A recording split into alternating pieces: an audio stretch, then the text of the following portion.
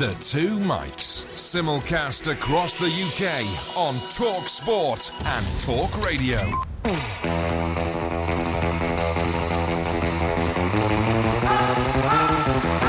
It's been a long campaign. In my case, 25 years. And whatever happens tonight, whoever wins this battle, one thing I'm completely certain of is we are winning this war.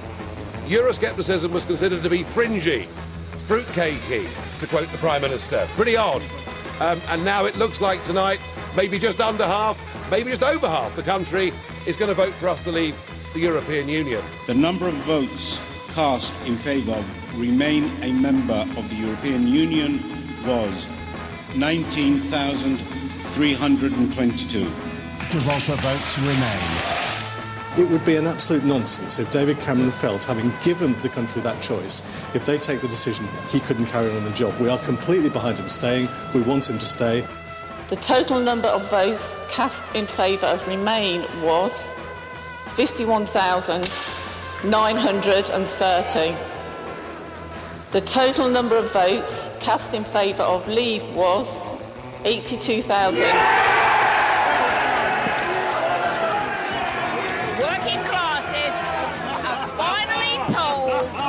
The Labour Party and the elite, you can't have it all your own way.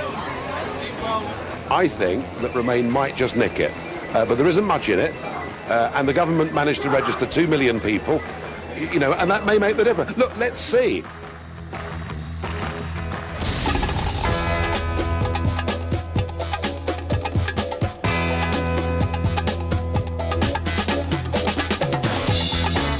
Good morning, I'm Mike Graham, he's Mike Parry. You're listening to the Two Mics on this historic night when Britain decides if it's in or out of Europe. After months of wrangling, rancor, scare stories, half-truth, propaganda, it's time to count the votes, and we'll be bringing you the numbers as they come in throughout the night. We'll be talking to experts, telling you what it all means, and of course, what happens next. Sandy Waugh will be here as well, giving us constant updates and telling us what it all means. Also coming up on the show, we've got the Porky Quiz, and because it's a big night in Europe, there can only be one subject, and that's European music, or more specifically, European bands that have made it into the UK charts. You're listening to the Two Mics with me, Mike Graham, and Mike Parry on Talk Sport.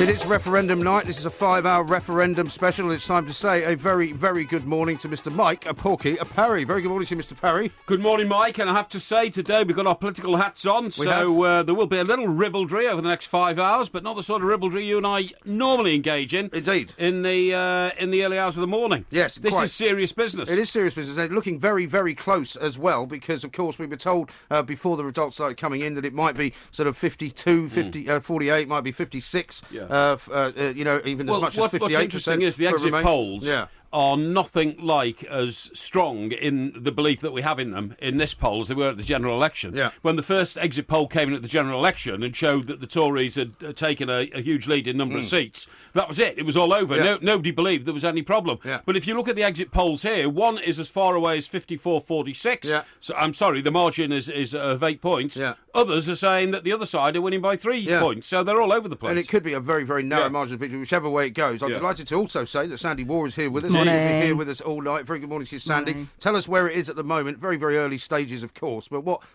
is the percentage of vote at the moment? It is swinging hugely. And you were right in saying when the polls closed, we had the YouGov opinion poll, which was the last one that was done on the day-to-day. And that was suggesting it was going to be a 52% Remain. Now, the result of that made the market surge. The pound was trading at its strongest level for an awfully long time. Sure. It's moved throughout the night already. One of the biggest ones that shifted it, we had Sunderland a while ago voting strongly for out. Now, one of the reasons for that, we think, is there is a particular local factor there. The Nissan car plant may have affected sentiment there. And that was a strong out, actually slightly stronger than we'd expected. Off the back of that, sterling dropped 3%. So you can see how volatile it is. We've got, 9 of the 382 declarations in at the moment. And we're looking at, it's all swinging in the region of about 48 48% Remain, 51% Leave. But you look at that screen and you look at the calculations, almost minute by minute, it's changing, and it's going to be a long night. Sandy,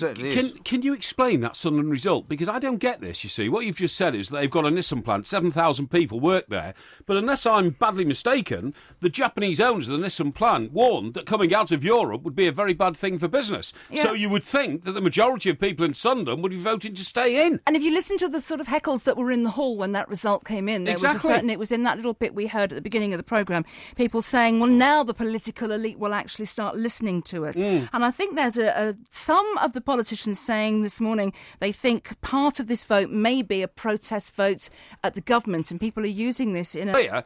You know, we regard Europe as a trading bloc. We do not regard Great Britain, as a trading island. So I found that a very surprising result. Well, Newcastle's also interesting because Newcastle was due to be very much more pro-Remain than it actually turned out to be. It's tiny, it's a isn't very, it, very small margin of victory. And I'm seeing here that 16.4 million votes is needed to win the actual referendum, because a lot of people have been very baffled by a lot of the analysis that we've seen so far on the television. So we're going to try and make sense of that. Yeah, because, I mean, the graphics and all the kind of, what could happen here.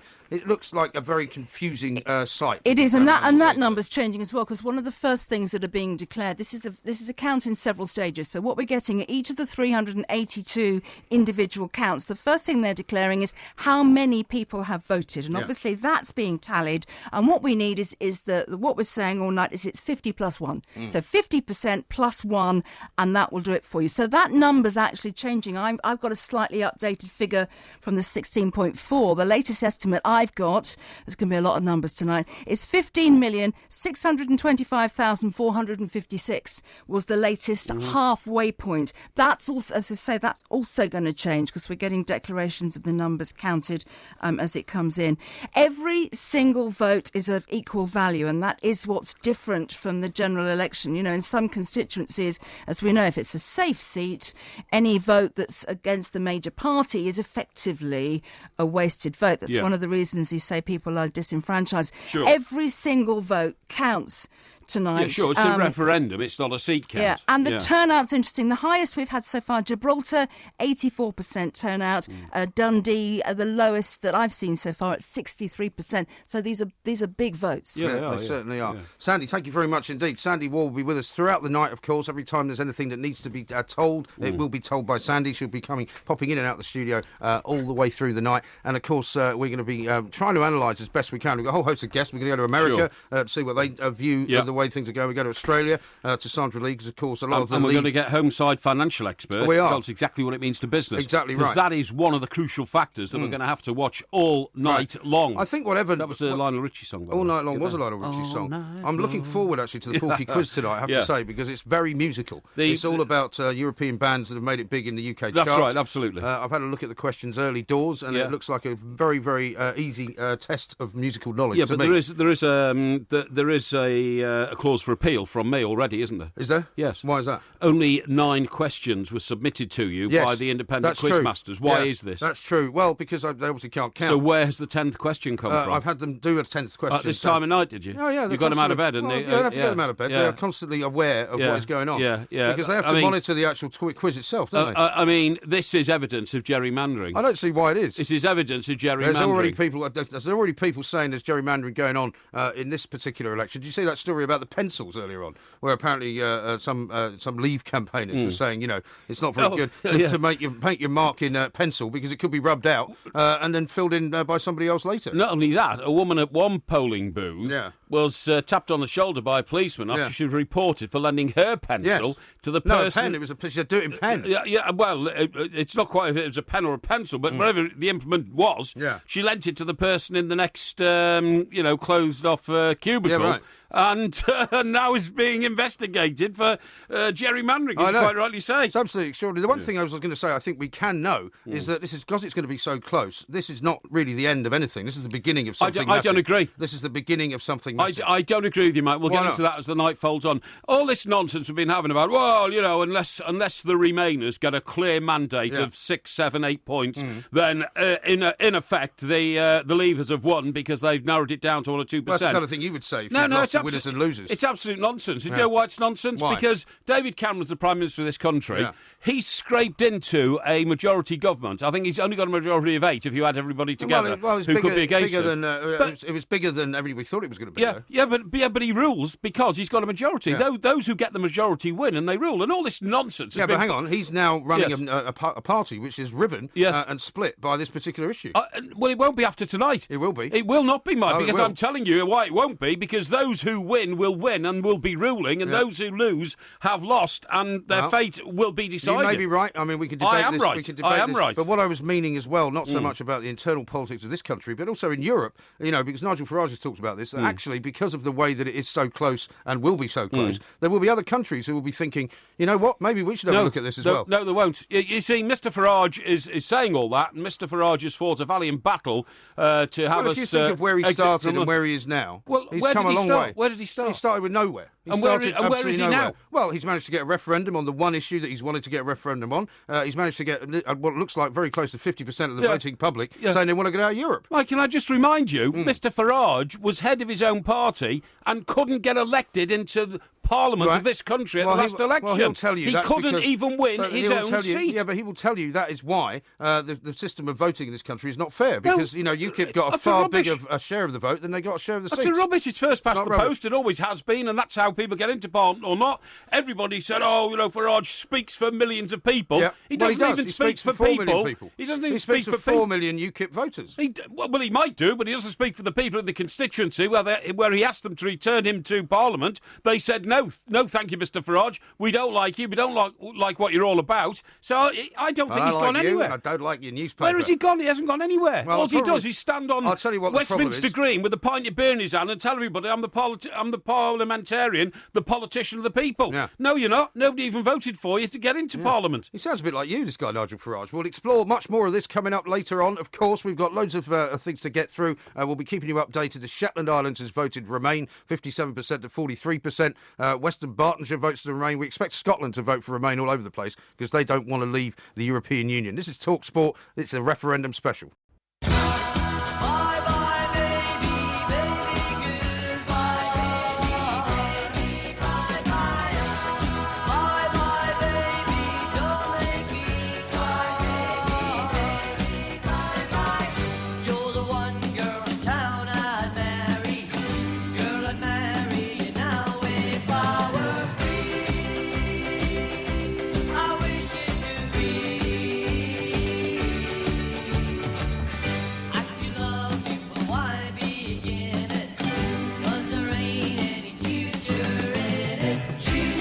Is it going to be bye-bye, baby? Or is it going to be, please stay, please don't go? We'll find out throughout the process of the night. By the way, can I ask you a question? Go on. Do that lot, the Bay City Rollers, in your language, do they qualify as a foreign group who've conquered the UK charts? Well, I believe we said European. Yes. I would think that would be unlikely. Right, okay, I thought that was going to be one of your gerrymanderers. You see, first of all, you have to get it into your head. You have to get into your head, right? Bay City Rollers. First of all, I do not set the questions, okay? The independent quizmasters set the questions. Me that.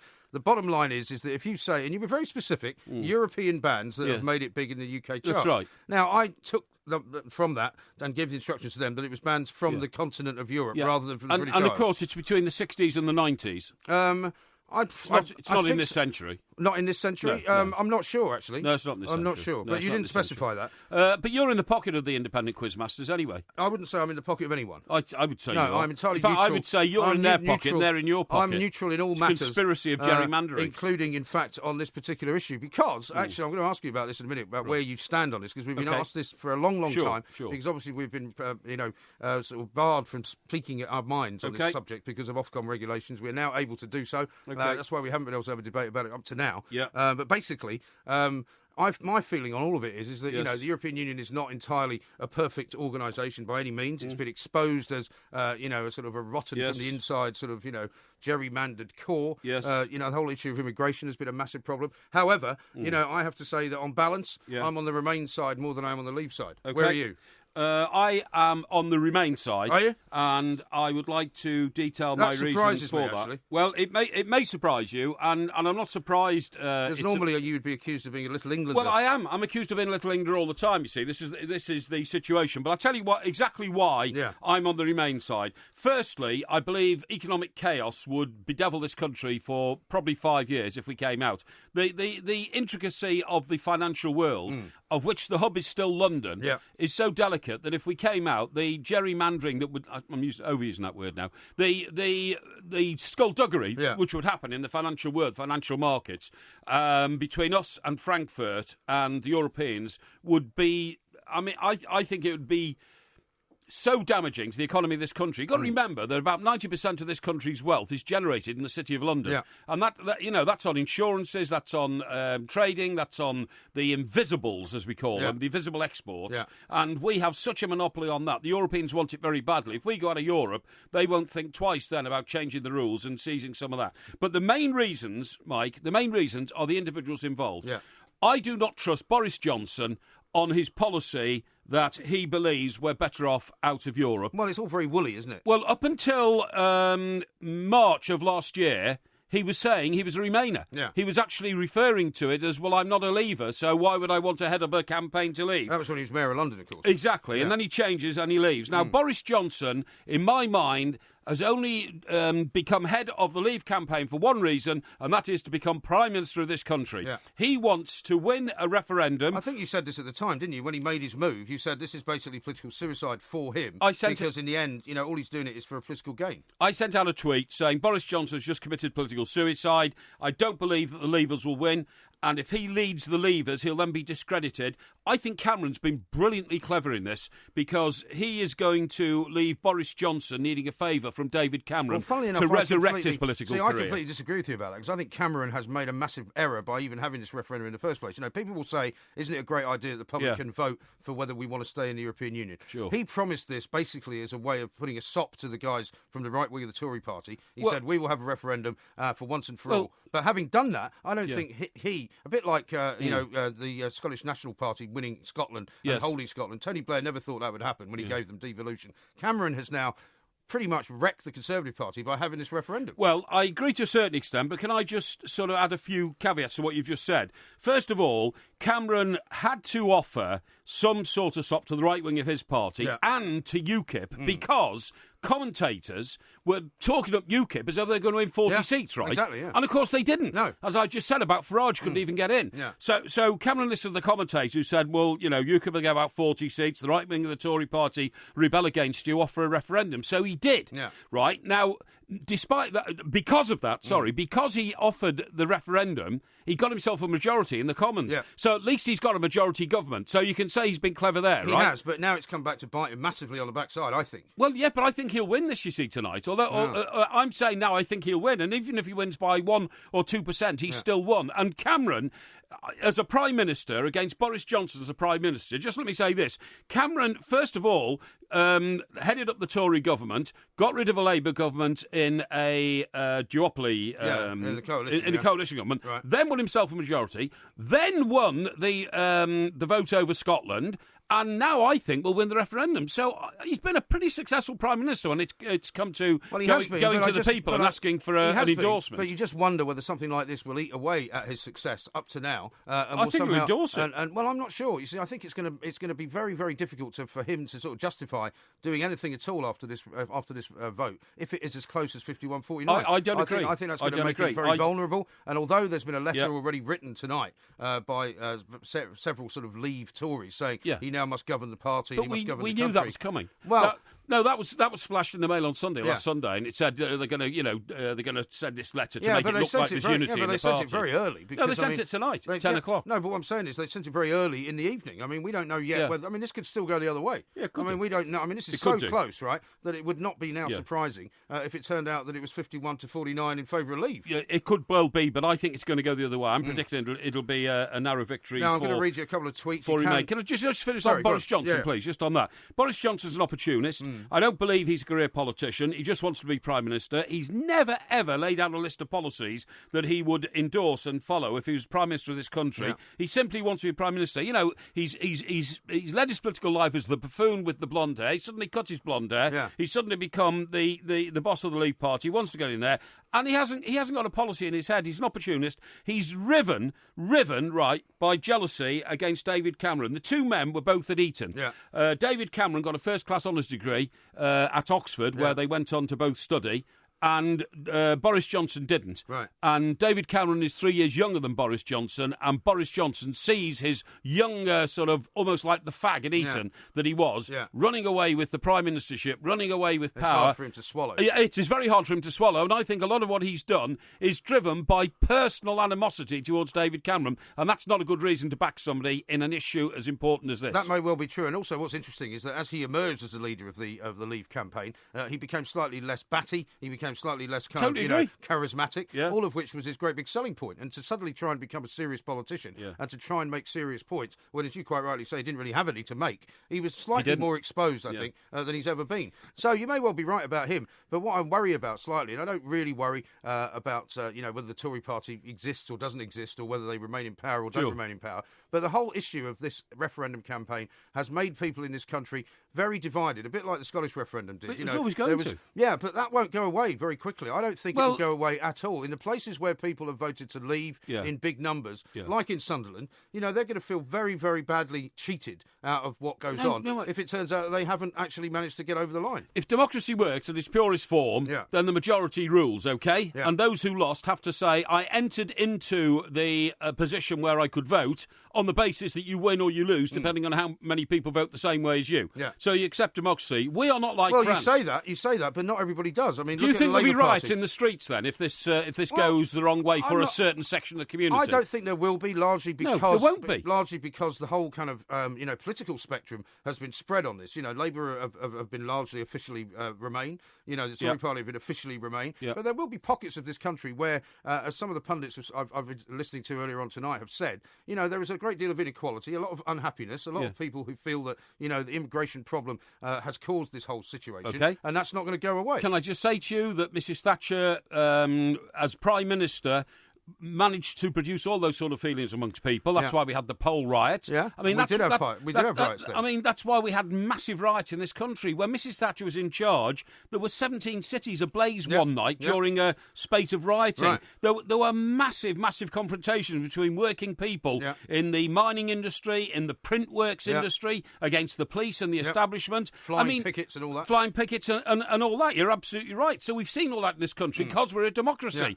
That's what happens in a democracy. In a dictatorship, you don't have those problems, but we're not a dictatorship. So if you're saying, there'll be a price to pay after this because one side wins and one side loses, there always is a price to pay when there's a losing side in an election. Yeah, but I think in this particular case, things have slightly changed because it's not just about immigration, it's not just about whether you're in or out of Europe, but it's also about the fact that people have lost faith in politicians. And I think even the politicians have started to work out that people have realised they have no voice in lots of general elections. The UKIP situation was a prime example of that because they did win an awful lot of votes, but they hardly got any seats because of the way the system is, right? Yeah, but the Liberals have been complaining about that system ad infinitum for 60 years. Yes, indeed, and they only stopped complaining when they managed to get into coalition government. And then they quite liked it. And then they thought it was great. That's what I'm saying. Yeah. So you're always going to find a so-called disenfranchised and certainly disenchanted group of people who say it didn't go for me. Yeah. But our democracy has to accommodate that. But you have to also think about some of the images that we've seen throughout the last few months, right? Yes. One of the ones that sticks in my mind is Bob Geldof standing on a boat in the River Thames, sticking two fingers up to Nigel Farage and a load of Scottish fishermen who were saying, actually, we think the EU is messing us around. We think they're taking away our livelihoods. Yeah. And people are perceiving an awful lot of that kind of rich elite in London saying, we have to stay in Europe, it's good for us. In parts of the north of this country, in parts of, the north of Scotland as well, where the fishing fleets are, they completely and utterly have no connection with that. And guess what? One of the results that's coming tonight, Shetlands, they voted to remain. They have. And they are the hub of the fishing industry in Scotland that you're talking about. Yeah, well, Aberdeen as well. Well, Aberdeen as well, of course, And so what you have to say is that there's not a very clear pattern of how people are voting here. In interest in Sunderland, a result that I didn't expect. expect. In the Shetlands, a result I didn't expect. It is going to be a fascinating night. But at the end of the day, the losers have to accept they've lost, and it's as simple as that. Absolutely right. In the streets. Now, we've got loads and loads of great tweets to read out, but Sandy Waugh is here as well. We're going to get some news from her very shortly. Here's what Steve says. Please stop Porky from saying Remain will win. The Porky jinx is usually funny, but these are incredibly serious matters. I totally agree. Well, we're taking this very seriously. We are, of course, in our very serious mode tonight. Here's one from Steve, who says, if it's such a catastrophic decision to leave, why allow people that don't understand the consequences to vote? Well, I'm afraid that's called democracy, Steve, by the way. And here's one from Ajax, who says, spot on about Cameron, Mike. I'm surprised Porky doesn't want Lukaku as our next Prime Minister. We might talk about Mr. Lukaku a little bit later on. This is Talk Sport. It's a referendum special.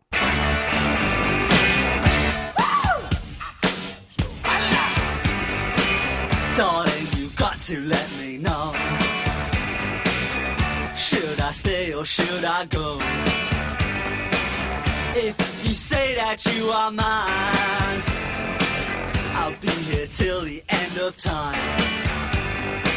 So you got to let me know. This is Talk Sport. We are the Two Mics, and this is a referendum special. Of course, there's loads and loads of constituencies. I'm going to call them constituencies, but they're not really constituencies that have yet to report. We've only really got as few as about sort of 12 or 15 actually reporting so far, but they are going to start rushing in as we speak. And by all means, keep tweeting us at the Two Mics. You can text us on 81089, email us via the website talksport.com. Coming up around about 3 o'clock, we should get a much better idea of exactly where we are. But at the moment, it's 49.3% Remain, 50.7% Leave. And I mean, you know, it's literally it's a so hair's close. breadth, isn't it? I wanted to read you something from a German newspaper that was put out earlier on today. Good. And it was basically an open letter to the Brits. Yes. Dear Brits, if you vote to stay in the EU, even we will acknowledge the Wembley goal. And they showed a picture of that 1966 goal, of course, from Jeff Hurst. We will stop making jokes about Prince Charles's ears. We will no longer use sunscreen at the beach in solidarity with your sunburn. Yes. We will do without our goalkeeper for the next round of penalties for more excitement. We will voluntarily provide the bad guy for any James Bond movie. We will immediately turn our clocks back 1 hour, and we will even reserve the hotel sun loungers for you with our towels in the morning. Yeah. So, I mean... Very tongue-in-cheek. Very tongue-in-cheek, but, I mean, the thing about the rest of Europe is that they want Britain to stay in. Definitely. They do not want us to leave. Definitely. But can I just say about that, Mike, because that's so interesting that you've read that from a German newspaper. Yeah. One of the arguments for those who want to leave is that the EU... straitjacket, is responsible for low productivity in this country, for strangling business, over-dependence on consumer spending. Red tape and all that kind of thing. Red tape, sluggish manufacturing, skills shortages, low exports. And the only thing I would say to that is Germany are a leader of the European, idea. Yeah. Germany are somebody around whom the whole European pattern exists. And Germany have got a very, very strong economy because the German economy is shaped differently to ours within the EU. Yeah. So we can reshape our economy within the EU. It's just that we don't have the nous, the skills, the ability and the energy to do it. Germany is a magnificently run country, and nobody talks about Germany being held back by the constraints of the EU straitjacket. But is that not also because Germany has placed itself very much at the heart of the European Union project, right? Yeah. The Deutsche Bank, the German central bank as well, has been very much in charge of the way the European economy is working. And so they have basically sort of tilted things in their favour. Well, I think I think they have, Well, how have they done that? We're in the same club. Yeah, we are. We've got the strongest economy we do not have in Europe after Germany. Yeah, but we do not have why the same... don't we take all the advantages? Because we do not have the same influence inside the European Union. And I think a lot of people have the sense, and it could be wrong, that basically we are viewed as outsiders because we've always been sceptical ever since the European Union project began. And I know a lot of people I talk to say this, back in the 70s when the first referendum happened, it was all about joining a common market. Yes. It wasn't about having 27 countries that stretched as far east as Turkey, which I know we haven't yet got in, and stretched as far east as places like Romania and Bulgaria and all of these countries which have since applied to join and either have joined or will join in the future. Sure. And so Britain has always been seen as sort of slightly on the outside, partly of our own making, right? France and Germany have been right at the heart of things, and I think that's why they've always made it work for them. Well, in that case, what you're saying there, the way to solve solve the problem is for us to go further into Europe, not come out of it, to make our economy as efficient as Germany's by taking all the advantages of European integration. You're absolutely right about us being outsiders, but I tell you, historically, who laid that idea down, it was General de Gaulle. General de Gaulle, we all know what happened after the Second World War, and he went back to France and became an outstanding, French statesman and politician. But for the first 10 years of us wanting to even get into the European common market, the European agreement, it was non. He was famous. He said no, but he didn't say no because he disliked us. He didn't say no, contrary to popular opinion, because he resented the fact that he had to come and shelter in Britain because the Germans invaded his country. He said no because he recognised Britain as being identified-wise, he reckoned Britain as being singularly different to the rest of continental Europe. Absolutely right. And he said this a number of times. And I don't think that has changed, really. No, I think you're right. But he said Britain is an island trading state. Britain depended, on it being an island and the sea to build the empire, which is now crumbling beneath them. We shouldn't pick Britain up now and rescue them and pull them into a European project. He actually said all that, but he didn't say in bitterness. He said, I don't think it'd be good for Europe, and I don't think it'd be good for Britain. And since he's... Did he not also say, and I'm not sort of, belittling what you're saying. No, did he not sure. also say at one point that, how can you govern France as a country, apart from everything else, has got something like 26,000 different kinds of cheese? Because each part of France is difficult enough to govern, never mind govern Europe. Listen, I totally agree with you, Mike. I'll tell you one thing historically, which explains how getting majorities is so difficult. Another problem General de Gaulle had during the Second World War was he was in charge of the Free French. But everybody thinks that the French resistance, when in the months up to D-Day, French resistance, were all hiding behind hedges and RAF were taking people to parachute and all that kind of stuff. Even within the Free French and the French resistance, there were about 6 or 8 different pockets of people who thought they should be running it, fighting each other. Absolutely. And that's what happens in a big conglomerate of any sort of makeup. And also that, again, is what has caused this referendum to become such a divisive issue, I think, because so many people, and there have been lots of lies told, lots of untruths. We've heard about, the sort of the fear, Project Fear, some of the rubbish that's been told. I mean, Boris Johnson's own bus, in which he was talking about how much money was being sent to Brussels every single day. That turns out to be an untrue fact, right? It may be true, it may not be true. Well, no, it's untrue. It's been totally untrue. I know, but what nobody worked out is, I see, so we send them 350 million a day. What he didn't say is 281 million comes back via this route or that route or whatever. So what I'm saying is that people, nevertheless, are perceiving Brussels as a machine, which is run by unelected bureaucrats, and we have no say, really, in how they run that. And a lot of people, in fact, Boris Johnson was quite right to say that Juncker, yesterday, before the referendum, said basically, whatever happens tomorrow, if there's a vote to leave, that's it, you're out. Yes. There is no comeback. I totally agree. And Boris Johnson was quite right to jump on that and say, well, this is a reason why we should leave. Because these people will never give us an opportunity to be part of their little club. These people will never change the way they are. The idea that we will somehow vote to remain and change the EU from the inside will never happen. No. My interpretation of what Mr Juncker said and Boris Johnson's reaction is that Mr Juncker was right. If we vote to get out, you've got to stay out. Because one of the things which has belittled the British economy over the last 6 or 8 months and actually belittled the European economy is the uncertainty. Nothing cripples an economy in terms of stagnation, i.e. unable to make decisions, than uncertainty. Well, this is why... Sorry, I was going to say, this is why Farage came out last night and basically said he thinks Remain have got it, and then he later reversed that and said, actually, maybe it's the other way around, because he said he got his information from his old mates in the city who were saying that Sterling was trading up because the belief was that Remain were going to win. Sterling was trading up at the time. But it's now kind of dipped slightly, apparently, because it is much more uncertain than anyone thought. Yeah, but the uncertainty is shocking. I mean, if you read some of the financial pages over the last 10 days, people have been sending money abroad from this country, billions and billions and billions of pounds of it, just in case the vote goes for leave, in which case a lot of people who do business with this country, who keep wealth in this country, are frightened there will be a collapse in the economy. Not a massive collapse, maybe, but maybe a collapse in the near term, in the short term, the next 5 or 6 months while we're readjusting, and assets and values in this country will sink because we'll seem to be an outsider. So it's the uncertainty which needs to be got rid of, and that's why I don't agree with you that even if it's only a narrow victory, it will be debate and room for maybe to have another referendum at some stage in the future. Maybe, and you, I think you insinuated that, well, that will still give people like Boris Johnson and Farage some sort of leverage. I don't think it'll give him any leverage. So the other guy, by the way, Ian Duncan Smith. Not Ian Duncan Smith, of course, is a man who got doesn't know what he's written doing. all over him. He has, yeah. The quiet man is turning up the volume. The quiet man is turning up the volume. Well, why don't you just mute yourself, mate? And the louder you turn the volume, the more the country said, you're a joke. Why don't you push off? Because we don't see who's leading anything whatsoever. And also, do you think it was significant that letter that was sent out by all these top Tories from the Leave campaign didn't include his signature? Didn't include his signature. Now, he was sitting in a BBC studio at the time, and apparently he said on BBC, oh, yeah, well, actually, I would have signed it. Yeah. Well, hang on, why didn't they ask him? Well, why didn't they just say, look, we're going to put your name to this? Is that all right? I smell a slight rat there. And this is a man who walked out on the cabinet, allegedly, because, once again, I've been asked to cut my budget. Yeah. But hang on. But he'd already signed up to the previous budget. Not only that, but he was given the job as the boss in charge of welfare to cut the massively bloated budget. Yeah. I mean, it's all very and well... also agreed to do it.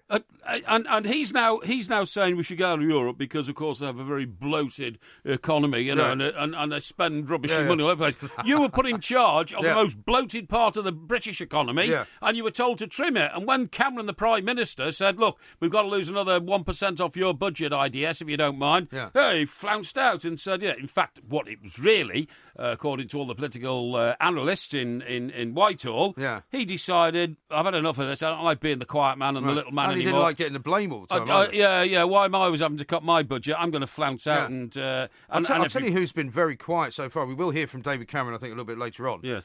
No sign of George Osborne as yet, so I presume he's sort of waiting in the wings until he can actually come out and say something. Osborne's my next target after this political situation is resolved. All right, well, we'll get that to man him. Put up stamp duty on property. That hurts me. Well, you're going to make I've it got personal for him. at some point. I've got a few tweets to read out to you. Okay. Mike says this: the referendum, Porky, is more important than a personality contest between Boris Johnson and David Cameron. Of course it is. Steve says, so far this show has been great, and Porky's overview of Boris Johnson is spot on. Roll on the next few hours. Here's one you'll like. Andy says, get Mike Parry on Newsnight, as I've been really impressed with his political commentary tonight. Very kind of you. That's a bit harsh. And here's one from Roy. Referendum night, the big loser tonight is the Labour Party, as they had a chance to be not Tory light. It's another Corbyn failure. That's another interesting thing we have to get to as well, because, of course, Jeremy Corbyn traditionally was anti-European Union. He now says he was never anti-European Union. He just didn't like the way it was run. Yeah, exactly. But, of course, in order to keep his party together, he had to vote Remain. What you have to remember here, Mike, without telling my grandmother how to suck eggs, because you and I have been doing these sort of things for a long time, is all politicians are, by definition, untruthful about certain areas of their thinking. Well, let's say economical with the truth. Economical with the truth in certain areas of their thinking. What the person who has the power to vote has to do is to work out which one of them is less slimy than the other. Yeah. There are no honourable politicians in the sense that you can't keep all the people happy all of the time. Yeah. The famous quote from, of course, Abraham Lincoln. You can fool some of the people some of the time. You can feel... You can feel some of the people some of the time. You can feel some of the but people... there are laws against that. Some of the time. Yeah. You can't fool all the people all of the time. Yeah. You can fool all of the people some of the time, yes. okay? Now, the point I'll try is... to remember that. Yeah, well, please remember that, because it's a maxim by which I've led my life. Yeah, right. When I'm getting you the right the order. time, by the way. I can't be the maximum for my life after 2 bottles of Pinot because I never remember which order it comes in. No, that's true. But it is most of the time. Yes. No, what I'm saying is, no politician that I've ever come across, I could ever say, I really trust that guy. Yeah. You can't trust politicians because they do juggle balls and try to keep everybody happy. They've got three faces at every turn. What I try to do is I try to make out, hang on, does that guy actually believe in that? And if he does, maybe he'll try and do it. My favourite politician of all time is Mrs. Thatcher. But you've also said in the past, and this is also with a personal sort of aside, that, anybody who's not prepared to change their mind on something is a dumbcough in your words, I totally agree. So, I mean, you're being a bit harsh on politicians who have flip-flopped around. No. Sometimes that's what they have to do. No. We've got to stop talking, though, now, because, I mean, we've got 5 hours. We've got plenty of time to get your points in. Yeah. We're looking at the Leave, 53%, 47% now, 68% turnout. They've only really counted about 5% of the ballot papers, of course. We've got loads more to do. Basildon has voted Remain, I think. No, it hasn't. It's voted Leave, sorry. 52 to 47, basically. It's an incredible night.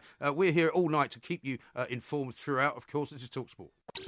The Two Mikes, simulcast across the UK on TalkSport and Talk Radio.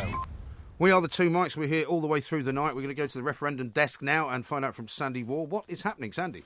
Yeah, very, very early days, we should stress, and it's very difficult to read anything much from what's happening except for confirmation of what a lot of us suspected, that this is going to be an incredibly close result. We now have an estimate, an updated estimate of what the winning post is, if you like, the 50 plus 1. We're looking at approximately 16.25 million is going to be the target, and give you some idea of how close we are to that at the moment. It's about 500,000 on each side so far. Still waiting for the really big population areas to declare, but one of the most recent, I heard you talking about it just a moment ago, Basildon. We used to say Essex Man was something of a bellwether in elections. Was expected to be a vote leave area of the country, and indeed it was, by about 2-1, that vote as a vote to leave. We are waiting for some of the first central London areas to declare. Wandsworth was expected to be the first one. Word from the people on the ground there is that could be as much as a 70% Remain vote in the Wandsworth area. Turnout averaging somewhere around 68 to 71%, that sort of area, so it's a very good turnout figure. We are running a little bit behind schedule, I think it's fair to say, on some of the counting because the number of votes is so high. But very, very close. It's swinging very slightly at the moment. I think it's fair to say Scotland at the moment is voting in and England is voting out. Obviously, it doesn't get counted separately in that way in the final equation, but that's the state of play currently. OK, thank you very much indeed, Sandy. We'll, of course, be checking back in with Sandy all the way through the night. Coming up next, though, we're going to be talking to Henry Mance from the Financial Times. You can go your own way. You can call it another lonely day. This is Talk Sport. We are the two Mikes. We're here with you. It's a referendum special. It's going all the way through the night. It's a very, very tight contest by the looks of it, Mr. Parry. We've got loads more to talk about. Indeed. And we'll elaborate some of those points you made a little bit earlier. But let's go now live to Henry Mance, political correspondent for the FT, to find out what his take is on the night so far. Henry, a very good morning to you. Welcome. Good morning, hi. Yeah, thanks very much indeed for joining us. So, it's a lot closer than anybody thought. I realise that we haven't got very far into it so far, but what are your initial kind of thoughts on it? Well, already it's been a big sort of turnaround because at the start of the post-election parties, just when the polls closed, Nigel Farage said he thought Leave had lost it, and he then sort of rode back a little bit, but he said, "Look, there are a lot of new voters registered, all that." But I'm at a party with supporters, and they're very, very happy. They think the results so far have been much better than they expected. And it's strange because I think it's 2 or 3 weeks ago you said to a pollster you'll have high turnout. You think Remain or Leave will win on that kind of turnout? They would have said Remain. Yeah. Henry, could I ask you, from your specialist position, please, to explain briefly just how important the City of London is to this country and what might happen to the relationship we have with Europe and the influence from, say, the Frankfurt stock exchanges if we were to leave the European arrangement? Yeah, so being in the EU has strengthened London's position as a big financial centre. It does lots of business across Europe, even though it's not in the Eurozone. And if it left the single market, which is what Boris Johnson and Michael Gove think should happen, then those kind of arrangements would be subject to negotiation. So whether the big American banks who are based here could continue to as it were, service their clients all over Europe from London, that would actually be up in the air. And they've said we probably have to cut thousands of jobs. Some of them in London, some of them in sort of office centres that they have in Bournemouth and elsewhere. Yeah. So I don't think anyone thinks that London's going to go back to being a kind of a tiddy little place with no finance industry. But being in the EU is massively important to the banking industry here. And what do you think as well of the closeness of the race at the moment, Henry? I mean, if it stays like this, and regardless of which one actually wins, if it's something like, almost 50-50, 51-49, something like that, I mean, is that going to have a massive effect on the way the European Union will then view the UK, for example, if it stays in? And if it does go out, what actually happens next?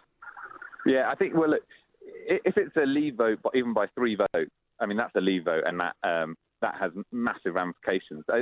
Sort of the trickiest thing is what happens if it's a very slight Remain vote, if it's 1% margin or even 3 or 4% margin, because the question isn't settled then. You know, there's the opportunity and indeed the desire of lots of Leave campaigners to come back for a second go, just as in Scotland, some people are looking ahead to a second referendum.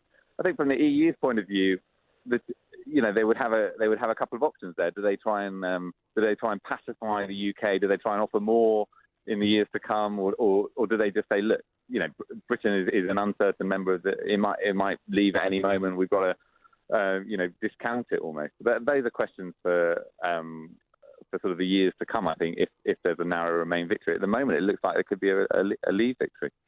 Indeed. We don't know which way it's going to go. But the point is, Henry, I don't quite understand why, in a democracy, the people who, the number of people who vote for one decision and get the majority overcome those in the minority.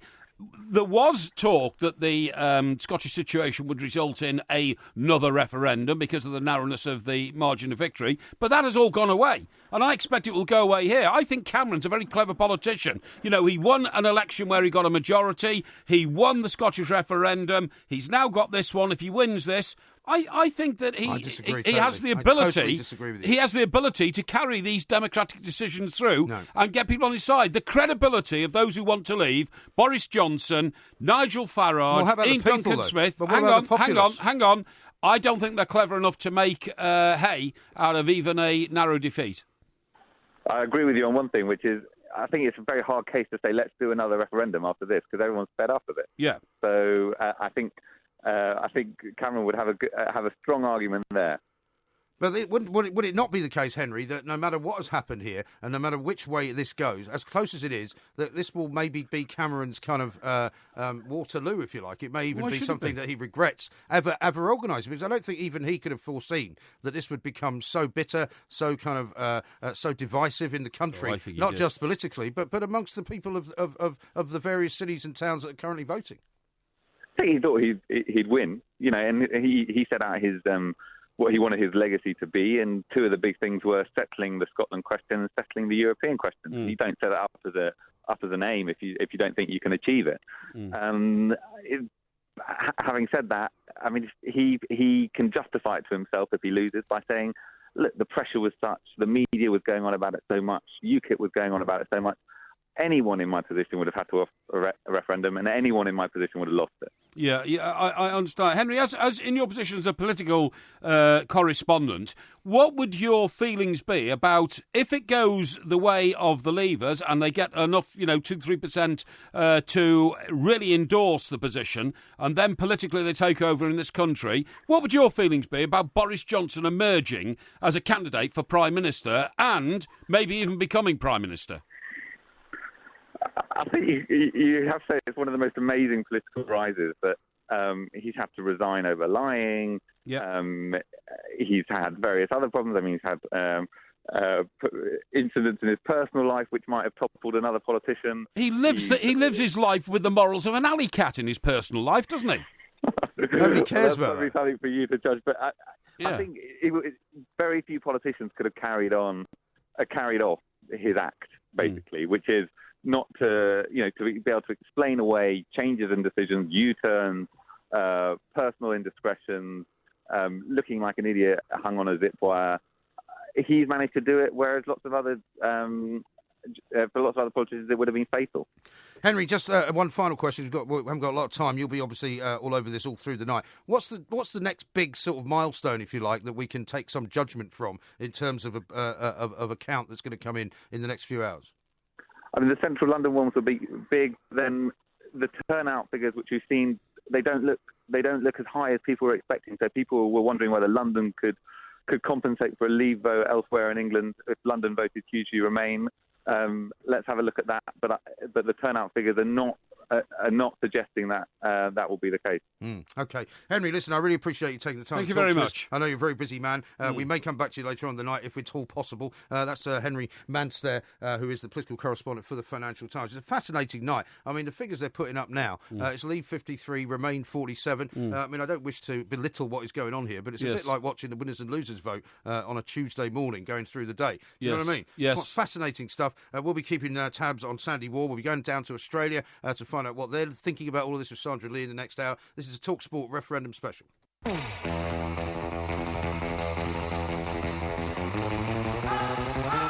As a result, for us, it gives us a real step in the right direction. If we carry on for the rest of the evening until 6 a.m. like this, we're home and dry. I don't think it's the end of the conversation, it's Remain. So I feel like it's a positive mood here for most people. I think it's an incredibly exciting time. I am optimistic. Polls are often wrong. I think whatever the result is, I think it's incredibly important that if it is a Remain result, it'll be a vote for staying in the EU, but not the status quo in the country. And I think it's really important that David Cameron learns lessons about that. As counting officer for the Basildon voting area at the referendum held on the 23rd of June 2016, votes cast in favour of Leave was 67,251. That we're all making a positive case for why they felt that Scotland, as part of the United Kingdom, should remain within Europe. A big focus on jobs, with 5 party leaders speaking on those particular issues. You can see why there's a strong amount of support for the Remain vote. The Two Mics, simulcast across the UK on Talk Sport and Talk Radio.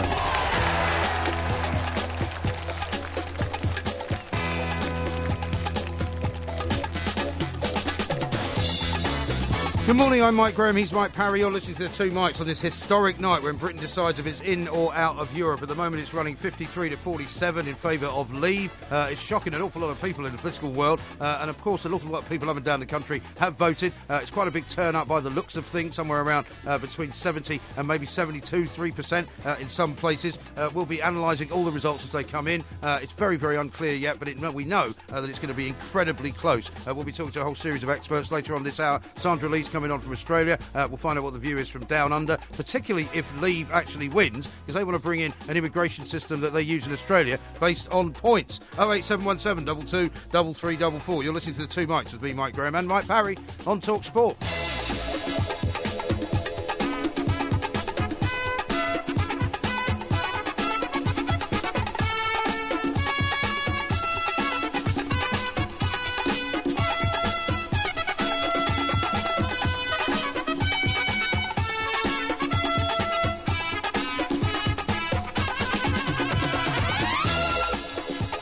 This is Talk Sport. We are the Two Mics, and we're here on a very historic night. It could be a very, very significant night for Britain, because at the moment there's an awful lot of people, including some of the bookies, by the way, reducing the odds way, way down on Brexit actually winning, the Leave camp actually getting victory. Yeah, well, we heard there in the break from a Brexit party, where I think actually our former correspondent Henry Mance a few minutes ago might have been, and they're sounding very confident indeed. But I think that's because, you know, as the course of the last 3 or 4 hours have gone, they were given the news that it's gone to Remain, and it's suddenly starting to correct itself in all sorts of different ways. One of the ways, of course, is the value of the pound going up and down as traders worry where we're going to be tomorrow morning. Yeah. Well, I've just had a text from somebody who understands the way that these things happen, and at least one of the big banks, JP Morgan, will move out of London if, in fact, Leave goes the winning way. This is my big fear, and that's why I spoke to Henry. Henry said that a lot of the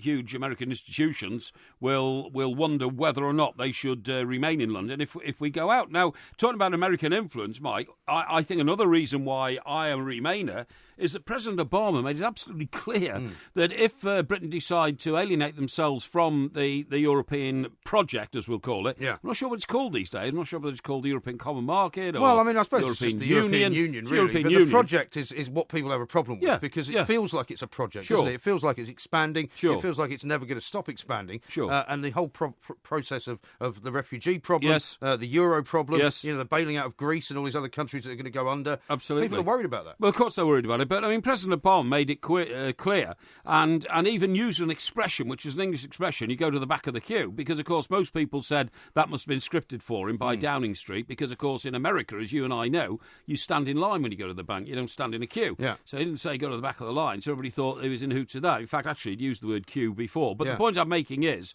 he has made it absolutely clear we want to do business with the European Union, not with two institutions, one being Europe and the other being British. Now, there is a likelihood that Hillary Clinton will be the next president of the United States. There is. She is not terribly pro-British.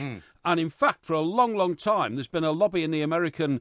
and Donald Trump certainly isn't particularly pro-British, given the fact that there was actually a debate in Parliament to ban him from coming here. I totally agree, but given the fact that Hillary Clinton, of course, is a Democrat, and the Democrats have a lot of associations with sort of socialist movements within Europe, and we regard the European movement as largely a socialist-based, politically, driven sort of organisation, there's absolutely no doubt that, the Germans may well become the major contact point for Americans in Europe. In fact, I'd say that will almost certainly happen. Yeah, very possibly. The fact that Hillary Clinton is a woman and Angela Merkel is a woman, you might say, what has that got to do with it? It's got everything to do with it. People either gel with each other or they don't. And in the same way as Mrs. Thatcher and Ronald Reagan gelled with each other as two sort of right-wing politicians, Hillary Clinton and Mrs. Merkel may do the same. Just on Mrs. Thatcher, I said earlier, she's my favourite politician. You were, and then I cut you short. Well, no, you didn't cut me short, but it just developed that. What I said was my favourite politician in the sense that she had a set of beliefs which she tried to implement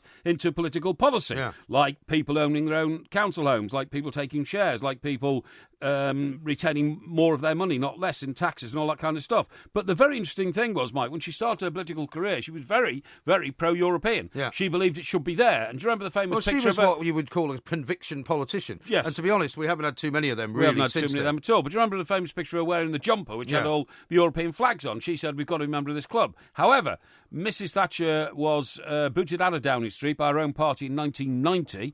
And in 1992, John Major signed the Maastricht Treaty. And a lot of work had been done on that in the years of the Thatcher government because she said, we've got to get a treaty together. John Major went to sign it. And then the morning afterwards, she said, John Major, my successor, has stuck his head in the oven signing this treaty. Yeah. Although she had been party to a lot of the clauses that are in it. Absolutely right. Steve says this, and I think this is a point that a lot of people will feel a resonance with. Knowing what we know now about how the EU works, and if we were not in the EU, would we vote to go into it? I think not. And I think that's probably quite an interesting point of view. Also, a lot of people... too well developed now, in my view, for us to extricate ourselves. Well, I mean, it may be happening even as we speak. Yeah, we're told that London is going to be key. Obviously, we'll be bringing you that result as soon as it comes in, possibly in the next hour or so. Scotland, again, is a very, very big part of this whole kind of analysis because, of course, I mean, we've seen Nicola Sturgeon over the course of the last few months basically saying if there was a vote for Brexit, they would then wish to distance themselves from Great Britain, have another referendum and become independent in their own right because they want to stay in the European Union. So that has all sorts of ramifications, right? Without mentioning the names of any of the betting companies, Graham has tweeted me this to say Leave has moved from 4 to 6 and it was 12 to 1 to win just a few hours ago. Right. And I mean, one of the things that we like to say in this business is that the bookies are very rarely wrong. Very rarely They were wrong. predicting quite a big win for Remain. Yes. As recently as about 5 or 6 hours ago. And what are they predicting now? Well, it's down to 4 to 6 for Leave. Yes. Okay. So Leave has gone from 12 to 1 to 4 to 6. Yeah. So it's now very, very short odds for Leave to win. Yeah, I see. Okay. Effectively. I'm amazed I have to explain the odds to you. No. I didn't ask you to explain the odds to me. I mean, you know more about betting than I do. Well, I don't really, actually. I'm not a betting man. No, I'm not really a betting man. You're not a betting man? No, not really. Is that right? Yeah. I mean, I know you're not very good at it, but you do a lot more betting than I do. I mean, whenever we go horse racing together, I usually end up with a fistful of notes. Yeah, well, that's and because you normally don't. You're miserable in what you do. I'm expansive. I'm not. Looking at all the internal monitors we have in our studio tonight, and I'm delighted to say, actually, we're in a brand new studio here at TalkSport. Yeah, we've basically invaded and taken over Talk Radio for the night. Yeah, we have. Yeah, but this is very smart indeed. And ours will look like this. And did you like the fact that after some consultation with our friends behind the glass, Ollie and John, that we made the colour sort of a nice sort of soft blue? For I like it. Yeah, because I said, don't make it red for Porky. He won't like red. He hates red. It's a nice colour. But anyway, the thing is, we've got a bank of screens in here, and what absolutely puzzles me, and has done for months, if not years, is why BBC, usually TV cameras, rush around to see Vince Cable because he lives in Twickenham, which isn't very far outside London. Well, he's got the old Westminster backdrop, though. Surely he's in Westminster, isn't he? Well, maybe, but it doesn't have to be. But it could be he's at a studio in Westminster. Unless he's got a frieze of Westminster behind him in his house. What I'm saying is they've only got to send a car to Twickenham to get him, if you see what I mean. True. And bring him back into the heart of the political government. He's not wearing his hat, though, is he? Not wearing his hat. But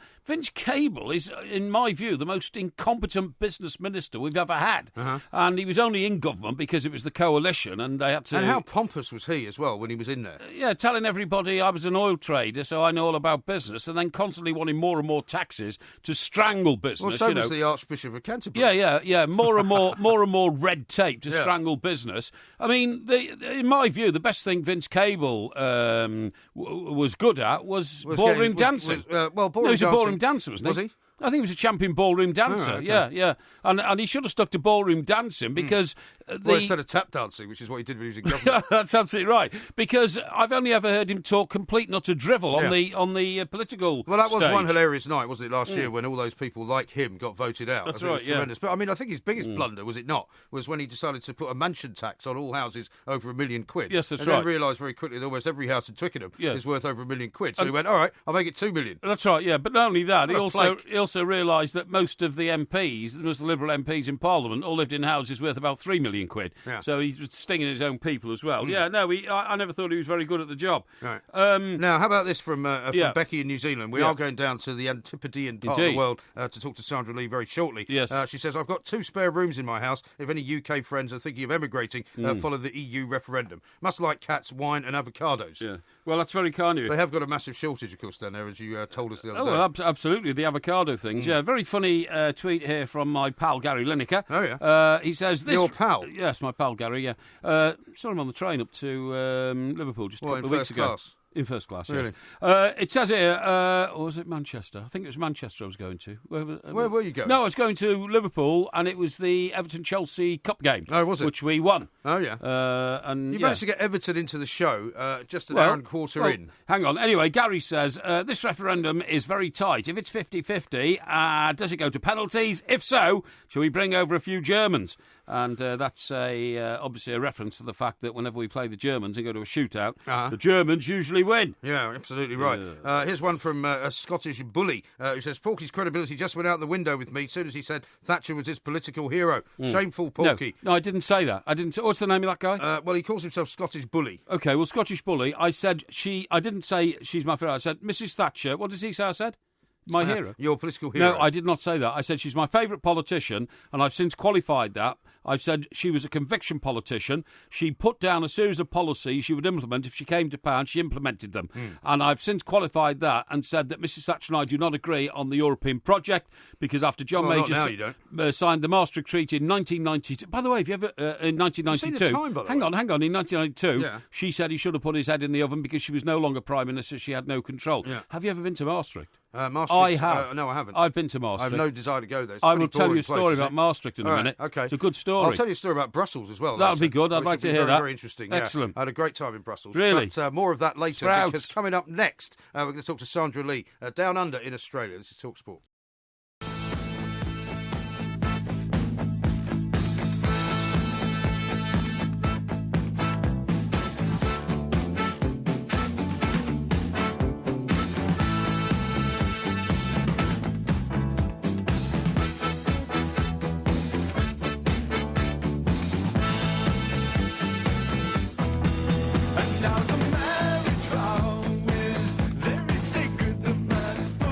Sport, we are the Two Mikes. It is a referendum special. We're here with you all the way through the night until 6 o'clock. It's a fascinating situation that's unfolding as we speak because it looks as though at the moment it's 53 to 47 in favour of Leave, something that nobody expected to see happening. A lot of the Leave campaigners are saying that they're very, very happy and very, very glad that this is the way it's going. We're going to talk now to Sandra Lee, our favourite Australian, of course. She's down in Sydney. One of the reasons why we're talking to Sandra, not just to get the view from Australia, is also that the Leave campaign have been banging on for months and months and months about wanting to change the way immigration is handled in this country because they want to copy the Australian points system because they believe that will actually ensure that the right people come into this country and the wrong people are somehow denied entry. So we're going to ask Sandra if that actually works. Sandra, very good morning to you.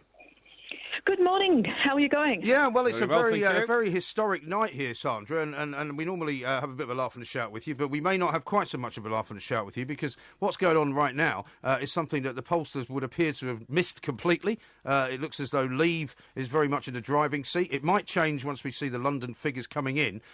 It's probably too early to ask you how Australia might be reacting to this, but I mean, I wanted specifically to ask you about this immigration issue because Australia has this point system. Does it work, I guess, is a straight question.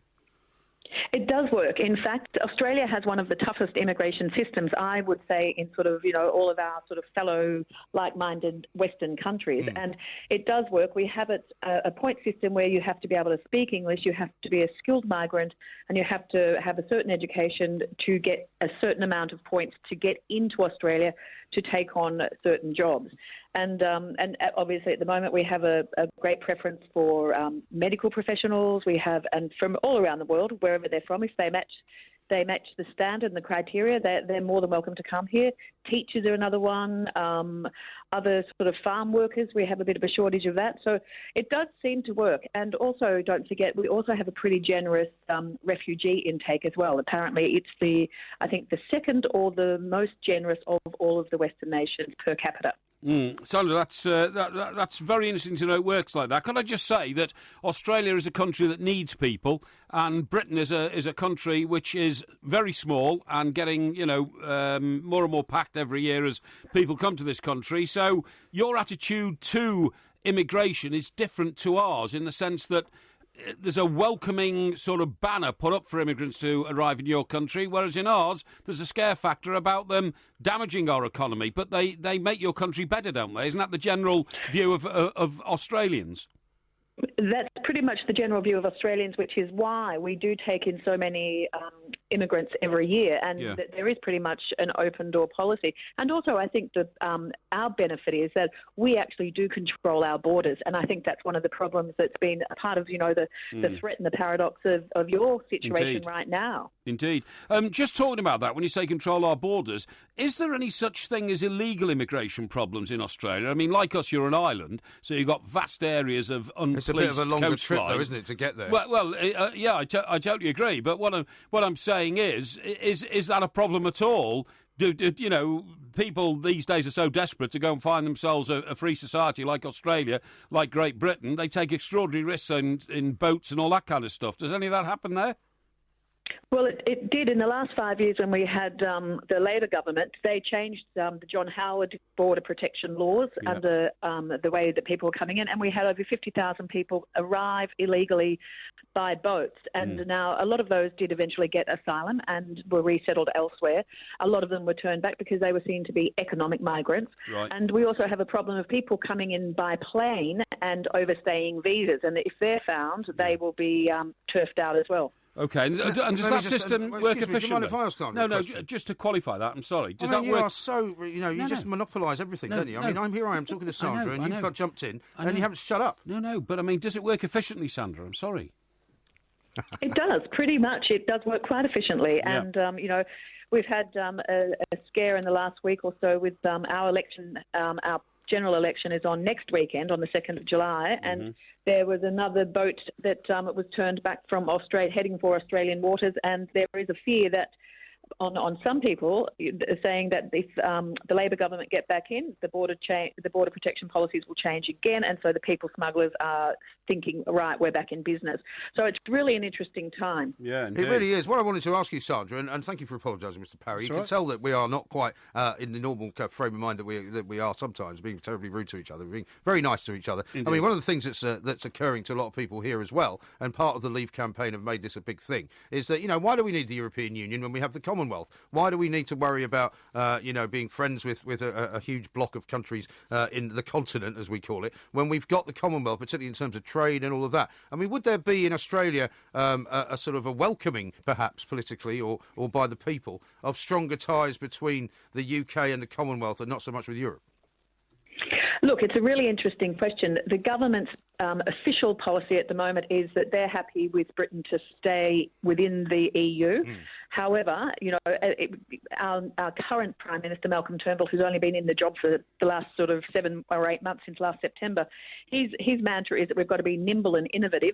And it's interesting that possibly a nimble government will make the most of the opportunity to grab, what Britain will have to offer in a post-EU world. And obviously the Commonwealth countries have deeper links of custom and that we're familiar with each other.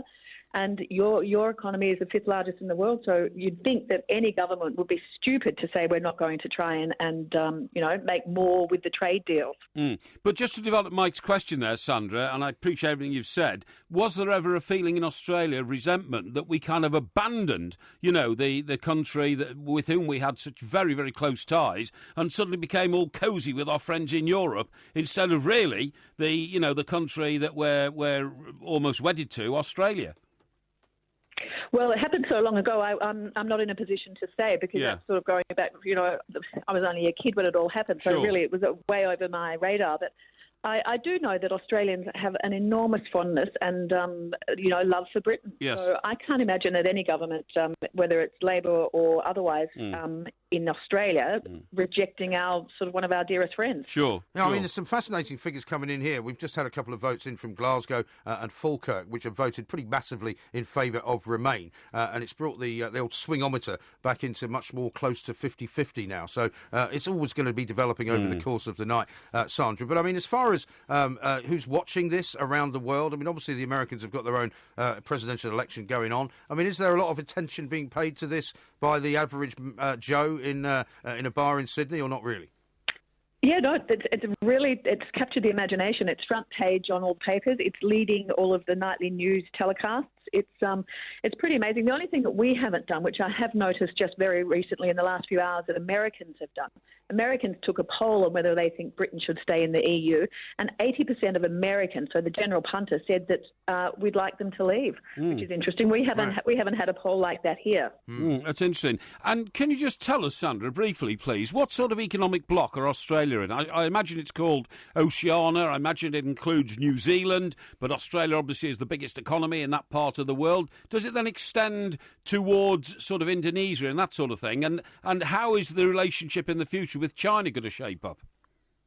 Australia has, in the very last few years under the Tony Abbott government, before he got booted out last September, has signed 3 new trade deals, and all of them were all in our region. They were in the Asian region, China and Japan, and obviously New Zealand. We do a lot of trade with as well. So we have a very Asia-centric policy, trade policy, but we do go sort of everywhere else as well. Yeah, Indonesia is big.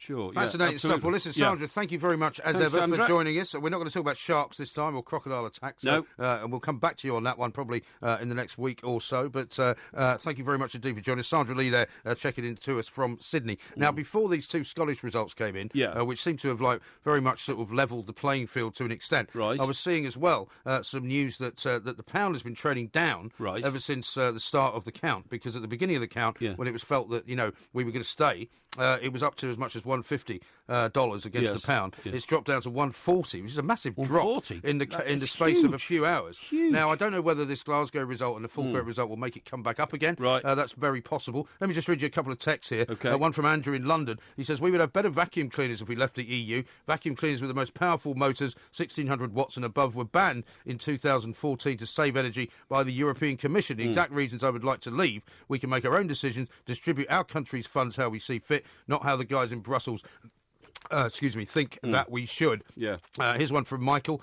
He says, we have just travelled back from the Euros and stopped off at the Somme. I would love to offer an alternative opinion to the Brexit-Remain debate. And he says, that's something that we sometimes don't think about. Yeah. Here's one from Dan in Preston. He says, how would it affect the country if the difference in Remain or Leave is within the margin of error, such as less than 1%? However, being 23, I feel remaining is the best option for my generation and others. It's a good question, that, because I'm not sure of the answer to that. We'll try and get that from one of our experts. About what? Come on. If the difference in the vote is less than 1%, i.e. within a margin of error, I presume there'd be a recount before anything else. Well, yeah, but would there be, because it's interesting, when we spoke to our correspondent from the Financial Times earlier, Henry, he said, do you think the British people have got the stomach for another referendum campaign? I certainly haven't. I don't think there would be. It just dominated everything for months and months and months, and it put the economy into limbo. What you just said there, Mike, is very interesting. That chap, our correspondent there, said that the size of the motors in Hoovers has been changed by now everybody goes on about this all the time, including me.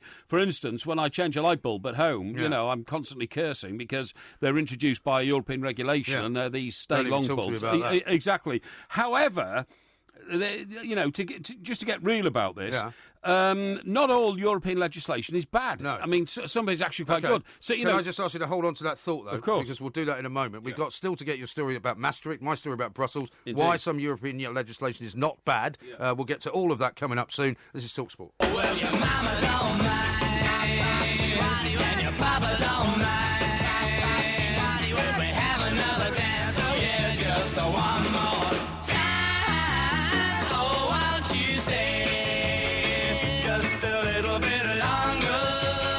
Quite an appropriate piece of music, that, Porky, because in the last half an hour or so, things have evened out a little bit. The playing field has slightly become more towards 50-50. So, Sandy Moore is here to tell us why. Sandy? Yeah, 51% now is in, and one of the reasons for this is, again, we're trying to get our head around how different this is from a general election. The votes aren't banked, as it were. You can't say, OK, so Glasgow's declared, that's one for Glasgow. Yeah. This is an accumulative total of the votes that are cast. So when you get big population areas, and we're still waiting for some of the really big city areas to declare, they're going to have a dramatic impact on those cumulative totals. So we had the big Glasgow result just within the last 20 minutes or so that was an in vote, and we've had a huge majority in Wandsworth, one of the London areas, for in. That was 118,000 to 39,000, and of course you add those to the totals, and because our margins are so small here, because we're talking 51%,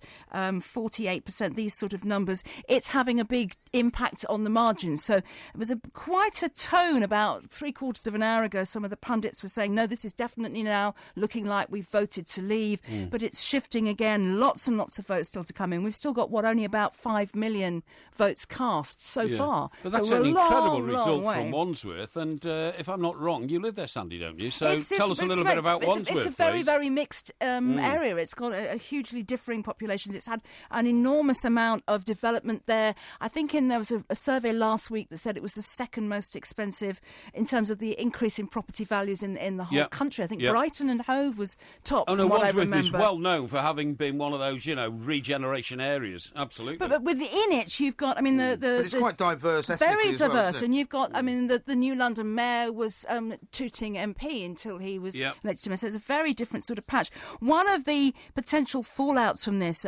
going forward is the divisions that are being caused, certainly within political parties. But if you look at the regional breakdowns, because we've got this in 11 different regions and Northern Ireland as a separate collection as well, you'll see how widely differing opinions are on this. So the Eastern region, for example, is currently voting 64% Leave, 36% Remain. If we look at London, that's voting 78% Remain, 21% Leave. If you look at Scotland, that's voting 62% Remain, 38% Leave. If you look at the West Midlands, 66% Leave. So it's very different from different parts of the country. So as these results come in from those different areas, we're going to see this swinging a lot and shifting a lot. The big bulk of results due in the next hour, really. We expect a lot of them between 3 and 4 o'clock. Does that basically indicate, Sandy, that wealthy areas are voting to stay in, or what we'd perceive as wealthy areas, and working class enclaves are voting to get out? It's not as simple as that. Some of it we think is an age profile Glasgow voted massively to stay in, because that's part of the Scottish effect, I guess, because they don't want to leave the European Union. Well, absolutely. I mean, if you asked Ireland, the country of Ireland, you want to stay, Republic, you want to stay in or out, be 98% to stay in, because they have benefited massively from EU money would and you subsidies. give them a chorus of "I'm telling you"? Well, no, because he's from the north of Ireland. Let's not go down that far. Some areas, for example, that have got very large student populations. So they say the younger vote have tended to be, certainly the younger university vote have tended to be predominantly in the Remain camp. So there are all sorts of factors that are playing into this in different parts of the country. Absolutely right. Sandy, thank you so much. We will be catching up with you very, very shortly. As you heard Sandy say, the next hour or so could be very crucial. The markets are very jittery, apparently, we're told at the moment. And the other thing that strikes me is, as we're watching and seeing all the different results coming in, let's not forget that in the past few hours, I suppose, in the course of the day, the Coast Guards off in the Mediterranean rescued another 4,500 migrants who are coming to Europe. Now, these guys, wherever they're coming from, mostly North Africa, are completely oblivious to what we're doing at the moment in terms of a referendum. And what difference will it make? And this is the question question that I think a lot of the Leave campaigners messed up in the days leading up to the vote. Yeah. You know, because they can't really stop the immigration problem that we have, and they admitted that actually they don't really have an answer as to what you do with 4,500 migrants coming over into southern Europe and making their way into places like Tooting. I so totally agree. There were elements of both campaigns which I didn't like, but one element of the Brexit campaign for us to get out of Europe was using the plight of refugees as a weapon to say this is why we've got to get out of Europe. They're almost saying let's abandon people who are in need. You know what I mean? Because we all know it's got to be handled very, very delicately and very responsibly because there are millions of lives at risk. Yeah. And so, even as Sandra said down in Australia, while they've got this point system, they still have outside of the point system a refugee policy which allows refugees into the country. And she also said that basically Australia is immigration friendly, not immigration suspicious, which we are in this country. Right. But the other issues, and this is why I asked her about illegal immigration, which you didn't think was a terribly big problem in Australia, but it still is. She admitted that it's still aeroplanes fly in. And also there were times when the old Australian gunboats were sent boats out and saying we're going to fire on you for Afghanistan if you don't turn around. Absolutely, they were threatening to sink boats, just 200 miles off the Australian coast and all that. And so I really thought it was not nice the way that the plight of refugees, people struggling for their lives on boats sinking in the Mediterranean, were being used as a political weapon. But the issue for us, in my view, is twofold on immigration. One is how we set up an immigration policy, and I liked what Sandra told us about the point system in Australia, which you raised with her. Yeah. But the second one is illegal immigration. Yeah. You ask anybody who runs a haulage company in this country, they say that 2 out of 10 of their lorries are constantly bringing illegal immigrants over in the backs of the lorries. Sure. Sometimes unknowingly, it has to be said. Completely unknowingly. Yeah. This is the point I'm making. Sometimes knowingly as well. Well, I can't comment on that, but the unknowing bit is costing millions of pounds, because once you find a refugee in the back of a lorry that's been carrying food from Europe, you have to destroy the whole cargo and all this kind of stuff. And that's a problem that we've got to clamp down upon, but that has to be with the cooperation of our European partners. Yeah. And if we're outside of the EU, I wonder whether all cooperation in that respect will disappear. The other thing that we've been seeing and hearing a lot about in the last few weeks is people who are in various communities who say, we've been swamped by Polish people. Yeah. Suddenly there's a lot of Romanians living here. Yeah. One of the reasons that people come to this country is the fault of our own government, because we allow them to claim certain benefits, even if they're working. Totally they agree. get, child tax credits, working tax credits. The whole system of tax credits has to be completely and utterly, because what we have to do, regardless of which way this vote goes, in order to control immigration, surely you have to make it less attractive for people to come here. Yeah, I totally agree. But if you make it less attractive for people to come here, you make it less attractive for the 3 million Britons who are out of work, and they're out of work because the benefit system is so good. Now, this was all set up by previous governments. Yeah. You've got to remember that when Gordon Brown was Chancellor, right, he introduced these tax credit systems and all that. It's baffling. Well, it's not, because if you talk about joined-up government, the whole idea, and this has been admitted by people like Peter Mandelson, the whole idea of the Labour regime, how long were Labour in power for? 13 years? 13 years, yeah. 13 years, was to bring a lot of immigrants to this country for a number of reasons. Well, and they've now admitted that was a mistake, right? Yeah, but they admitted that it was a policy. Yes, they admitted, absolutely. They never admitted it before. When we were told, don't worry, we're opening the borders with Poland, the minister at the time, the Labour minister at the time, said we estimate about 14,000 people will come. Yeah. In fact, nearly 1 million Poles have now come. And I have to say that I get a lot of work done around my various properties. But I don't think that was in any way damaging to the country. No, I don't necessarily think it was. And most of the people who came have now gone back.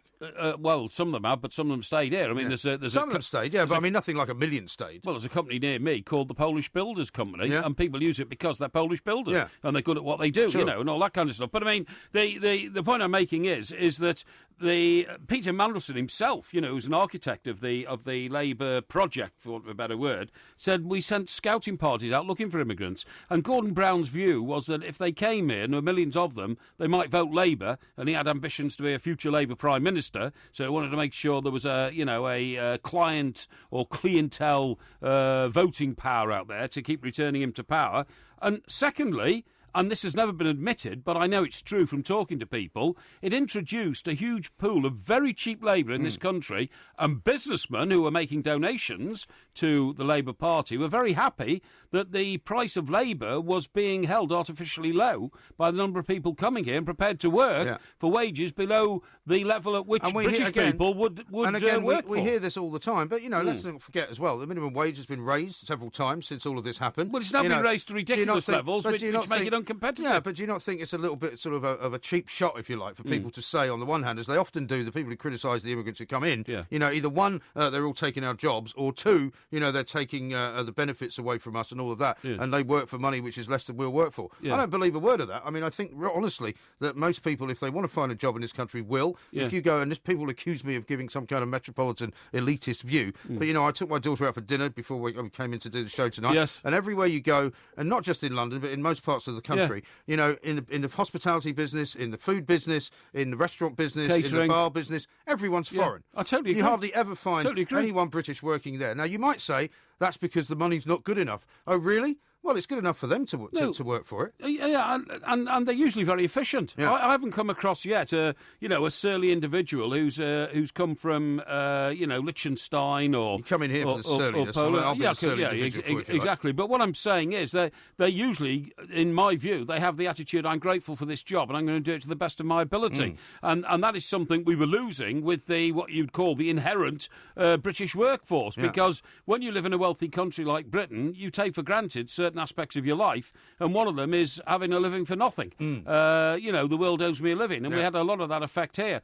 But going back to what I was talking about regulation before, you're going to tell us about some of the good regulation that comes from the EU. I mean, for instance, when you go to an airport anywhere in the world, and you see the sign for exit, or you see the, which Ausgang. You see the sign. I'm talking about the symbolism. The symbols. What, you mean the little signs that they put up, like little yellow signs? Fire exit door and all that kind of stuff. They were all introduced and invented by the EU. Right.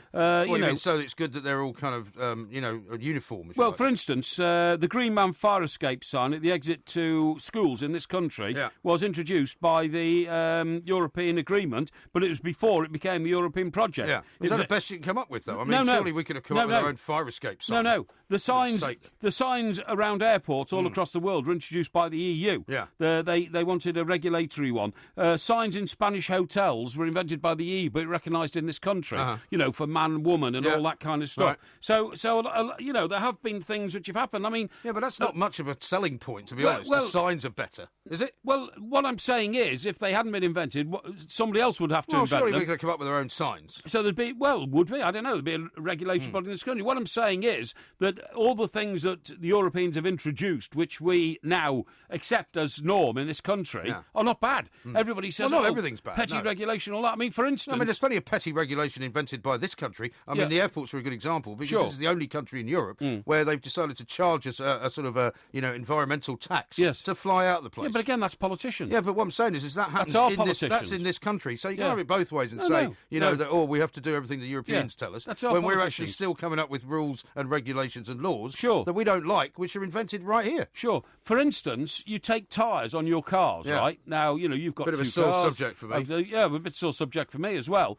But it was an EU rule that you couldn't drive around on bald tyres. We never introduced that in this country. Now, that will have saved thousands of lives over the years, because they said you've got to have a certain depth of what do you call it? Grip? Tread. Thank you, on a tyre. That's all. And we'd never thought about that before. So all I'm saying is, there's plenty of petty bureaucracy and red tape within the European project, which I'd like to get rid of. Right. But, it's not all bad. Right, OK. Now, coming up next, I want to hear your Maastricht story. Sure. I'll tell you my Brussels story. Reedy has tweeted at the Two Mics and say, Porky, I'm sorry to tell you, Gosport votes out. So we'll come to more of that coming up. This is the TalkSport referendum special with the Two Mics.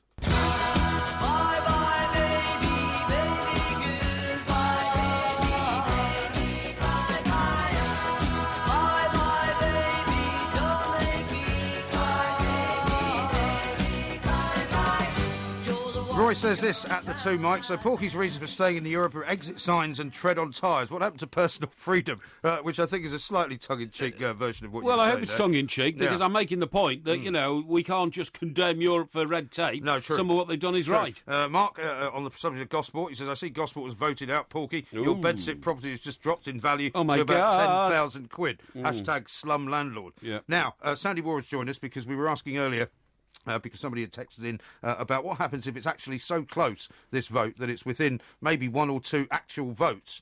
Sandy, what happens in that situation? Well, one of the problems with all of this is no one's entirely sure because we are in largely uncharted territory. Now, first thing to say is there is no provision for a recount. Now, in general elections, if it's close enough, you can ask for the votes to be recounted. There is no provision for a national recount on this referendum. So the result we get is the result we get. Now, if people want to challenge it, they have a couple of weeks. Within 6 weeks, they can apply for a judicial review of the whole process, which would probably be the ultimate nightmare scenario. Let's face it. If we're saying the markets this would be a group rather than an individual. Yes, I would think that it would have to come from. Again, I say I would think. We don't know for a fact whether it could be challenged by an individual. If it is a dead heat, which is statistically very unlikely given the numbers that we've got, it's a tiny chance of that.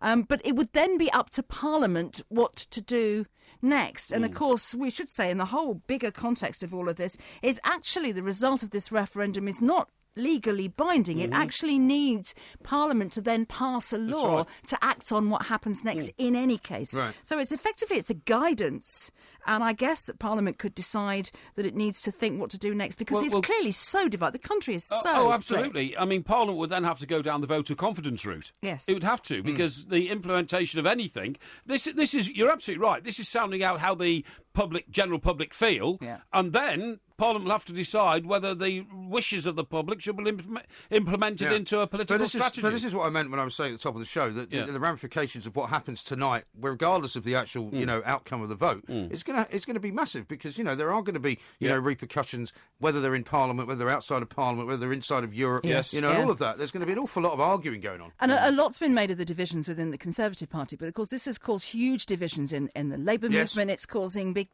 significant divisions in Scotland as well.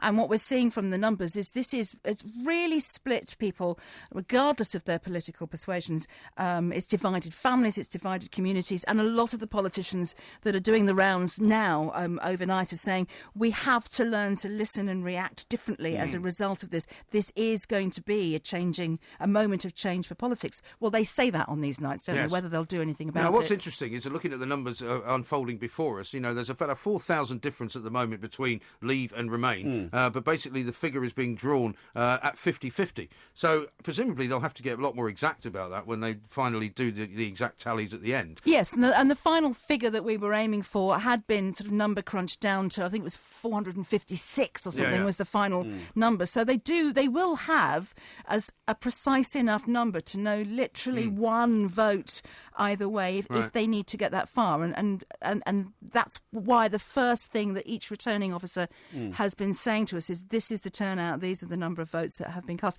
Another little interesting fact, very few spoilt ballots on this one. It's partly because it was so simple, wasn't it? It was 2 boxes, put your cross in one or the other. But very, very high percentage of the votes cast are valid votes, which is interesting. Okay. Don't forget the fact that if it's 50-50, right, I think Cameron's a clever politician. I mean, he's won elections. He won a majority, he won the Scottish referendum. And I think he could then say, right, well, I'll tell you what, ring up Mrs Merkel and say, look, we're right on the knife edge here. You've got to give me something to tip the balance back in my favour. I mean, the biggest problem that the Brexits want to solve is international trade. Of the 28 countries in the agreement, we're one of only 2 who actually trade with do more trade outside of Europe than inside Europe, because we have connections with Australia, the Commonwealth and all that kind of stuff, right? But it's still difficult for us to do with tariffs imposed by EU. Now, if Cameron goes to Mrs Merkel and says, look, what do you want me to do? Another referendum or something like that, and she says, no, I'll give you such a package of incentives to help Britain, It won't affect your life or mine or the man in the street, but it will get the political monkey off Cameron's back. Yeah, but you can't give too much to Britain because there are other nations that equally are going to Europe who are saying, well, hang on a second, you can't give them favourable treatment. Yeah. This is being watched very, very closely It takes you back, does it not, to the footballer walking into the manager's office and saying, you know, how about me getting the same money as that guy? That's it right. all suddenly kicks off and nobody's got any money either. I mean, that is the problem. Islington just voting in by a 50,000 majority. What a surprise. And Liverpool just voting in as well, 58 to 42. So big population But I'll tell you numbers what, coming in guess there, who's voted out? Go on. Rugby.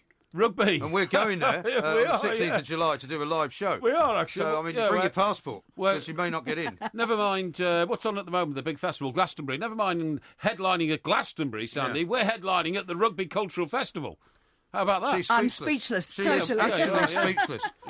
This is from Phil. He says, surely the only main point is that we want to live in a democracy and the European Union isn't. Well, I think, Phil, the point about people who say that is that until you live in a place where there isn't a democracy, that is a ludicrous thing to say. Yeah. It is a democracy. People are voted in. You might say that some of the people running the European Union are not elected. Yeah. However, you know, they can be removed. Sure. And, I mean, unfortunately, you know, people make these kinds of statements quite often. And to decide that the European Union is not a democracy is a nonsense. Yes, until absolutely. you've got to live in somewhere like North Korea or Iraq, as it was under Saddam Hussein. Yeah. That is where you don't have a democracy. Well, Iraq under Hussein wasn't bad, really, in the sense that if you didn't object to anything he did, you were OK. The problem was if you ended up in... I mean, that's always as ridiculous a statement that you made about the fire exit signs, to be honest. Well, no, it's not, because I've said many, many times that, a minority of people did suffer in Iraq, but at least with a strong leader, you didn't have the situation that we're confronting right now, and this is one of the reasons why we're having a European debate about mass immigration from North Africa. Indeed. Which isn't where Iraq is, of course. Yes, but they eventually arrive in North Africa and then try to come across the Mediterranean. Yes. It's a route from the Middle East. Yes. And all I'm saying is that one of the key issues is immigration. Immigration, of course, was sparked and accelerated by the disintegration of the ruling classes in Iraq, in Afghanistan and in Libya. Now, you're never going to get around to telling a story about Maastricht if you don't pipe down and going on about Iraq and Afghanistan and the rest of the world. Which are all very relevant. Well, it may be relevant, yes. but, you know, we've only got a 5-hour show and we're already nearly halfway through it. Yeah, exactly. Because we've got to go now to find out what's happening in the rest of the world. UEFA Euro 2016 on TalkSport with MBNA, the treble award-winning credit card provider. Welcome to the Startup Fair. Are you an exhibitor? Yeah, Rachel Dunn, Twinkle Cupcakes. Right. Got your schedule and coffee token? Yep. Oh, and your public liability insurance? No. We need it for all stall holders. Contact Direct Line. Their annual public liability policy covers you at trade fairs, and they'll email right away to confirm you're covered. So I could still set it up today? Sure. With an extra coffee token? Nice try. Next, please. Instant proof and confirmation of cover. Can your public liability insurance do that? Search Direct Line Public Liability Insurance. Valid email address required. Underwritten by UK Insurance Limited. Buy Michelin Cross-Climate Tyres at blackcircles.com to help you cope with whatever the British weather throws at you. I bought 4 Michelin Cross-Climate tyres and got 2 years free tyre roadside assistance for extra peace of mind. Great value, and earn Tesco Club card points on Michelin Cross-Climate Tyres for all year-round motoring. blackcircles.com. With over 2,000 fitting centres across the UK, just visit blackcircles.com to click, fit and save. Oi, pull over. Stop what you're doing. Stuart Pearce here, and what I say happens. Same with Betfred's new voice bet app. Betfred, show me today's offers. Here are the specials for the Euros. Nice one. Put a tenner on Germany to be Euro champions. Here's your to be champions bet for Germany. Change to a pony. Introducing Betfred's new voice bet app. Download it now. T's and C's apply. Over 18s only. Keep it fun. Gamble responsibly. The Two Mics, simulcast across the UK on Talk Sport and Talk Radio.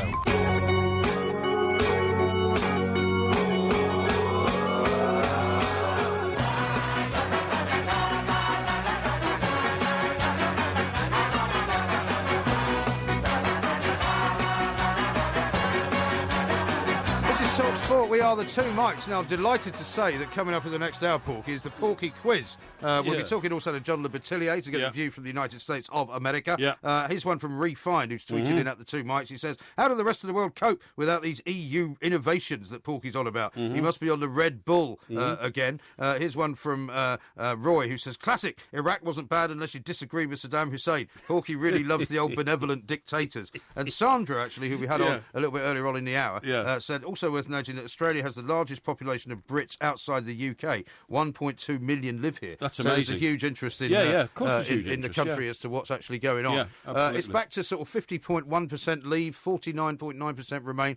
I don't think anyone knew that it was going to be this close. No, I don't think it's they did absolutely either. staggering, isn't it? It is, yeah. And something else which has come to me from my secret source in the city, who says basically all the new regulations, that financial ones that have been brought into Wall Street, dictate that any HQ in the European Union to market assets to European Union citizen has to be in the European Union. Yes. So a big banking organisation in London, which was outside the EU, would have to go to Dublin. They'd have to go to Paris. They'd have to go somewhere that was in the EU. Absolutely. And you know, and as about 90% of the economy of this country is generated in 1 square mile of what we call the City of London, which is the wealthiest and most productive financial sector in the world, we've got a lot to lose. Yeah, absolutely right. Now, we haven't got a lot more time in this particular hour, but we will be keeping you abreast of all the big stories as they break.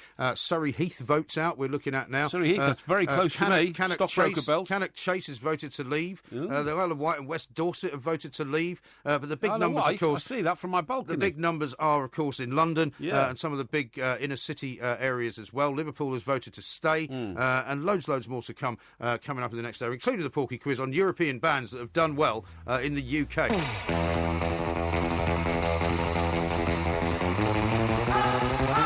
As a result, for us, it gives us a real step in the right direction. If we carry on for the rest of the evening until 6 a.m. like this, we're home and dry. I don't think it's the end of the conversation, it's Remain.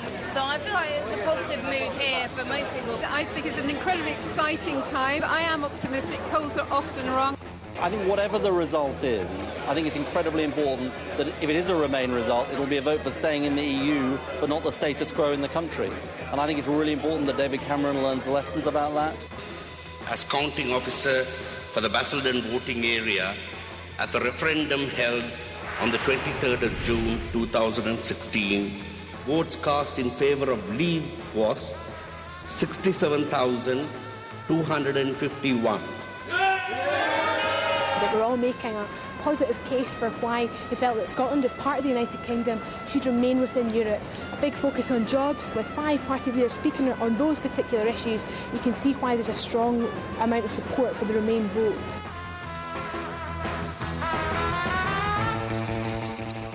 The Two Mikes, simulcast across the UK on Talk Sport and Talk Radio.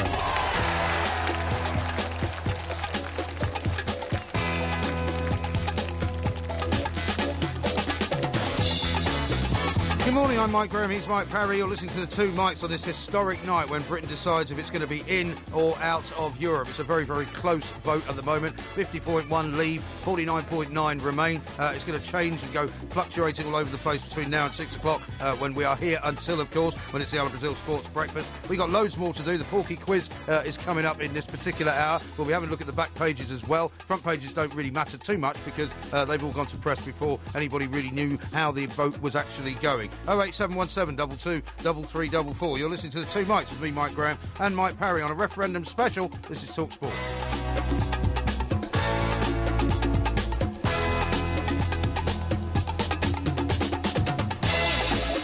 This is Talk Sport. We are the two Mikes, of course. There will be a podcast coming out, which should be an extended version, so it might come out a little bit later than normal. We'll talk some more about the EU referendum coming up. I just wanted to ask you a quick question, because it's come to my attention that there is somebody out there, who is very, very interested in the Toby Carvery. Now, I know this is one of your favourite.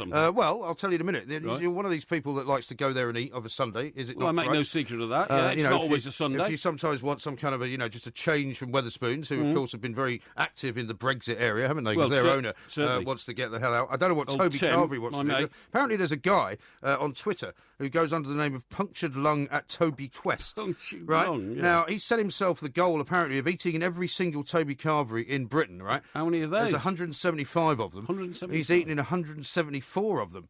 Now, I'm going to put it to you that you are this man. Oh, don't be ridiculous. I think you're him. Don't be ridiculous. I think you are. I think you've got a. I think you've got a ghost Twitter account. Oh, rubbish! And you're popping yourself around to all these Toby Carveries all over the place. You're absolutely serious. There's some I'm not joking. Who wants to eat in. I think that's a very unkind thing to say. Every one of the 175 Toby Carveries in the country. Yeah. I only know where 2 of them are. Really? The one I use down on the coast is lovely and. It's called a Sailmaker, actually. Is it? And it's a new one. It's a new pub. One. You don't see many new pubs these days. Yeah, you see them all the Most time. pubs are closing down. No, but you see places being taken over. Well, there's one where I take my car to be fixed up down in Bexley Heath, actually. As I go past it, it looks like quite a nice old-fashioned pub, but it's been changed into a Toby Carvery. Well, they do, because despite the fact that pubs are closing down all over the place, and 11 pubs have closed down in the road that I live in Gosport, because the Navy has receded. This is despite your presence there, which is astonishing. And they're all called something like the Jolly Tar and the 3 Tons and all that. Well, 3 Tons actually is still going. Yeah. The Jolly Roger's still going as well. Listen, I want to tell you some more facts. I thought you were going to tell me about your story from Maastricht. Well, Maastricht's quite interesting. We've got to get to that. What happened was, a few years back, and I can't remember why, there was some great, European football issue. You know what I mean? I can't even remember what it was. Right. It might have been a draw. Bosman ruling or something like that. Might have been Bosman ruling the draw or something like that. I mean, like a Champions League draw or something like that. Yeah, or I just can't remember now, to be honest, because you've done so many journeys during your lifetime. Was this your job? Was this during your time at Talk Sport or previous? Oh no, this is Talk Sport. It was in the early days of Talk Sport, and we weren't quite sure to what extent we were covering, like European football, did we have any rights and all that kind of stuff. Right. And I think the whole idea was to go to this whatever it was, and literally get me to soft soap a load of European people who were interested who were involved in broadcasting rights. You see what I mean? See if you could put one over them and get the broadcasting rights for very little money. Yes. That was exactly what my mission was. Yeah. So I was told by the shareholders. What madman would send you to negotiate that sort of thing? Well, it's a good question. Yeah. But you see, I was told by the then shareholders of the company that I was the boy to do it, to get out there. So I got somebody to investigate going to Maastricht. So anyway, I end up this is no joke, going to Stansted Airport or Luton Airport, one or the other, and I get on this plane with propellers that's got 12 seats. Right. Yeah, I'm not joking. And you never get the sense that you're on a private jet. No. Was it one of those that parks on the runway, and you have to clamber up the aisle because it's got the front of it's much higher than the back? It's worse than that, Mike. I went one of those to Amsterdam once. It was called a Fokker. No joke. Yeah, no, it was. But it was even worse than that. It's one of those that's so bad that when you hand in your luggage, they put it in like an onion bag. You know what I mean? Like a net. Yeah. They stick it in this net. It's sort of hanging off the side of the plane. Yeah. So anyway, I wonder why I'm getting in this plane. So I only get in this plane, and it flies across the North Sea, obviously, or the narrowest part of the North Sea. Channel, maybe. English Channel, that's right, yeah. And it lands in Maastricht. Right. But the problem is, no, it didn't. It landed in... Now, Maastricht is in Belgium. Yeah. And this plane landed in either Holland or Germany. I can't remember which. Right. But it's very... Because it's all that borderline stuff. Yeah. So, and it lands at this huge airport where there's no other airlines or anything. Well, it's just empty. Just empty. And I said, why is this...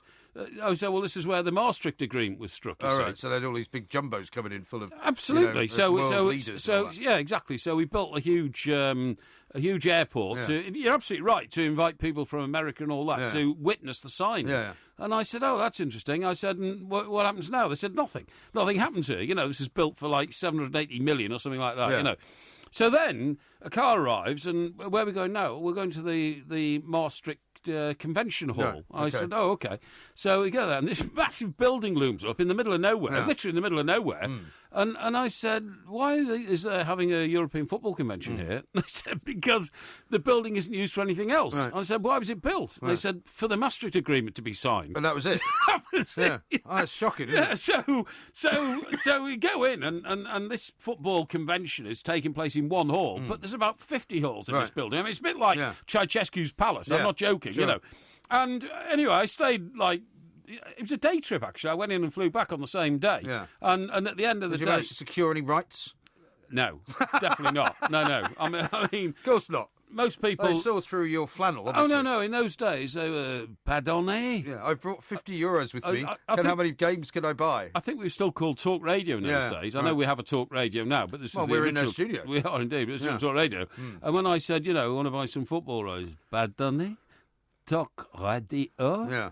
What is this? And all that kind of stuff. And it's about 12 people there from the BBC who are hoovering rights up, left, right and centre, you know what I mean? And I was a one-man sort of commercial battering ram trying to secure them for about 10th of the price that the BBC were offering. It was a bit of a hopeless task. It was a hopeless task, but it took place in the Maastricht Hall where the Maastricht Agreement was signed. I mean, people talk about, I've often mentioned this on the air before, where you go to Spain, and some of the roads in Spain are magnificent, you know, but there's hardly they don't go anywhere. Well, no, they go loads of places, but there's an awful lot of people not using them. That's right. But they've all been subsidised by the EU. Fantastic. I mean, like cantilevered, 3-lane highways. Totally great. And beautiful. You've seen the picture of the famous airport in Spain, which was built because they decided to open up a new resort. Right.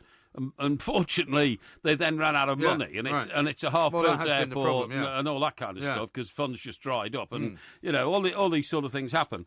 But look, I need to tell you. Let me just tell you my quick story about Brussels, which is not quite as inventive as that one, and not quite as business related. It was when I just got my new Mercedes. Actually, it was back in the day when I was working in Scotland, and I'd gone to Germany to visit some friends and family and various people. What, in the car? The mother, in the car. We just decided to drive to Germany. How'd you get there? Well, we were down in south of England anyway. So just jumped on a boat, went to Dunkirk, and basically drove. It's a long drive, that, isn't it? No, not really. We drove. We stopped a night in Luxembourg. Right, okay. Which only took about 4 hours or something like that. And then the next day, within a couple of hours, we were in Germany. Oh, good. And sort of Heidelberg area. And on the way back, we decided to overnight in Brussels. Right. And I think I had some points or something, so I stayed at the Brussels Hilton, which is very nice. Yeah. Beautiful place. One of the good hotels. And at some point or other, I decided you could still smoke in the lobby of the hotel. So so I said to the mother of my and it was Oliver, who was quite young at that time. Yes.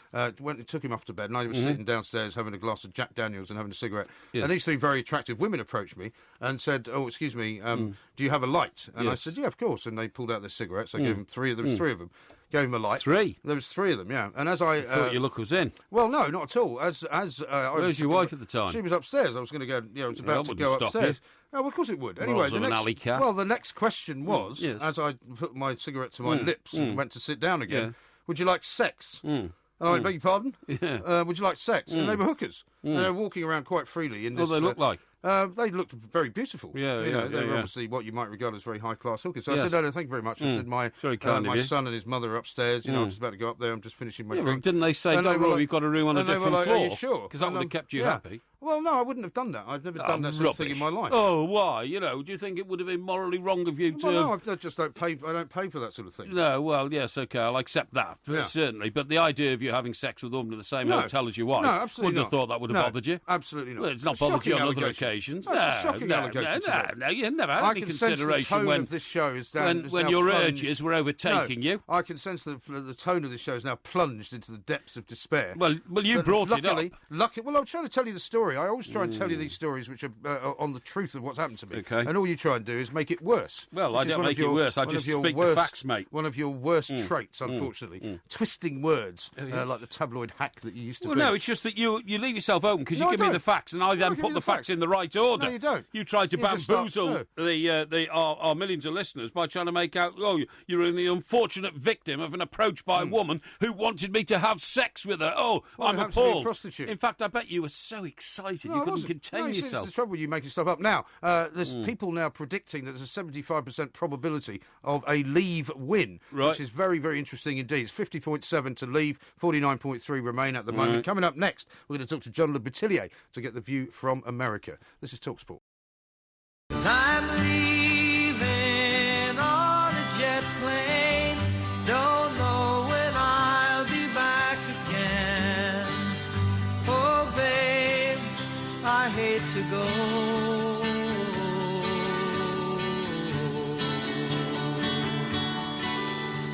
There's so many times I let you down. So many times I played around. This is TalkSport. It's a referendum special. It's a very, very close run thing. 50.7 against 49.3 for Remain. Leave just in the lead at the moment. We're going to talk very soon to our good friend John Le Boutillier over in the US of A, where they'll be watching this with some keen interest, I suspect. But Sandy Waugh is here for a little update. Sandy, what you got? Yes, I'm trying to get some measure of what the politicians think, which way this is going, and whether they're ahead or behind their projections. Some of the pundits I've been looking at what they've been saying were suggesting at this stage of the night that the Remain camp would have hoped for a bigger lead if the result was going to end up being Remain. And the fact that we are still at almost on that 50-50 mark with every time a big population declares its result, they may be, so the pundits are saying, disappointed with how things go. Now, we're waiting for Birmingham. There's a few declarations imminent from Birmingham. Big population bases, obviously, there.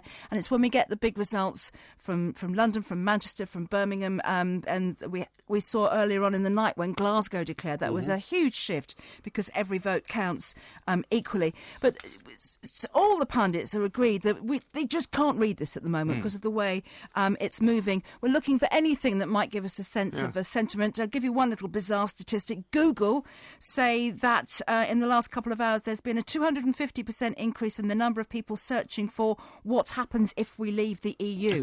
So just in terms of what people are looking for online, but it's still a bit reading the tea leaves and looking at crystal balls at the moment. Absolutely right. Sandy, thank you very much indeed. We'll be hearing throughout the night from Sandy, of course, keeping us updated on what is going on. It's a very volatile situation. Whatever happens, it's going to be incredibly close. Let's talk now to John Le Boutillier, a former congressman, of course, in the US of A, to find out from him what the Americans are thinking. John, a very good morning to you. Welcome. Good morning, Mike and Mike. How are you guys doing today? Very well indeed. I have to say, slightly gobsmacked, as we say in this country, by the proximity of the vote at the moment. And obviously, there's a lot of big numbers to come in, and lots of big swings could have effect. But are you surprised at the number of Leave votes that we're getting so far? Well, no, because last week I heard over here. Now we get delayed news about this thing, but the Leave people were ahead before your member of Parliament was murdered, and then the next polls we heard of were like on Monday, and the stay had moved ahead. Right, and so now tonight I've been watching the returns on MSNBC. They put them on the bottom of the TV screen, and it's basically what you just said, 50-50. But I've seen Leave ahead a couple of times, like 50.8 or something. That's absolutely. And I have to say, in America, they're not yet focused on this thing much. Yeah. Well, you've got the analogy. I'm sorry. Go ahead. No, I was going to say. I mean, you've got the presidential election going on as well. But I mean, we did have Barack Obama. Well, that's what I was going to say. Yeah. That they're connecting Trump to this thing. Of course, Trump is arriving in Scotland in a few hours to open up that golf course, and they equate in the news here his policies on immigration and the wall between Mexico and Brexit, that it's sort of the same type of voters voting for that are voting for Trump. Well, that is very interesting, John, because my next question to you was going to be, we know exactly where President Obama stands on the issue of Britain in or out of Europe. He said we'll go to the back of the queue if we're not part of the European project. But if Hillary Clinton is seen as the favourite or the next potential Prime Minister of the United States, what is her position, please? Well, we haven't heard her position, I don't think. And I'm not sure she's been asked what her position is on it. I guess she'd have about the same as Obama. Because what we care about, Secretary of State. Yeah, what we care about, John, is that the so-called special relationship which exists between this country and the United States will simply disappear if we exit from Europe, and the special relationship will then become Germany and the United States. How does that figure in American political circles? Not going to happen. Well, even if we're outside of Europe? I just think the United States and England are joined at the hip. They have a common language, a tremendous history, good and bad, but a great history. And it survives even when the leaders don't necessarily get along. Right. It's unique. And the German thing, I don't think we have a great relationship with Germany at the moment. Under Obama, there was this NSA spying scandal on Angela Merkel. Yeah. And I think that has cooled relations a little bit between us. I am not worried about the special relationship.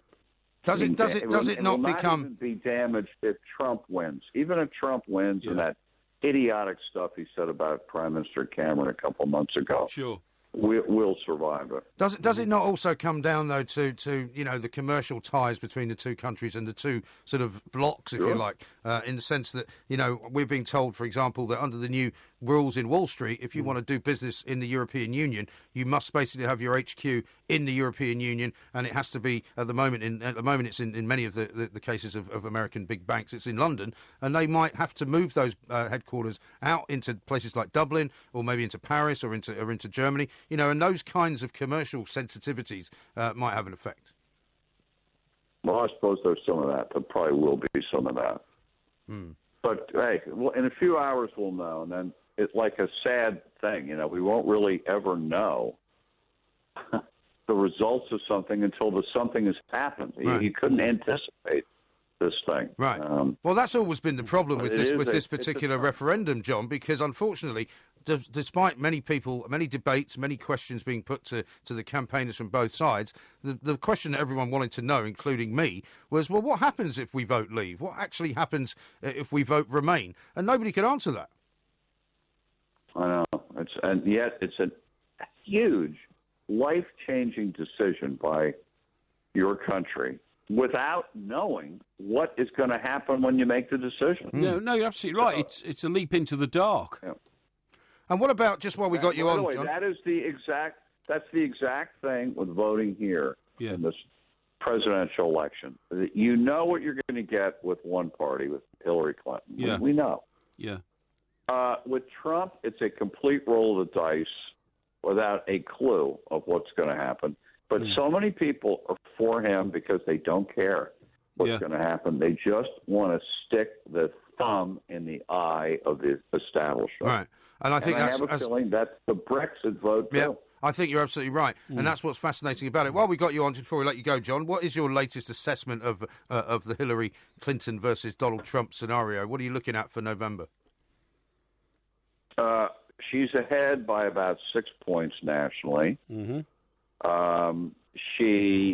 Her struggle at the moment is how much of the Bernie Sanders vote can she ultimately win over to her side? Mm-hmm. If she can get more of it than she's getting now, she'll win the election. Right. Yeah. But the latest poll on that group, a lot of them still hate Hillary. They don't trust her. And no more surprises coming from within the Republican Party. They're not going to try and throw a sort of spoiler candidate in there. Well, they could still, couldn't they? Well, they might. I mean, John said that might happen. I still think there's trouble coming for Trump at the convention. Since I was on with you guys before, we've had these unbelievable revelations about the Trump campaign has no money. Yeah. No money. This guy's supposedly the richest guy ever to run for president. There's no money in the bank. There are 50 congressional campaigns around our country right now that have more cash on hand in the bank than Trump has for president. Wow. That's amazing. And this has really rocked the political world, and they're wondering, is this guy really serious or not? Well, maybe you could just sell a few more steaks or something and pick up some more, revenue for that way.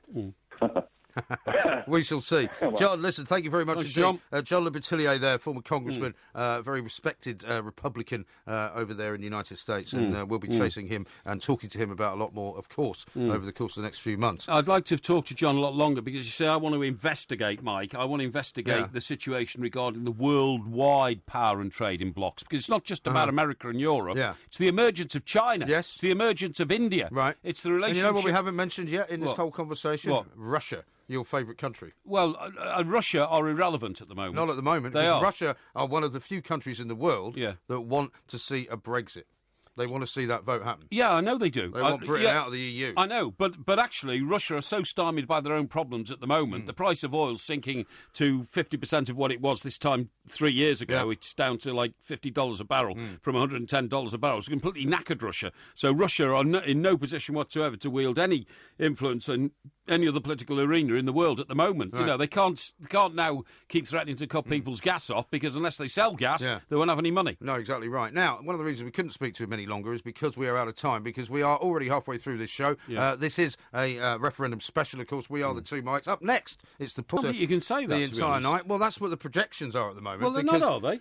Yeah, well, where are those projections coming everyone from, is then? now suggesting the likelihood of a Leave win Yes. is 75% likely, which means that, that's more than 50%. So, therefore, the likelihood at the moment is that Leave will be the winners. Yeah, but how many votes are going to be cast altogether? 16.25 million. Well, 16.25 million is the number needed to win. To win. 16.4 million, 16.4 million. Yeah. At the moment, Remain have got 6.5 million, Yeah. and Leave have got 6.8 million. Yeah. So I think it's very, very early in the night to be making bold predictions like that. Right. I still personally think that Remain will win. Yes? Well, Yes. I mean, you can think that if you like. Well, but, I've been working your out in my head. Your predictions have not exactly been particularly great over the last 12 months, let's say that. Yes, but predicting a football match between England and Slovakia is not the same part of my brain that I need to predict the outcome of a political debate of massive consequence to this country, to Europe and to the rest of the world. OK, now you are aware that we're actually in the middle of the Porky Quiz,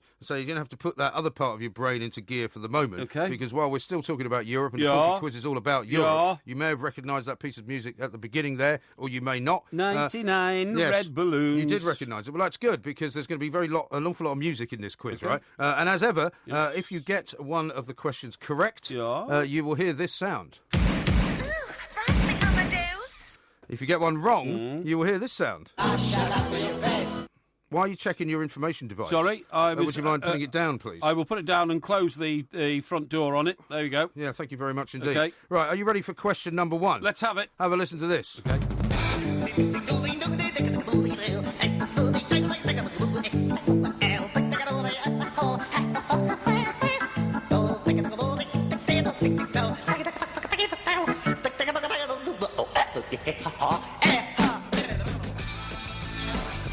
You might remember this one. I take it that's a joke. No, it's not. That's a speeded up piece of music. It's the start of a song called Hocus Pocus by Focus, which of course is what you have talked about many times, right? Yes. Now, Focus were a Dutch band formed in 1969. Yeah. Can you name their founder member? They found a member? They found a member. Yes or no? I think his name was... Go on. Ray. Ray. Would you like to give us a surname? Copples. Ray Copples. Incorrect. Well. Shut up with your face. His name was Thij van Leer. Thij van Leer. Now, question number... There was a guy called Ray in that group. Question number two. Yeah. Have a listen to this.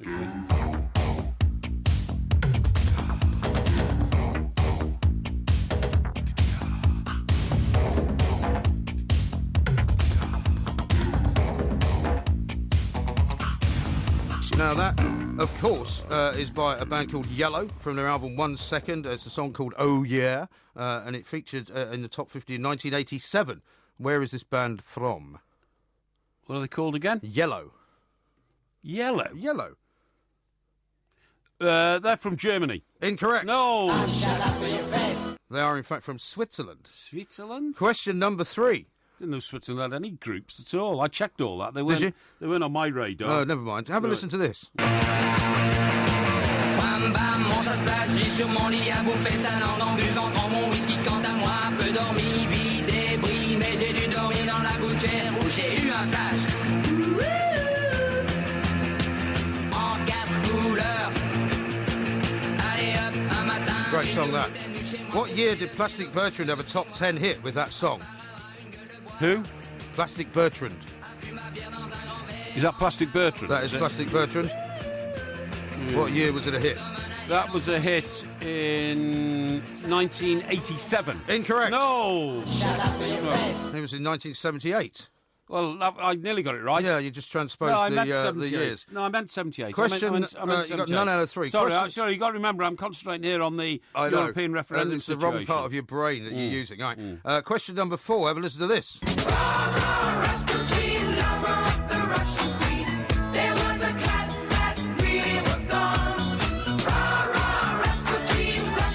Looking like like he remembers this one. That was, of course, Rasputin, 1978 hit for Boney M. Yeah. Who created Boney M? Well, Boney M are a British group anyway. They are not a British group. Who created them? Who created them? Who created them? Do you mean like the individual person? The individual person who basically manufactured Boney M, yes. The lead singer? Not the lead singer, no. The person behind the group. Person behind the group. Very famous man. A famous man. I think it was Mickey Most. Incorrect. No! It was the famous German producer Frank Farian. Because they were all based in Germany. Boney M came out of Germany. Frank Farian? Frank Farian. I've never heard of Frank Farian. Well, that's not my problem. Well, you told me the guy was very famous, so I nominated a famous person. He is very famous. Nobody's ever heard of Frank Farian. Are you sure? Yeah, I'm absolutely sure. You got 0 out of 4. Question number 5. Have a listen to this. Come on, Barbie, let's go party.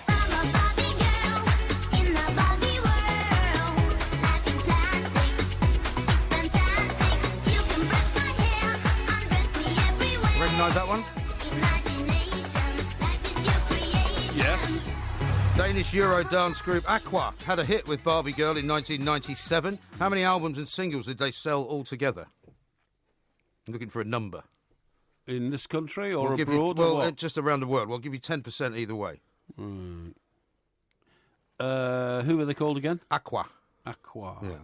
I think this quiz is a bit stupid. All I'm getting is loads of records, and I've got to name them. You asked for... No, you haven't got to name the record. You've got to name all sorts of different things. You should be asking me about, you asked me for bands that had success in UK charts. How many number one hits did ABBA have in this country? I can tell you that. Well, that's not a question I've asked you yet. Well, you should. Well, we've already done an ABBA quiz. You got 3 out of 10. Why don't you just answer the questions as they are put to you? Right. How many albums and singles did Aqua sell altogether? 20 million. Incorrect. No! That's 33 million. 33 million. Yeah, so that's 0 out of 5 so far. Have a listen to question number 6.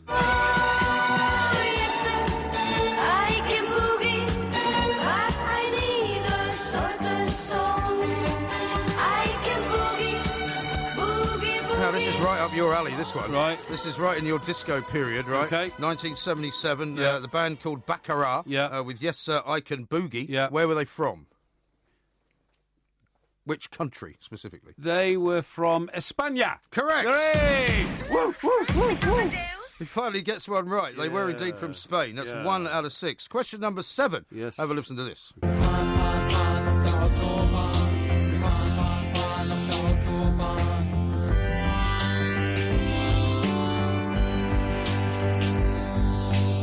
Bound to recognise this one, right? Who's that? What do you mean, who's that? You don't know who it is? No, of course I do. Well, tell us who it was, because no. that's not the question. Right, okay. The song's called Autobahn. Autobahn, yeah. Who's it by?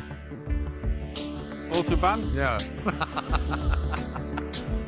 You don't know who it's by, do you? I'm thinking, hang on.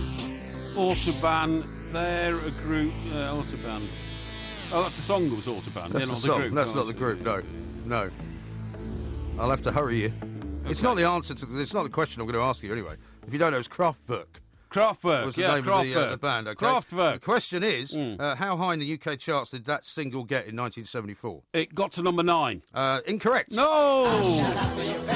It got to number 11. Well, that's close. It's not close enough, unfortunately. I knew it was round there. I knew it was round about the 10 mark. Well, it didn't get in the top 10, so that's crucial. I knew it was round about the 10 mark, and I just went one down instead of one up. I deserve half a point for that. No, I don't think so. Question number 8. Yes. Have a listen to this. It's the final countdown.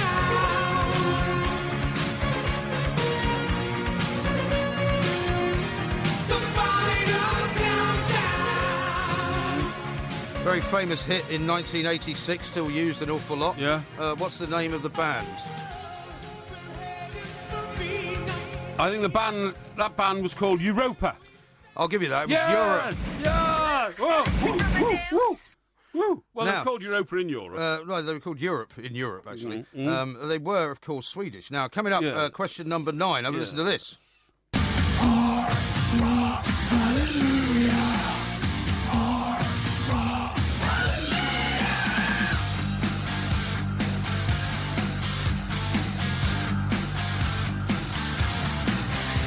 Looking a little bit puzzled by this one. Yes. This Finnish band won the Eurovision Song Contest with the hard rock Hallelujah in 2008, which became a UK hit. Right. Who are they? What's their name? What was the name of the song again? It was called Hard Rock Hallelujah. Hard Rock Hallelujah. Yeah. Finnish band. 2008 winners of the Eurovision Song Contest. They're called. He's got his head in his hands now. Hang on. They were called. Helsinki. Incorrect. They were called Lordi.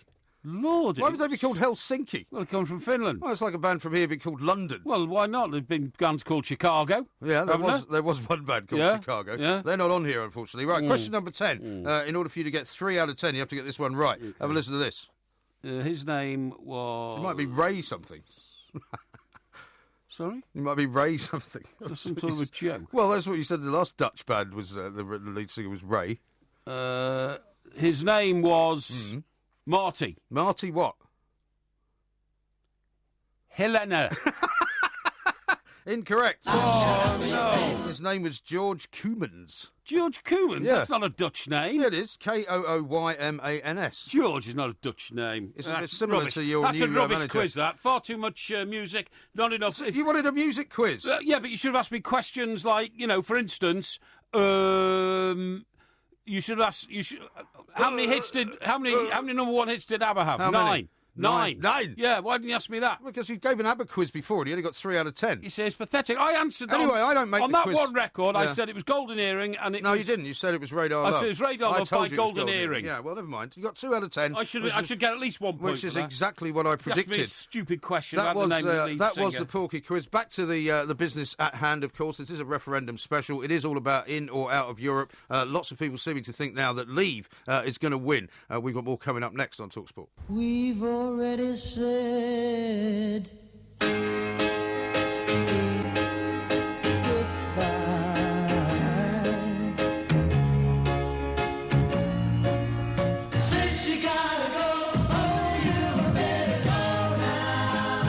This is TalkSport. We are the Two Mikes. It is a referendum special here with you all the way through the night until 6 o'clock. Loads of votes still coming in. It's now looking very, very much more like a Leave win, a Leave victory. Let's find out from Sony Moore at the referendum desk exactly what's happening. Sally? Yes, trying to read the mood music for you of the politicians doing the rounds and the pundits crunching the numbers. And it has to be said, all of this huge pinch of salt still, because we are still statistically quite early on.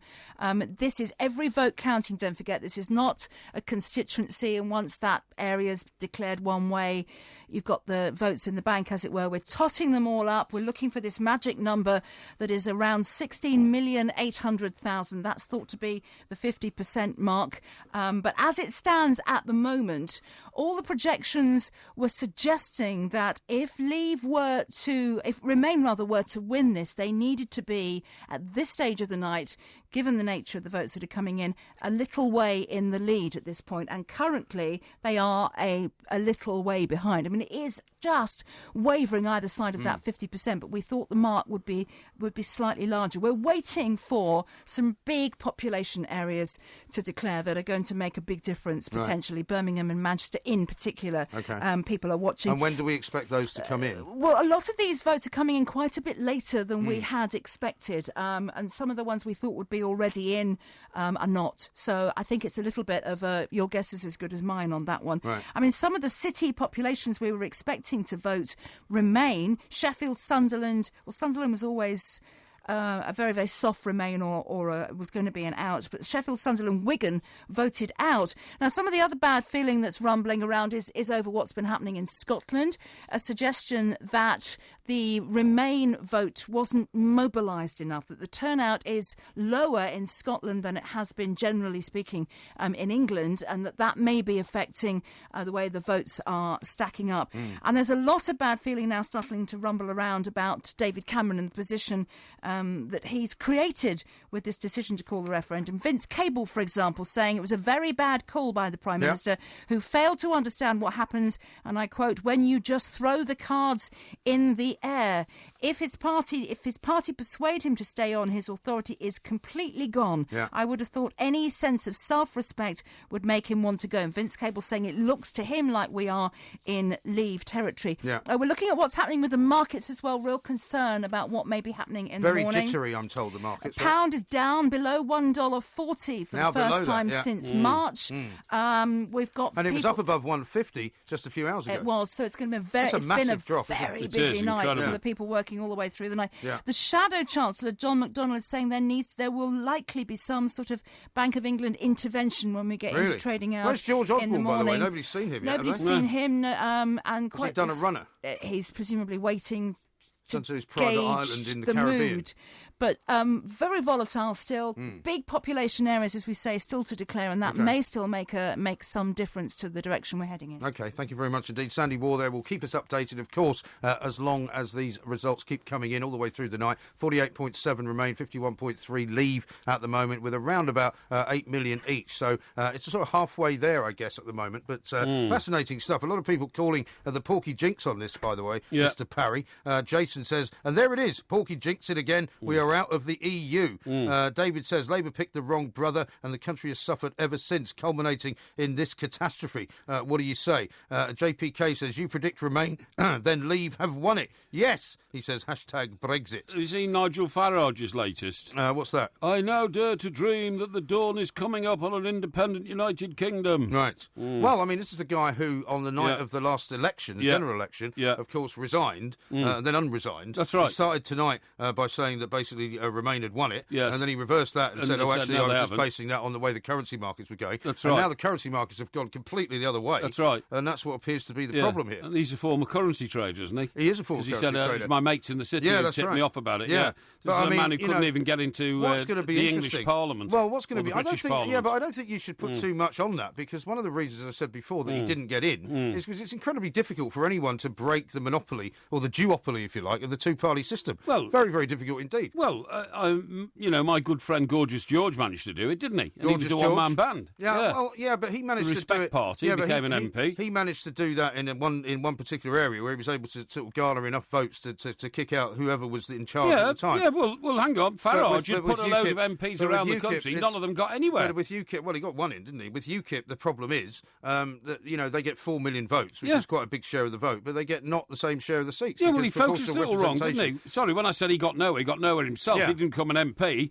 but he was leader of the party. He was not an MP, and he had an MP in Parliament that wasn't him. Yeah. I mean, I didn't think that was a very good political strategy. Yeah, well, maybe not, but what I'm saying is that, from where he started, I said at the top of the show, from where he started, as he says, 25 years ago, with a kind of a dream to get Britain out of Europe, if this ends up with a Leave vote winning, then he is entitled to claim some credit for it, because he has not stopped banging that particular drum. Yeah. And the UKIP party has grown, albeit not as much as perhaps people thought it would, over the course of the last few years. And what's going to be interesting to me, though, is how, if this does turn out to be a Leave victory, how the money markets got it so wrong, how the guys in the city who were claiming that, the pound was getting stronger, how, not only that, but how the bookies got it so wrong. Because a lot of people saying that, just before... 14-1. Yeah, just before the votes started to be counted, the bookies were still very much on the Remain side. Oh, it's 14, by quite a large number. 14-1 against Exit, and I said to somebody today on Twitter, as the polls closed, the bookies very rarely get it wrong, but if they have got it wrong this time, then that's going to be extraordinary. Absolutely. Now, let's get some reaction to the quiz, I think. This is a very good idea. Yeah, go on. And Edmundo says here, when the quizmaster can't even get the questions right, what chance do you have, Porky? Yeah. Don't know how you cope with his incompetence, right? Another one here, Jesus Porky. This comes from Lenny, and it's written like that. Yeah. You dope, Frank Farron is famous. How can you be doing so badly in this quiz? That's true. But to balance that, we have Porky on a hiding to nothing on the Porky quiz. This is from Mark. Yeah. He wouldn't find any of those on his Best of ABBA LP, right? Well, that's not complimentary to you, is it? Well, but what I'm saying, I'm giving a broad response here, right? But what I'd like to get into are the ones which... I found nothing in your favour. Roy says, this is absolutely abysmal. Porky is oblivious, even on the easy ones. Yeah. Did Porky just say Mickey Mouse started Boney M? No, I said Mickey Most. Mickey Most, yes. Yeah. Here's one from Jamie saying that Porky calling a group Europa instead of Europe should only be worth half a point. So actually, he says you should only get 1.5 out of 10. Hang on, he says it's only fair. Russ says, what a waste of time that quiz was. Ridiculous questions, OK? Right. Why would anyone say it's ridiculous? Well, because they were, these were questions about a band, wild bits of music plucked out of the ether. No, they were all massive hits, and they were all from bands that you said you wanted to be asked about, which were effectively European bands that have been in the UK charts. Andy goes further. He says, Porky, smash his cheating face in.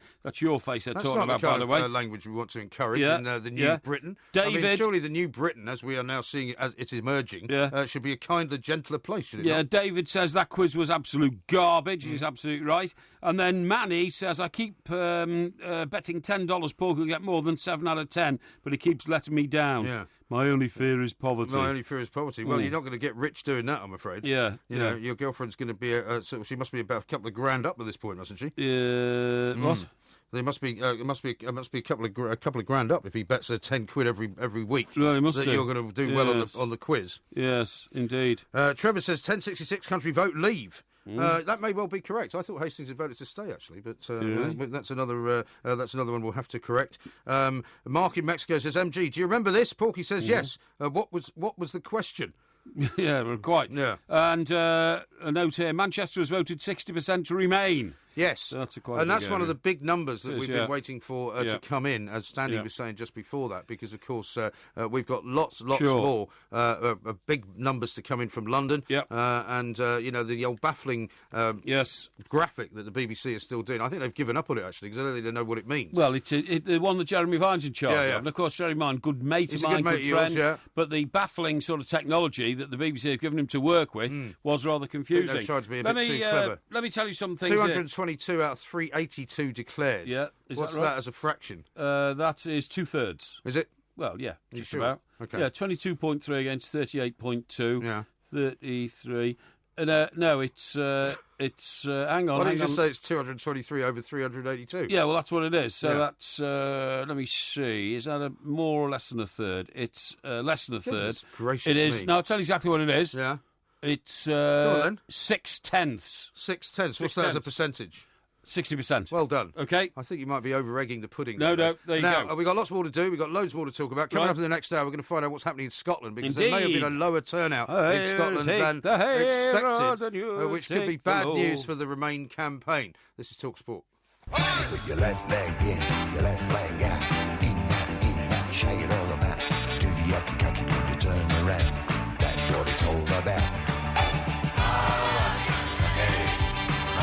This is TalkSport. We are the Two Mikes. It's a referendum special. We've got loads more coming up, of course, as the results come in. Lots of people now, pundit-wise, predicting that Leave is the winner, but it's far too easy to say, really. As we said, 228 out of 382. Far too early to say.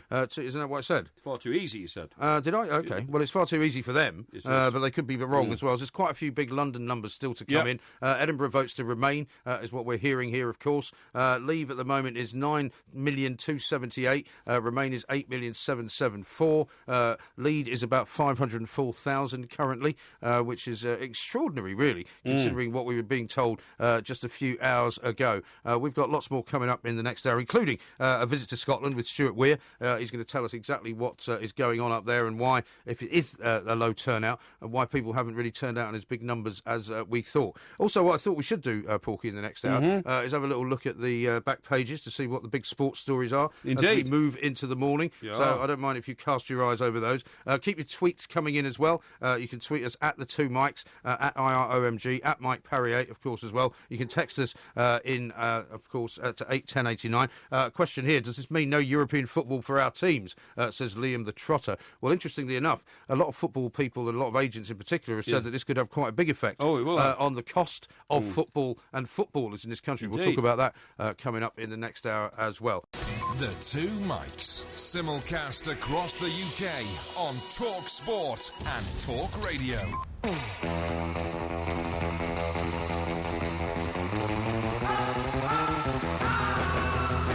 The number of votes cast in favour of Remain a member of the European Union was 19,322. Gibraltar votes Remain. I think that Remain might just nick it. The total number of votes cast in favour of Remain was 51,930. The total number of votes cast in favour of Leave was 82,000. think we are in Leave territory, and I think we're just going to be realistic about it and start thinking through the implications of it. Yeah. And it's very sad. Certainly my party was the only one I think was united on this issue, and we worked bloody hard to get the right result. The number of votes cast in favour of Remain was 53928. Westminster votes Remain. I think whatever the result is, I think it's incredibly important that if it is a Remain result, it'll be a vote for staying in the EU, but not the status quo in the country. The picture, to state the obvious, shows a country split right down the middle. The Two Mics, simulcast across the UK on Talk Sport and Talk Radio.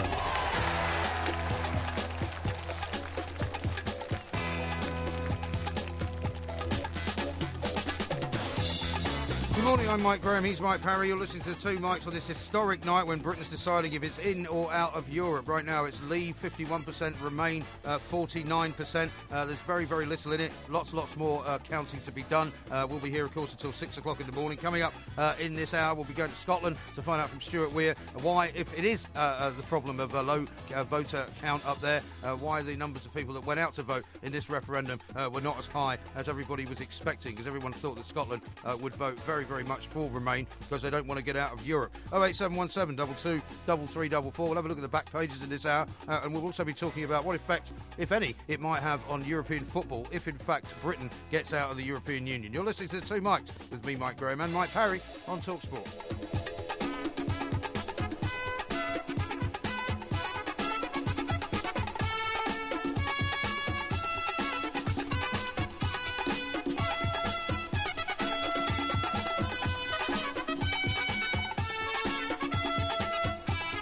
This is Talk Sport. This is a referendum night special with me, Mike Graham, and Mike Parry, of course. One of the people who has been talking an awful lot about the European Union ever since his entrance into politics is Nigel Farage. Let's have a listen to what he has to say tonight. Dawn is breaking on an independent, united kingdom.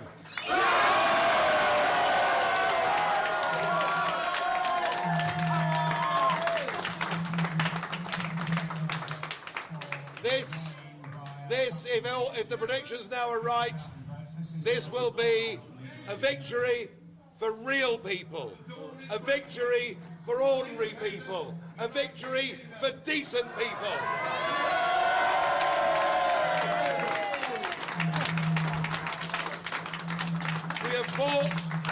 We have fought against the multinationals, we fought against the big merchant banks, we fought against big politics, we fought against lies, corruption and deceit, and today honesty, decency and belief in nation, I think now is going to win.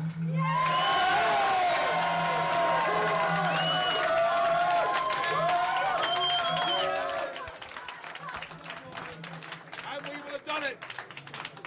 We will have done it without having to fight, without a single bullet being fired. We'd have done it by damned hard work on the ground, by people like my friend Mr. Banks here.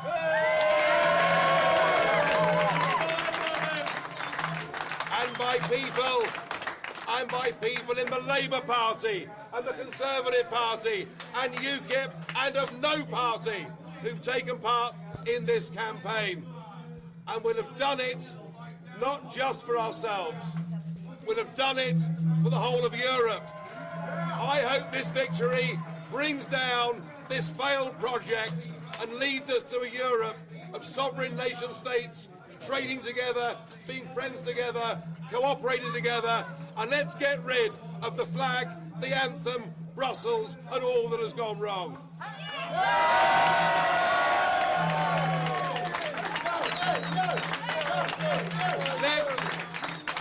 Let June the 23rd go down in our history as our Independence Day.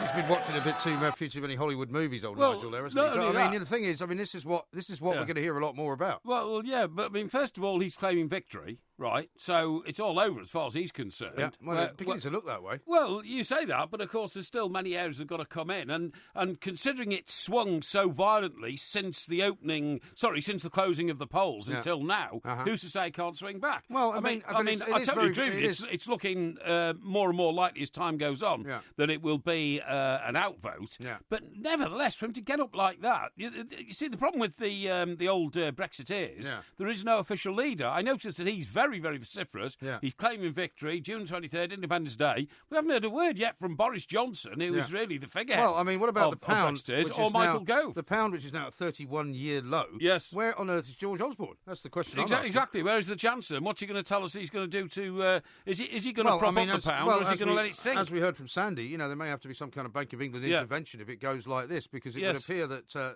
the city was backing Leave as well. That's right. And their positions, I'm told, now are going to be completely wiped out. It's very, very Sorry, interesting. the city was backing Leave? The city was backing Remain. Exactly. Sorry. Of course it was, Now, what I wanted to mention to you is just something about the football world as well, because I read a very interesting piece over the last couple of days in which basically a lot of leading football agents, including people like Sky Andrew, are saying that if, in fact, Leave wins, that prices for homegrown stars like Harry Kane and Dele Alli could increase, transfer fees by as much as 40%, because, of course, new regulations would have to be brought in for European players to come and play in the Premier League. And there's an awful lot of European players in the Premier League. Yeah, but to be honest, that's all a load of pie in the sky, because everybody in every industry will now be saying, the rules have got to be redrawn.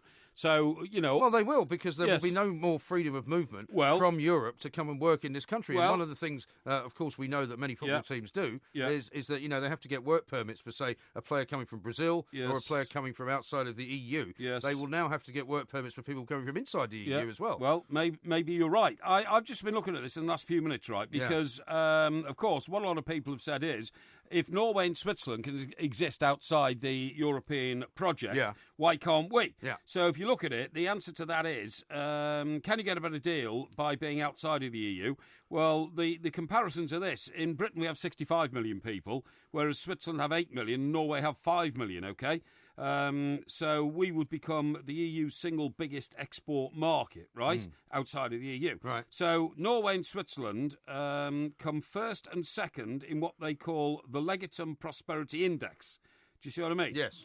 And their voters opposed EU membership, respectively, by 79% in the case of Switzerland and 82% in the case of Norway. Yeah. They are massive rejections, whereas our rejection looks like it'd be by a percentage of 2 or 3%. Yeah, right. Or something like that. But as we were saying earlier, no matter what the margin of victory is, unless it's literally like one person or two people, this is going to be the decision. Definitely. There's not going to be any recount. There's not going to be a reshoot of the referendum. Whatever happens, happens. No, if it'd gone the other way, the Remainers would have said, well, it's 3 votes, so therefore we remain. No, I totally agree. Yeah. But just to reflect on this, Switzerland and Norway, do they have a relationship with Brussels and with the European Union? It says they do pay Brussels, but less than we do per capita, far less in Switzerland's case. And as well as the freedom to sign trade deals with overseas markets, which in our case would be Australia and Canada and all that kind of stuff, they've signed them with the Philippines after just a few months of talks. They are self-governing democracies. The fact that they have their own particular deals with Brussels can show how silly it is to expect us, the UK, precisely to mimic someone else's. We'd get our own deal tailored to our own conditions on the basis of what Switzerland and Norway have done. Those who support coming out say we can thrive with a trade-based relationship with the EU without being a part of them. Now, let me ask you another question, because as we know, as you've said many times, people have to be able to change their minds. Are you still convinced, if it turns out to be a Leave vote, that it was a great idea for David Cameron to have this referendum?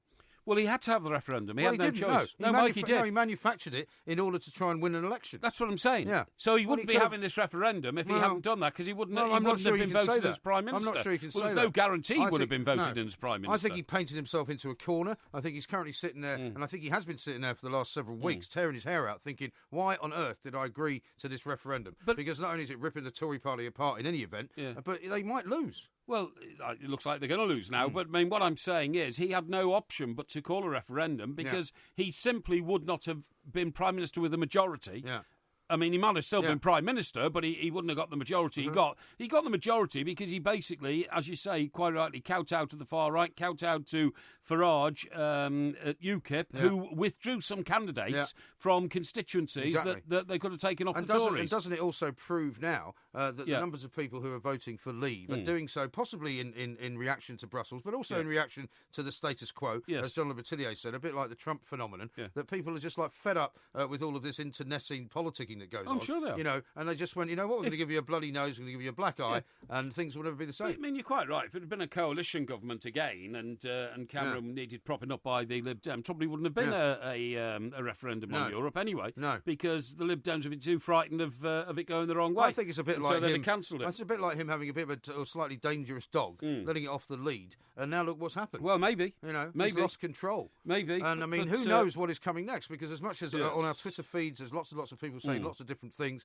Many very happy that it might well be a Leave situation. Some unhappy that it's not going to be Remain. But in the end, nobody really knows what happens next, and that's going to be the key. That's right. Let me give you some stats here, which are very, very interesting. Right. This is historically what I'm going to tell you because I'm a student of European history. Yeah. Now, when Britain joined the EU in 1973. The states that now make up the EU, accounted for 36% of the world economy. One-third. Right. One-third of the world economy. Right? Yes. Last year, that figure was 17%. So the EU is now responsible for 17% of the world economy. Right. So what we're getting out of now is nothing like as big as what we joined in 1973. Yeah. You see what I mean? What do you mean in terms of by comparison? Well, I'll tell you the figures. When we joined a bloc that controlled 36% of the world economy. But does that mean the other parts of the world have grown rather than the... Well, I'm about to tell you. We're now coming out of an organisation which controls only 17% of the world economy. So that's about other parts of it growing, because the EU has also grown in that period. No, well, but it hasn't grown economically. It's taken on more people, but they haven't been rich as rich as the others. That's probably all down to China, isn't it? Well, no, I'm about to tell you. Developing economies... we're going to run out of time in a minute. Developing economies grow faster than advanced ones, but the EU has also been comprehensively outperformed economically by the United States, Canada, Australia and New Zealand, all outside of the EU. It's not hard to see why Brussels are more concerned with keeping the euro together as a means to political integration than in the welfare of the people who have to use it.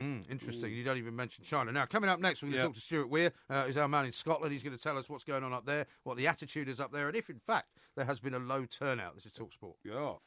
Just don't come home too soon. Just don't come home too soon. This is TalkSport. We are the Two Mikes. It's a referendum special. 85% probability of a Leave win is what the analysis is now saying. Still plenty of votes to come in. Plenty of numbers to be crunched. 269 out of 382 regions have been declared. 72% turnout, roughly 51.5 to 48.5 currently is what Leave is winning by. Let's talk now to Stuart Weir, our man in the north of England, specifically Scotland, of course, over the Hadrian's Wall. Mr. Weir, a very good morning to you. It's like being back in Turkey. Yeah, I know. Now, we're hearing that there's quite a low turnout, or lower than expected turnout in Scotland. I mean, it's the second referendum, I guess, in a relatively short period of time. Is that what people are saying? Yeah, I think it'll be very difficult for the EU referendum to capture the imagination quite as much as the Scottish independence referendum 2 years ago. Certainly because there's still a great many people thinking that regardless of how they vote, whether it was to stay in or whether it was to exit, does it really affect them? How's it really going to affect them compared to independence, and how that might have upset the apple cart slightly? So, again, it wasn't apathy as such. I just think people didn't, really grasp this referendum as much as they did the last one. Another thing is, when you have 2 in 2 years, I actually think a great many people in Scotland are still quite exhausted at what happened going back to September 2014 and the knock-on effect of that. Well, you've also had a general election between now and then as well, Stu, in which the overall majority for Nicola Sturgeon disappeared, didn't it? So, it's been a shifting landscape. But there's going to be big trouble now in Scotland because so many people in Scotland now regard themselves... Well, the SNP did very well. You're talking about in the general election where? The last general election. Yeah, but then that's when they got 56 MPs into Parliament, though, isn't it? Yeah, but what I'm saying is the overall majority is that Nicola Sturgeon had has evaporated, isn't it? Where? Yeah, in the Scottish Parliament. In the Scottish Parliament. Yeah, right, okay. absolutely. Yeah, thank you. Will you keep up, please? No, I'm just asking. You said a general election, so I'm just trying to work out what you're talking about. Well, I'm sorry, but I mean, Stuart knows what I'm talking about. You know, if you wouldn't interfere. Well, you've got to make it clear to people who are not necessarily students of politics like you are, Porky. Why are you complicating the issue? No. Anyway, Stu, what I'm saying is so many people in Scotland now regard themselves as an independent country anyway. They're going to be asking, well, hang on, Scotland didn't vote to come out of the European... Why are you doing that in Brazil? Come out of the European project. So I think there will be now another, terrific sort of cross-border battle. Yeah, I managed to see through your Welsh accent there, but... Yeah, thank you. Yeah, but no, I think, Nicola Sturgeon had said about a second independence referendum that, if there was a material change... Now, a great many people will put this down, if it happens to go in this referendum that we exit Europe, she will see that as a material change. Therefore, independence referendum number 2 may come around. The thing is, though, with the whole thing about Britain in Europe or not being in Europe, this is like trying to do a handbrake turn on an oil tanker. Yeah. And, for her to then turn around and say, yeah, we should have another referendum. One, what is the referendum going to be about? Because it could take so long for the UK to extricate itself from the EU. And secondly, what kind of EU is Nicola Sturgeon then going to align Scotland with? Because there are 6 or 7 or 8 countries and nations in Europe just now who are looking at the UK referendum and thinking to themselves, well, if they can go down this road, then we should put this to our people as well. I mean, there was one member of Parliament in Holland in the Netherlands saying that should the UK decide to leave Europe, he will table a motion almost immediately that the Dutch have a similar referendum, and that could be a knock-on effect right across Europe, because there are a great many people disillusioned with Europe, and again, whatever way you look at this, the fact that you've got to exit a club to get your point across maybe tells you that this club isn't really one that you want to be a member of. Yeah, it could be. Could be a complete disintegration, couldn't it? It could indeed. Let me just stop you guys there for a moment, because I've got a couple of questions for you about Scotland, Stuart. But Birmingham is about to be, I think, imminently announced. Sandy Waugh is here. Sandy, tell us what's going on. Yeah, we are hearing whisper that the Leave campaign are very optimistic, very confident that Birmingham has voted Leave. We're seeing pictures coming in from the floor with the Leave campaigners with their big Vote Leave signs above their heads, cheering. Now, we were waiting for these big population centre votes to come in. If there was to be any chance of this swinging back towards Remain, these sorts of clusters, Manchester, Birmingham, were going to need to vote in quite large numbers for Remain. And it's not been declared yet, but it's just about to be declared. And the other thing we've been watching is what's happening with the markets and the pound. I think you were mentioning this earlier, now at a 31-year low. Yeah, down to 135 or something against the dollar. Absolutely staggering stuff. Incredible. Let's just go back to Stuart. Yeah. Sandy, thank you very much indeed. If the Birmingham announcement comes in, we'll bring it right to you here on TalkSport. Stuart, I mean, Nicola Sturgeon has been very clear, hasn't she? I mean, when we were talking about Scots not particularly being that involved in this, and that's why there was a lower turnout than expected. Actually, it can be very significant for Scotland and for the rest of the UK, because Sturgeon has said in the past that if, in fact, it's a Leave vote and Leave wins, that they will want to get out of the United Kingdom because they want to stay in Europe. Yeah, and I go back to my point a couple of minutes ago. It's what kind of Europe you then want to be a member of, because I honestly see this as the first kind of crack in the European Union, because there are other nations who have maybe even bigger grievances than the UK, but they feel they've been stuck with this club and the EU going back many, many years, and now is a chance to put that to the test. I do wonder, though, Mike, about the stomach of the Scots nation about another independence referendum, because, Well, they can't do it any other way, though, can they? They can't do it any other way, but there has been a real split amongst a great many people, and we're talking about friends and family here, over what happened 2 years ago. And, to resurrect that again, I think a great many people really are not up for that kind of fight. That might work in favour of Nicola Sturgeon. It might work against her. Oh, it'd work against her, Stu. Stu, I'm sure that would work against her because, I mean, she becomes powerless, really, doesn't she, in a situation like this? She has demanded that Scotland want to remain a part of Europe, but has no mandate now to make them a part of Europe. Right. Also, I mean, she's also said that she'd want to hang on to the pound, and I'm sure that, currency fluctuations being what they are, it will come back. But at the moment, it doesn't look like you want to be part of the pound, does it? No, well, one of the interesting things around the Scottish independence referendum was that people asked the question, what will we have, what coinage will we have in our pockets? And nobody could tell us. Now, if the Bank of England came out and said, no, you're not going to have the pound, and Scotland was saying, well, we'll align ourselves with someone else, is there going to be any value in aligning yourself with the Europe? Is it going to be the American dollar? Where are you actually going to get your currency from? And again, just picking up on Porky's point there, I think it's really, really difficult to second guess anything at all in politics just now, because people are just not buying the messages that they're supposed to listen to, and they're making up their own mind in these things. Absolutely. And the thing about this morning or yesterday morning, you could get 14-1 on Brexit winning this two-horse race, and now it's going out to 3-1 on.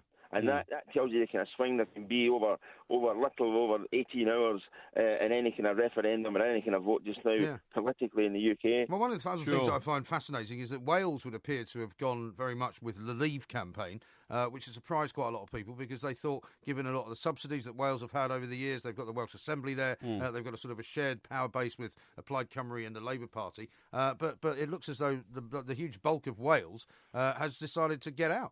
Yeah, I think that there's, in terms of the arguments that have been made ahead of this, economic arguments, I have not seen one single breakdown telling me how much Scotland benefits from the handouts from Europe compared to what they actually receive from the UK and how that might change. I even asked someone the other week there if they could tell me that, and they went, well, that's in the minute detail of what negotiations would take place after that. So I think you actually want to know these things before you set out on this. And again, even if this goes in favour of the Leave campaign, I still think there's going to be, hundreds of questions and very few answers that are going to be asked of them. Simply because you're sticking your finger and sticking it up in the air and see what way the wind blows. Because you cannot be definite about anything just now. No, absolutely right. I tell you what we can be definite about is that southwest of England appears to have gone massively for Leave as well. Bournemouth, where your family seat is, of course, 53 down to 47. Stuart, thank you very much indeed. Stuart Weir there giving us the lowdown from Scotland. It's all very much up in the air. It looks still as though the Leave campaign is going to have won. But, it could change, but that's very much what people are predicting. I think this is the beginning, as I said to you at the start of the show, of a very, very different political landscape, a completely unknown area that we're about to enter into. And if I was David Cameron, I think I'd be quite worried. Well, I'd be quite worried about David Cameron, and actually I think what we should look at next is what happens now, because if we take it as an out result, which is, they've got a 3% lead at the moment, and that is a big swing to have to turn around under any circumstances. What happens next? I mean, I'm literally thinking, what happens tomorrow morning? David Cameron will have to come out of Downing Street, walk up to the podium. He might have to go. No, he won't. He's got a sense of public service, and in my view, he will wait at least until the Tory conference in October for two reasons. Firstly, you can't just say, right, that's it, I'm quitting, because he looks like a quitter. But secondly, already, as we said earlier on in this programme, Boris Johnson and Michael Gove have sent him a letter anyway saying, please don't resign your post. That tells you a lot, doesn't it? Well, of course it tells you a lot, and it'll all be sorted out at the Tory party conference in October. Europe has always torn the Tories apart. It looks like it may well tear them apart again. Well, as I predicted, and as you said, wasn't going to happen. No, However, I didn't say that. I didn't. You said that this was a great idea by Cameron. He had to do it, and you said that he would survive. No, I didn't say that. What I said was, he's survived. He's won 2 elections, right? Nobody knew what was going to happen in this election when we talked about his future, but I still believe he will come out of it in a position that is good for the country, and that's the main thing. Well, I would say that's incorrect. However, we've got lots more to do. This is TalkSport with the Two Mics. It's a referendum special.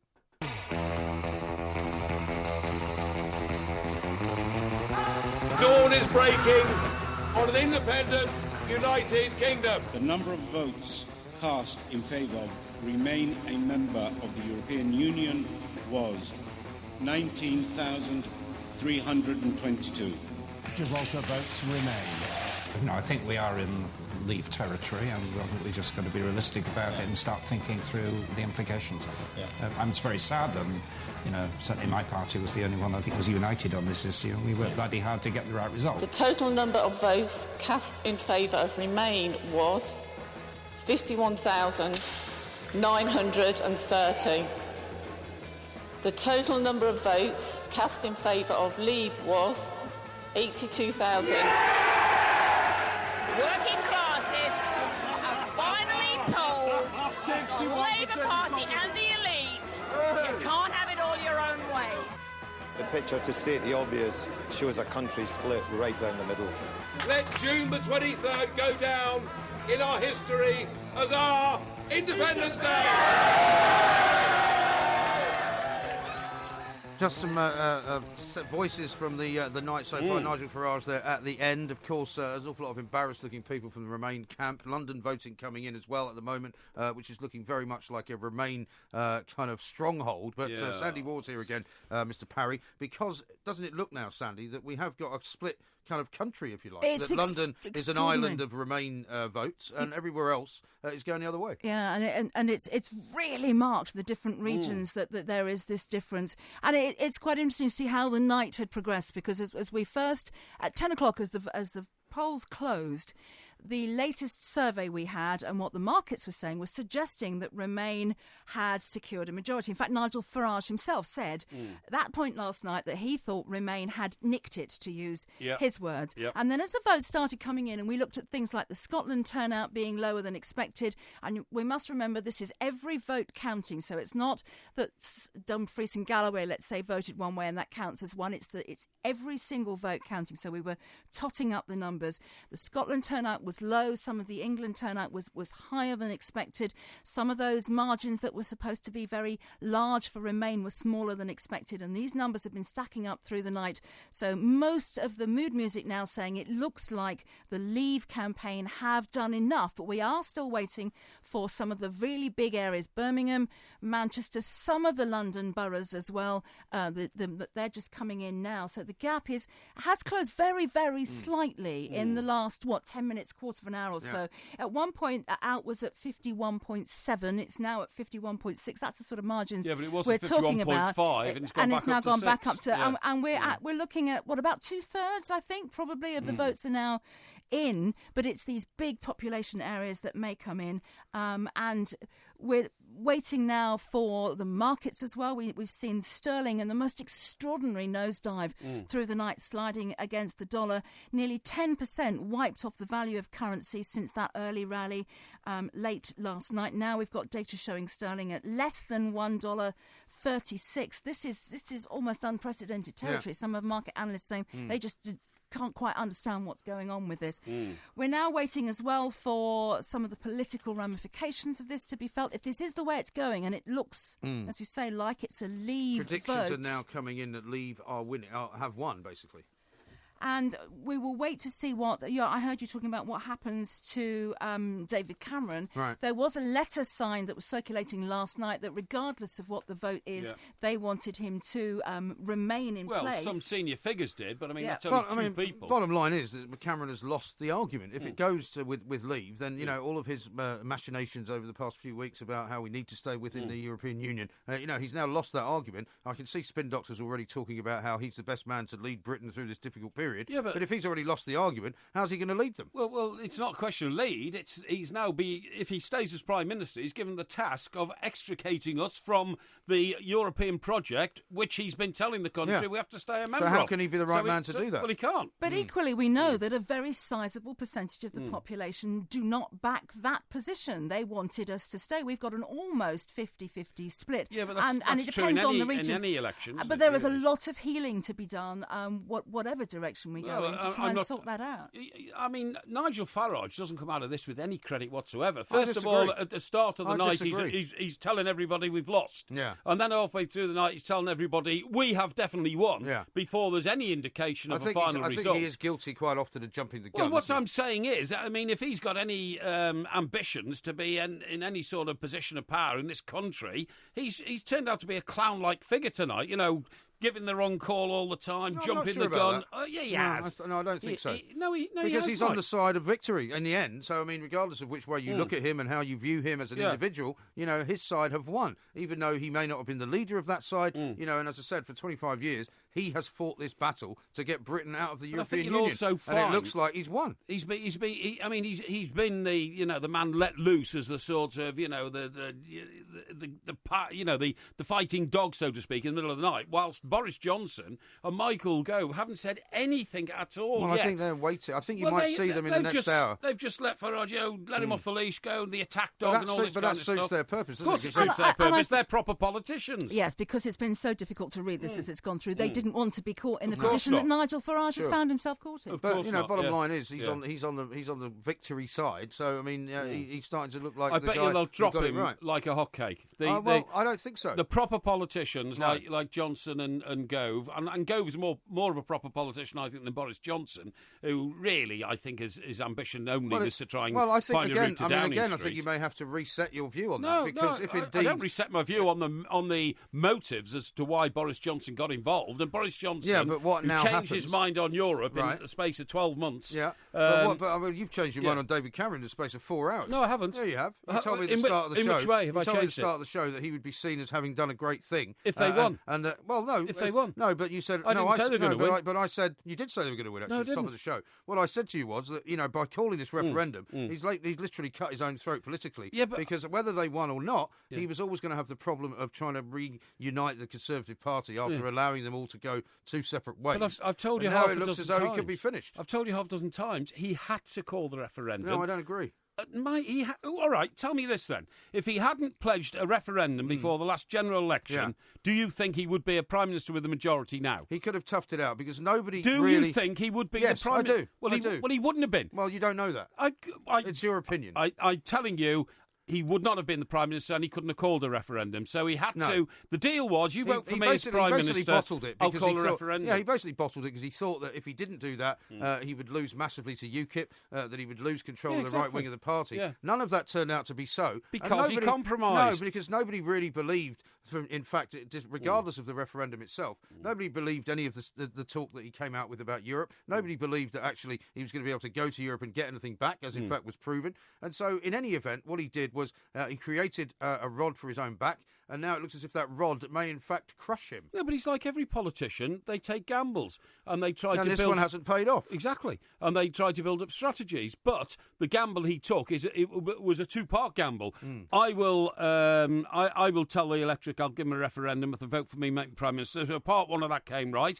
Then the second part... And everything has shifted in the 2 years since he came back to power as Prime Minister with a majority. Everything has shifted because, and we're all so much more aware of it, the immigration system is so out of control that every day the people saying leave, we're using the rampant immigration situation, the pictures every day, the riots at Calais, people sadly drowning in boats on the Mediterranean. They've said this is what it's all about. And that situation wasn't there, or certainly wasn't there so visibly publicly when he was returned as Prime Minister with a majority just, 18 months ago? Exactly right. Yeah. Fascinating stuff. John Rentoul, chief political commentator for The Independent, is going to join us in the next hour. Great. It'll be fascinating to see what he's got to say about what the future holds, because that is now where I guess the focus will turn, as we've been suggesting. Forecasting is now suggesting that UK has voted to leave the European Union. What it's going to mean for all sorts of things, the financial businesses in this country, any of the deals that we have with free movement of people. I'll tell you what else we have to ask the question about, is what are they going to do about all the people who are already here from the European Union? Are they going to suddenly start rounding people up and deport them? I mean, it's a physical impossibility. Yeah. As I was saying earlier, you go to any restaurant, you go to any bar, you go to any hotel in this country. Yeah, but they're here quite legally. Of course they are, but now, if the freedom of movement and the freedom of working within the European Union is no longer applicable, then they're not here legally. I don't think it can be retrospective. Well, you can't retrospectively say to people, right, you've got to... I mean... But we don't know that, do we? That's the point. Well, in what way could they say, oh, we let you in when the rules were like that, but now you're going to have to go? What they could say to them is that you will now have to come to the Home Office and you will have to do what everyone from outside the EU does, apply for a working visa, and we will look at each individual case. It'll be chaos. No, it won't, because chaos. When they entered the country, the rules for them to be able to enter the country were as written down. That's right. They changed the rules. You can't just tell everybody to go home. No, but what they can say is that you now have to apply for a visa. You have to tell us why you're here. A lot of them are British citizens anyway. Well, I'm talking about the ones who are not. Yeah, well... Because they haven't needed to be. Well, you say that because of the freedom of movement and all that, but I can't say how retrospectively they can do it. Well, we'll have to see how that all works out. The other very important issue is that only last weekend, George Osborne, who I haven't heard from, the Chancellor, said, well, I'll have to introduce an emergency budget, and there's going to be massive cuts to public spending, 3p in the pound rise in income tax, horrendous financial penalties for voting to leave the EU. Yeah. Now, if he now says, oh, I've decided I don't have to do all that, well, his credibility as Chancellor's disappeared, so he'll have to go. He'll probably have to go before Cameron. Well, that may well be. And certainly the way the pound is going, it's at a 31-year low. It's now trading at something like 135 and dipping against the dollar. It's a disaster for Osborne, a disaster for the pound, and pretty much a disaster for David Cameron. This is Talk Sport. Goodbye, my friend. Such a kind that I can still feel you here. It's not the end. Gotta keep it strong before the pain turns into fear. So glad we made it. Time will never change it. No. This is Talk Sport. We are the Two Mics. It's a referendum special. Some people may regard it as shock news. I certainly do. That it's now been predicted that Leave has won. If you're just joining us, it's been a pretty volatile night. There's 315 out of 382 votes declared around the country. It looks as though 13,500,000 have voted Leave so far. 12,635,000 have voted Remain. Scotland was an important part of the Remain deal, but certainly it looks as though they didn't turn out in as many numbers as people expected them to do. Yeah. And what I should ask you now, Porky, I guess, is since we started the show and said that generally speaking we were on the side of Remain because we thought it was better to stay in the European Union than to leave, whatever reasons we had for that. What are you going to do now? What are you going to do now? Well, what I'm going to do is adapt and adopt. I'm going to adopt the new system and I'm going to adapt to it because otherwise I'm going to spend the rest of my life banging my head against a brick wall and saying it didn't go the way I wanted it to go. Yeah. Tough luck. Right. You've got to get into the system that's going to prevail. Yeah. And if you don't do that, then you don't believe in democracy. No. And of course, also what I suppose we'll now find out is the questions that we didn't get answers to before this vote, which was what exactly will happen when Leave wins, if Leave wins, because we were talking earlier about the vast numbers of Europeans who are already in this country. They can't, as you say, suddenly just put a ball up and say, right, nobody else is allowed to come in. Yeah. We'll have to watch and see, first of all, who's going to be left in charge of the government, whether it's Cameron or somebody else. Absolutely. And they're going to then have to have quite a long-term project. I mean, people had estimated maybe over 2 years they'll have to come up with new rules about immigration. Yeah. No, I totally agree. The first thing politically, Mike, is that Cameron now... You're quite right. He's under massive challenge, but A, I don't think he's a quitter. B, I don't think Boris Johnson, who is the most likely candidate to be put forward by the Brexiteers as a challenge to him. Well, a lot will depend on who's supporting who, I suppose. I agree, but I don't think they're ready for that yet. I think they want to see the the lie of the land, and I think they want to see the whites of the eyes, and they want to see everything right. But what I'm saying is that in my view, the guy who's got to go is George Osborne, the Chancellor, and it not just for maybe that's why we haven't seen him. Well, it could well be because he might know that he's got to. He might also know that David Cameron will have to make some sacrifices in order to be able to show people that he's taken notice of the vote. Right. And one of the sacrifices he's prepared to make is to throw George Osborne overboard, because Osborne, being Chancellor, put out these scare stories all the way over the last 2 or 3 weeks. Well, Cameron did as well, didn't he? I mean, everyone was guilty of putting out an awful lot of fake propaganda. No, I totally agree. So remember, he said that,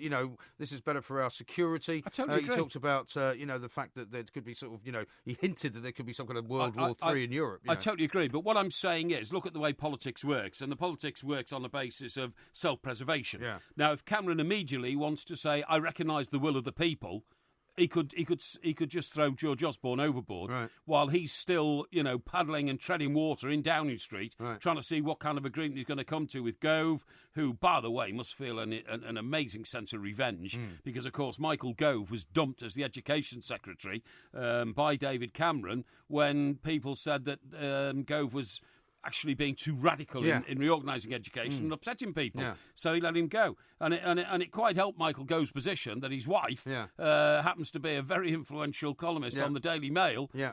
Sarah, what's her name? Sarah Vine. I mean, that's another reason, is it not, why Cameron's judgment has to be called into question, because having made that, and you and I differ on why he did it and whether he should have done it, allowing a referendum to take place, but his second error of judgment, surely, was then allowing very senior members of his own cabinet to go against the government's wishes and to actually mount a campaign on the other side. I don't think he could have done anything else. If he'd have said to any of them, because this is one option put up to him at the start of the whole referendum campaign, if he'd have said anybody who's not with me is against me and then sacked them from the cabinet, that immediately would have created tremendous sympathy, even more sympathy than apparently there is, for the Brexiteer campaign. Again, even more reason for him not to have done it in the first place. Yeah, right? Exactly.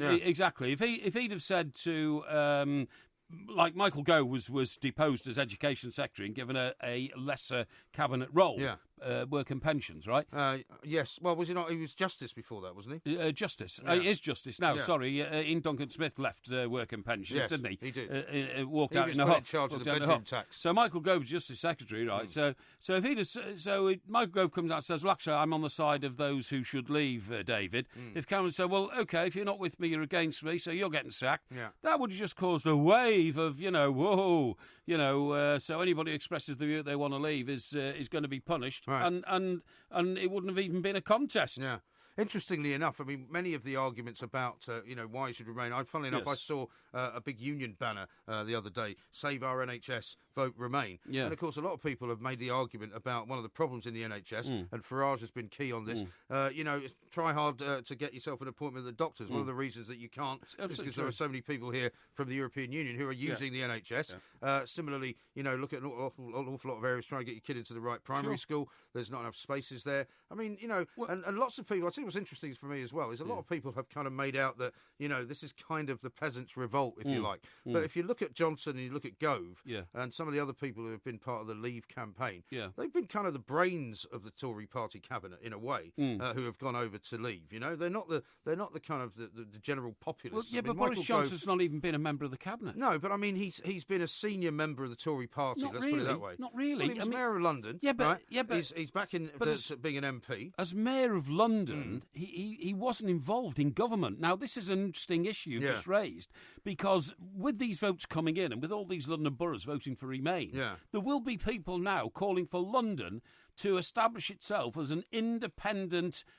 regime within the United Kingdom. Well, that's when it starts to get daft, isn't it? Well, because 90% of the wealth of the country is generated in London. Yeah. I mean, what does Washington, D.C. call itself? Washington, District of Columbia. Yeah. Because when it was first founded, and all those days ago, and George Washington founded all that kind of stuff, he said that the independence of the political against the people and all that should be absolute. That's why they call it the District of Columbia. Yeah. Now, but somebody will come along... But in a way, it's a state within a federation, isn't it? Of course it is. Of course it is. It's not independent. Of course it is. But somebody will come along... I mean, already there have been calls for London to be different to the rest of the United Kingdom because of the difference in wealth. Yeah. I mean, the difference in wealth between a working class person living in Romford in Essex, which is in Greater London, and a working class person living in Burnley is enormous. Yes. And it looks like the people from areas like Burnley and from Teesside... This is what we were saying earlier about the divide in society. Absolutely, have said, we want to get out of Europe. Yeah.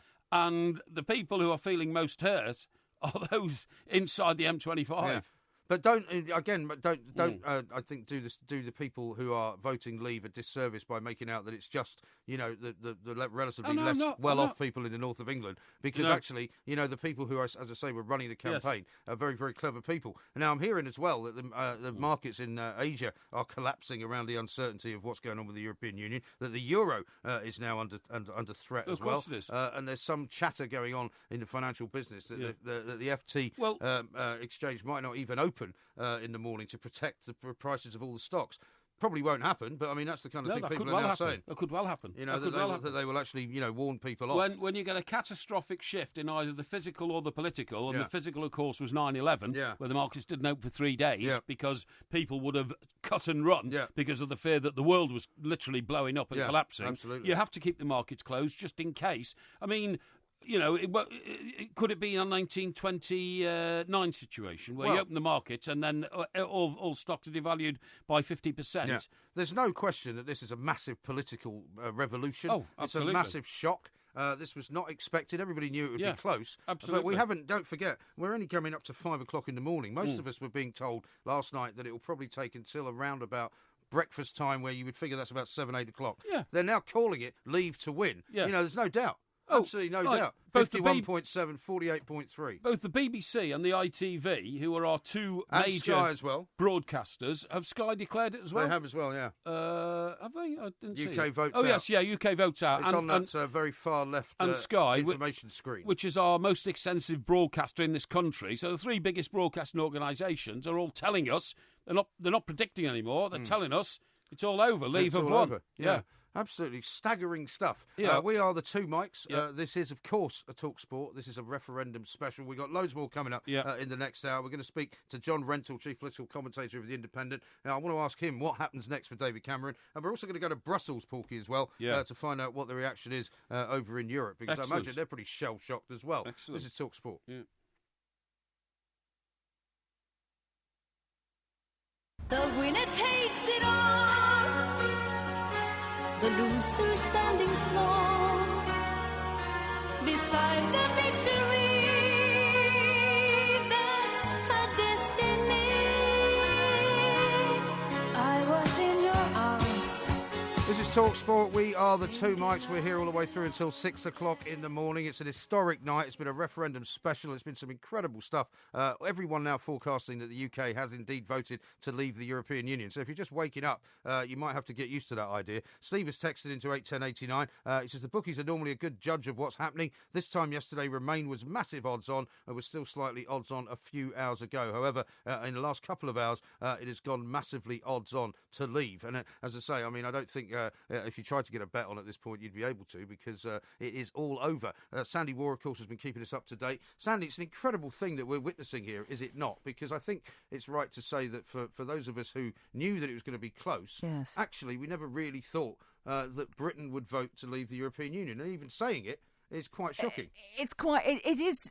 We've been saying this all night. It's historic. It doesn't seem like a big enough word to be using in this context. And lots of consulting going on now. What happens next and what procedures are put in place. And as we mentioned right at the start of the night, this is not legally binding anyway, in theory. So there's now got to be all sorts of parliamentary procedures. But I can't about imagine Cameron through. trying to weasel out of it on the basis that it's not legally binding. So I think he might find himself being hung by a yardarm somewhere. Lots of implications for the parties themselves and how they're going to heal the divisions. And how do you sit around a cabinet table with a colleague who has said the sort of things about you that have been said in the course of this campaign? How do we cope with the fact that different regions have voted so dramatically different and the split has been really very pronounced in different parts of the country? But also the ramifications, Mr. Parry, for the rest of the world. Where, as I say, we're already hearing that Asian markets are down. There's a bit of panic going there. The euro as a currency is down as well, with uncertainty. And you have to say, as we've been saying all night, that there will be other countries in Europe looking at what Britain has done and gone, you know what?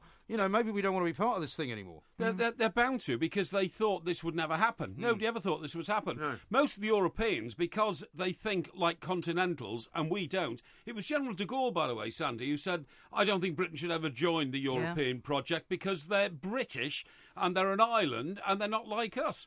Well, that now seems to have been proved. It might well mean that Scotland stays in Europe as an independent country. Wales stays but they're not an independent country yet. Yeah, but they're not yet. No, that's so where they want to they've go. got to become an independent country first. I'll tell you the most interesting response will be from Angela Merkel in Germany. Yeah. Because she now has got she's got huge questions to answer why she couldn't make it attractive enough for Britain to stay. Not to David Cameron, but to the British people. Well, why didn't she reach out to them? The next thing we know was on the timetable, and we'll watch for this, and I expect it won't be for a good few hours yet, is a statement from Downing Street from the Prime Minister. That's he'll what have to we come expect. out. He'll have to come out and say something quite soon, I think, about what happens now. And if he'll be damned whatever he does. If he says, I've got to resign because I wanted this policy and it's been rejected by the British people, he'll be accused of throwing the country into panic and chaos. If he stays, he'll then be asked by his detractors, well, your job now is to negotiate us out of Europe, and you're the guy who wanted to stay in Europe, so how are you going to fix that one? I'll tell you what will happen, by the way? Sandy. Have you seen the time? It'll go to October to the party conference, I bet you. The Two Mikes, simulcast across the UK on Talk Sport and Talk Radio.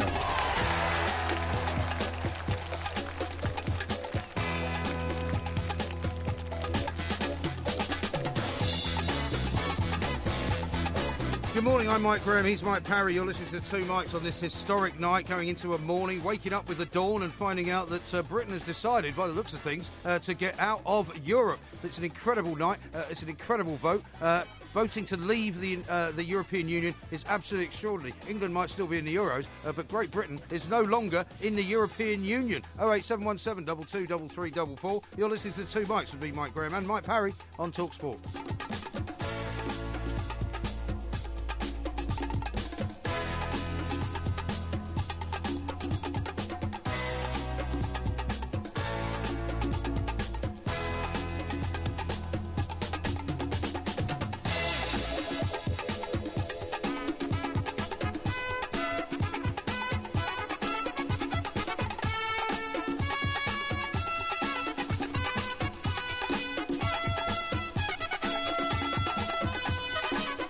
This is Talk Sport. We are the Two Mikes, and of course, as we were saying, since the polls closed at 10 o'clock last night, we first had quite a few situations going on. First of all, Nigel Farage conceded defeat. Basically, there was a lot of talk about what the Leave voters were going to be doing, what the Remain voters were going to be doing. Looking at some of the front pages this morning, Mr. Parry, which is probably slightly unfair because many of them went to press. Well, these are the first editions. These are the first editions that would have gone to press last night around about midnight, when indications were that it looked as though actually Leave was going to win. Absolutely. Then Remain was going to win. Nobody really knew. Just read you the Sun headline. Breck's mad. Farage concedes to Remain. And so they're calling the fact that... the Mirror says the same thing, as Farage all but concedes defeat, and after the fear and hate, Britain needs Remain and Leave supporters to start the healing process. That's right. Which is probably true. That's right. Because they will have to do that. Closest call for Britain. The Times went neutral. But they went neutral, but they also said it looks like a 4-point lead for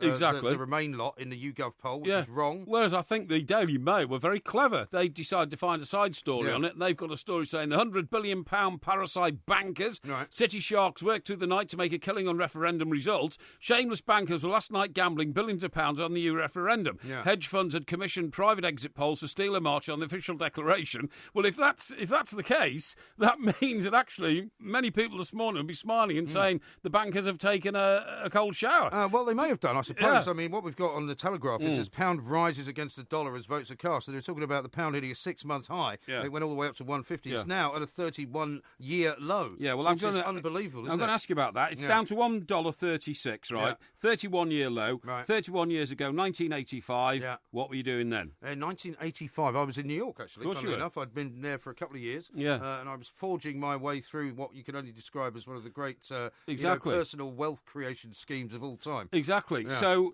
you were in New York. I was very young as well. And I was in New York as well. I think you were, I was first time in New York. Because you went back to London in 86, I think, didn't you? Yeah, 86, it was just around when we first met, wasn't it? Exactly. So 31 years I've known you. Yeah, 31 years. So what Shocking. what I'm saying is we had a clutch of our dollars, right? So we got on the plane in 1985 with, say, $300. And then when we got to London, we changed it into pounds. So if it was 136 into 300 in those days, we would have got about... Go on, work it out. Well, I normally work it out the other way. Yeah, exactly. So if you were bringing 100 quid from London, that's right, $136. £136. Let's do it that way. $136. No, $136. I remember though, in a time I think it was later on in the 80s. But now, if you took it, or last night if you'd taken it, you got 150. You got 150. Yeah. Well, funnily enough, I was going to say that I think it was later on in the 80s when I can't remember what the reason for it was, but it went down to practically parity. Yes. And it went all the way down to about $104 to the pound. Yeah. So if you were getting paid £100 for something, instead instead of getting 140 odd or 130 odd, you just about get the same money. Yeah. $103, $104. Fortunately, thanks to the National Union of Journalists, whom I was never a willing member of. Oh, right. I didn't think you were ever a member of it. Actually. Oh, yeah, it was, yeah. You had to be. It was a closed shop. They forged a fantastic agreement that, believe it or not, when their correspondents went to New York, like me, you got a permanent exchange rate of $2.40 to your pound. Right. So when it was down to daylight robbery, it was absolute daylight robbery. So supposing they were paying me in those days £20,000, right? It meant that when they sent that money across the Atlantic, I got $44,000. Yeah. It didn't matter if it went down to a pound. I should only have got $20,000.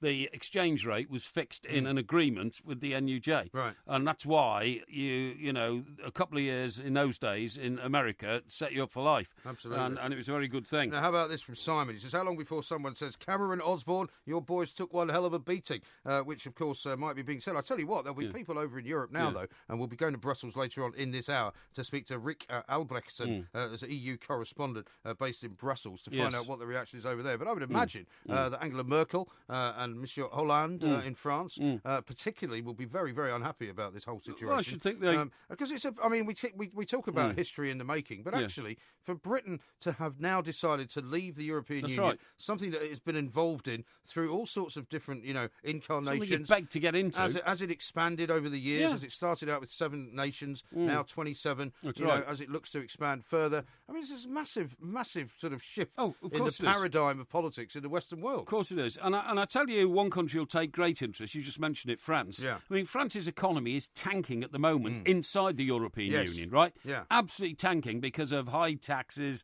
kind of, sort of Hollande policies, which have led to, big unemployment increases and all that. They might look at it, and who knows, in 2 years' time, we might be doing better. Well, they might say, what is the point of the European Union? And this is what I'm saying. It could be the beginning of the collapse of course it could. Of other countries. I mean, certainly Italy is questioning their membership of the EU. Sure. Over the course of the last 2 years or so, the bailing out of places like Greece, who should never have been invited in the first place because, their whole kind of qualification process was basically screwed up by Goldman Sachs, who were told, make sure that they fit the criteria, get them in. They've gone completely down the toilet. And it has been a disaster of Angela Merkel's creation, I'd have to say. Oh, definitely. I totally agree. Yeah. And if it happens, and it is going to happen now, it looks like it's going to be leave, we've then witnessed 2 of the greatest dissolution of political power blocks in the history of mankind. One of them was the Soviet Union, which collapsed when the wall came down, and the second one will be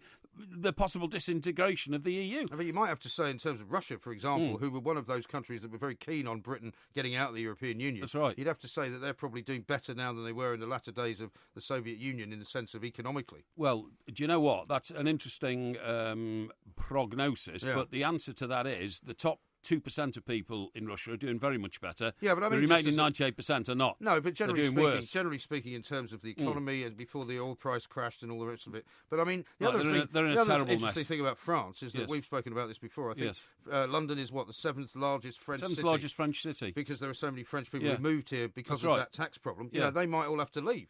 And what will that do to the property prices? Yeah. What will it do to people who are used to seeing an awful lot of money swilling around in the UK coming in from Europe? I mean, it's all going to be up for grabs. Does it mean, for instance, now we will forge closer bonds with Russia, who wanted us out? I don't see that. Will we forge closer bonds with Switzerland and Norway, who are not in the European Union? I don't see Will that we either. forge closer bonds now with China? I mean, for instance, we've already got pretty good trade deals with China, which I'm not sure necessarily anything to do with us being part of the European Union. Yeah, but nevertheless, a trading bloc that exists between Europe and China does bring tariff problems. Yeah.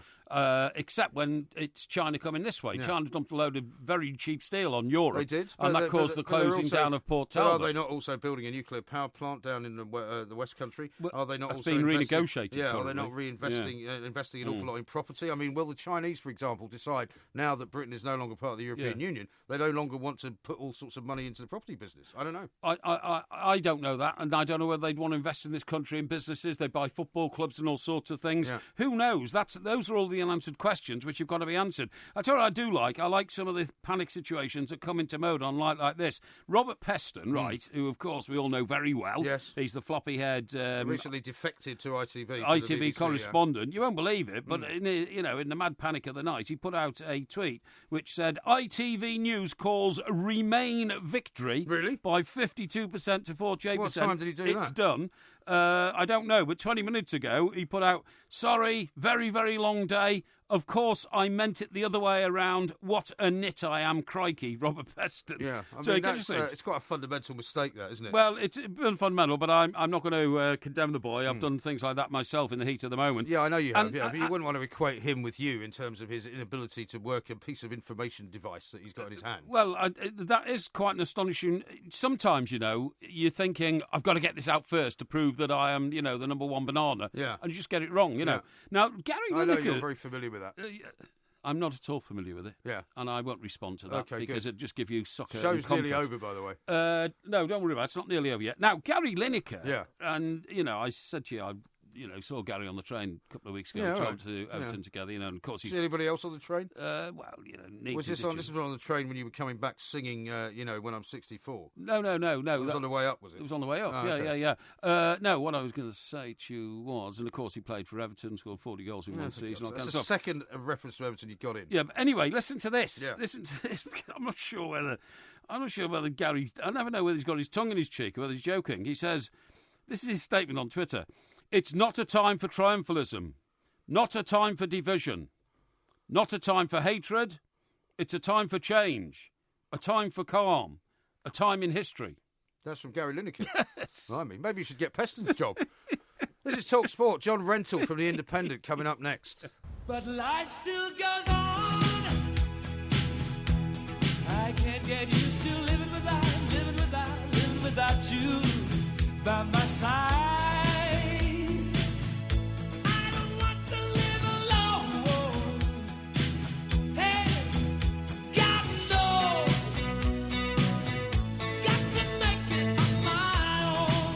Talk Sport, we are the two mics. It's a referendum special, and if you're just waking up, the news appears to be that we are no longer in the European Union. Let's talk to John Rentoul, old friend of the show, chief political correspondent, commentator, I should say, for The Independent.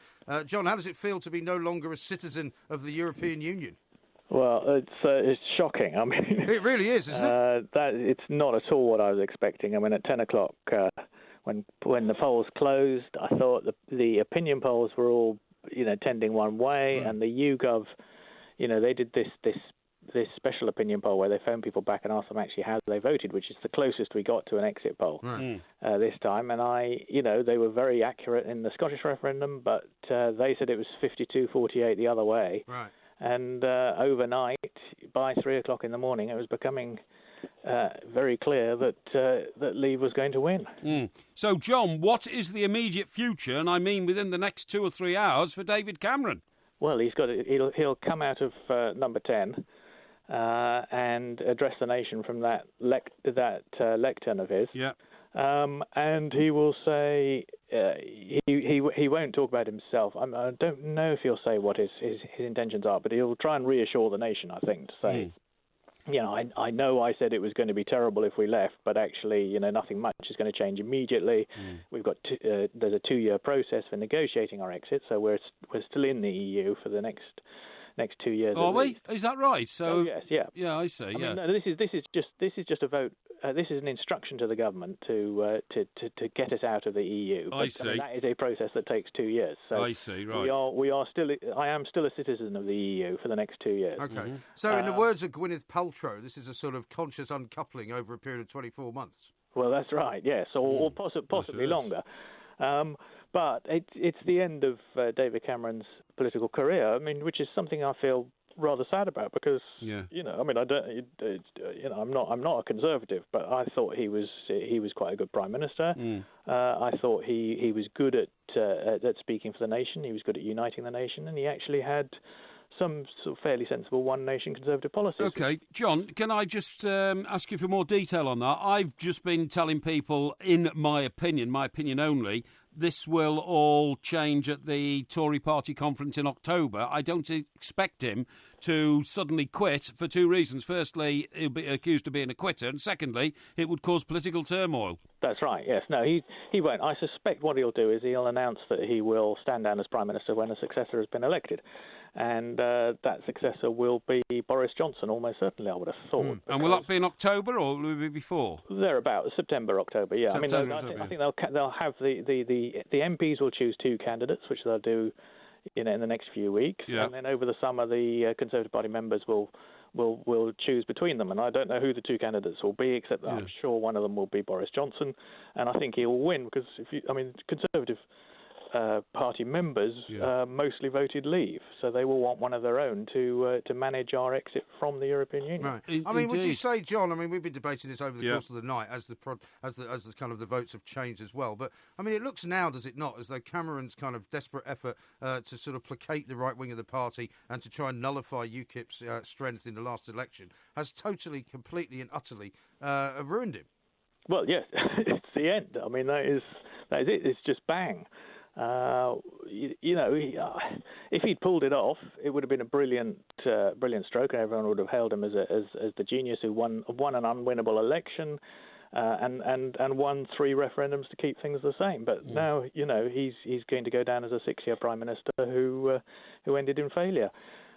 John, can I put this to you, please? Because time is so short now, and you're such an experienced political commentator. This could be a Jeffrey Archer book. Boris and Dave met on the playing fields of Eton. Yeah. And what happened 30 years later? Actually, I think Boris is the extraordinary thing is Boris is actually older than. He's 3 years older, isn't he? Yeah, he's 3 years older. And by the way, did you know? I'm sure you did that David Cameron got a first-class honours degree at Oxford, but Boris didn't, and he's resented that. Sorry. Boris got a 2-1. Boris got a 2-1. Boris says that PPE isn't a proper subject, so his was in history. So I thought his was in classics. It might have been. Anyway. Yeah, Latin and ancient Greek. I think what's interesting as well is that we haven't yet seen anything from. It's all been relatively junior ministers so far. We haven't really seen anything from Michael Gove, from George Osborne, from Cameron, of course, who, as you say, will come out, or Boris.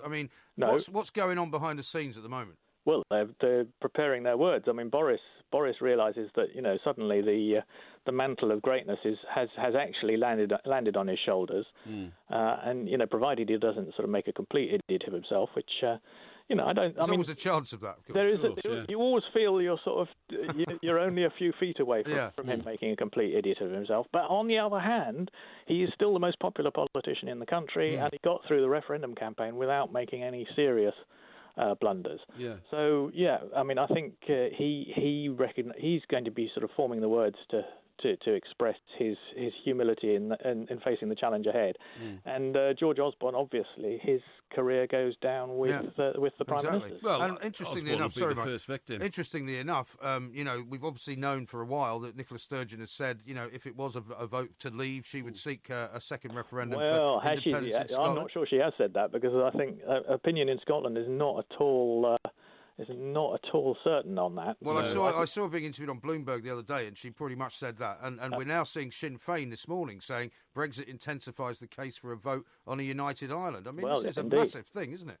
Well, it does. The extraordinary thing is that Scotland and Northern Ireland have voted to stay in the EU, and England and Wales have voted to come out. Right. So that puts the United Kingdom under real strain, and that's going to be another thing that's going to have to be resolved in the next 2 years. And what do you think is going to happen to the European project, as we've been calling it? There must be quite a bit of fear and loathing going on in Brussels now as well. Will there be other countries of the European Union who look at this and go, well, maybe this is not such a great thing to be involved in as we thought?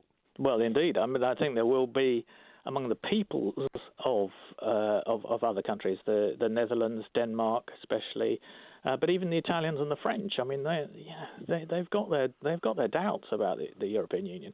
Their elites certainly much more committed to the project. But what we've just had here in this country is a revolt of the people against the elite. I mean, all the leadership of all the four main parties in Parliament were committed to the European Union, and yet the people have just told them to get lost. That's right. London in particular wanted to stay, John. I mean, does this once again raise the spectre of London being almost an entirely separate state from the rest of the United Kingdom? Well, I think that's been true since Roman times. But I mean, you know, I think London is very different from the rest of the country, and this is going to come as such a culture shock to the metropolitan elite, London liberal elite, of whom I'm a proud member myself. But I'm a bit of a Eurosceptic one. Yeah.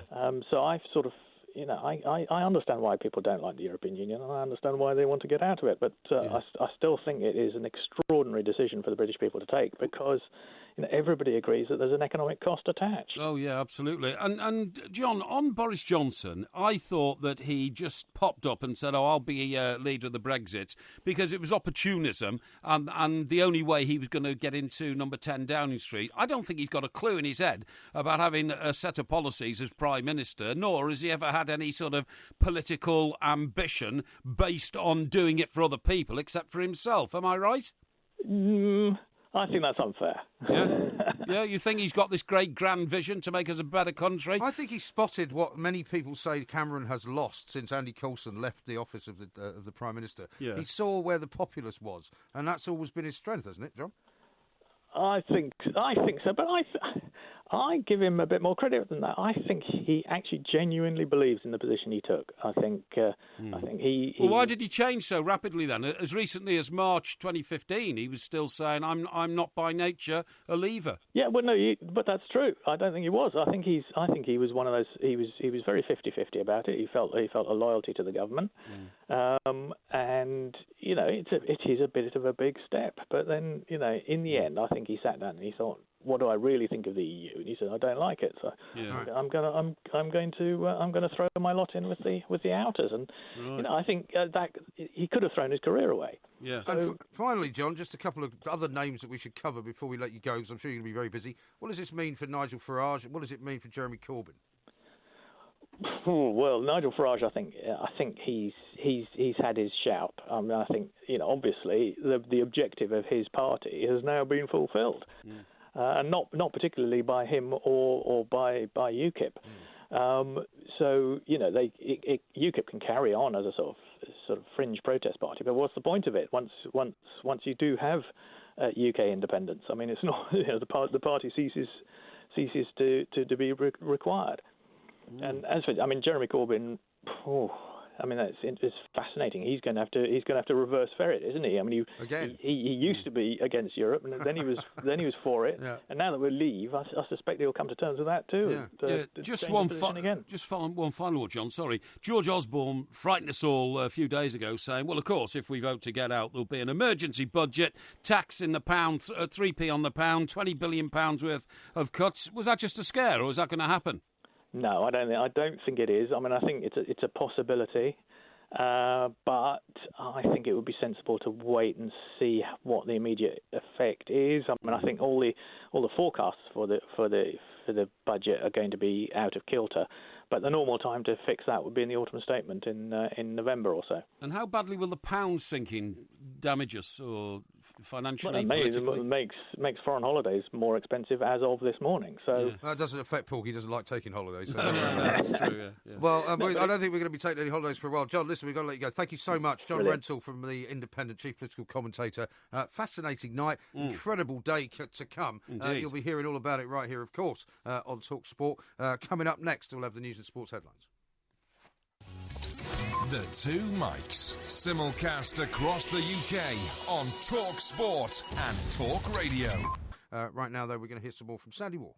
Yes, the questions now really is what happens next. As you say, we weren't really expecting that result perhaps to be as early as it was, and actually quite a large majority in the end for Well, at Leave. the moment, it's looking like, not far off, certainly over 1 million, isn't it? Yeah. And so who speaks next, what they say next, lots is going to be read into that. We've heard within the last half an hour or so from Nicola Sturgeon. The big question is what's going to happen with Scotland, and some Scottish MPs, ministers, saying they won't rule out this question of another referendum in Scotland. They're saying Scotland has clearly given a mandate that it wanted to remain, and if it is forced to withdraw against its will, that could cause significant political implications there. We will keep an eye on what's going to happen with the markets.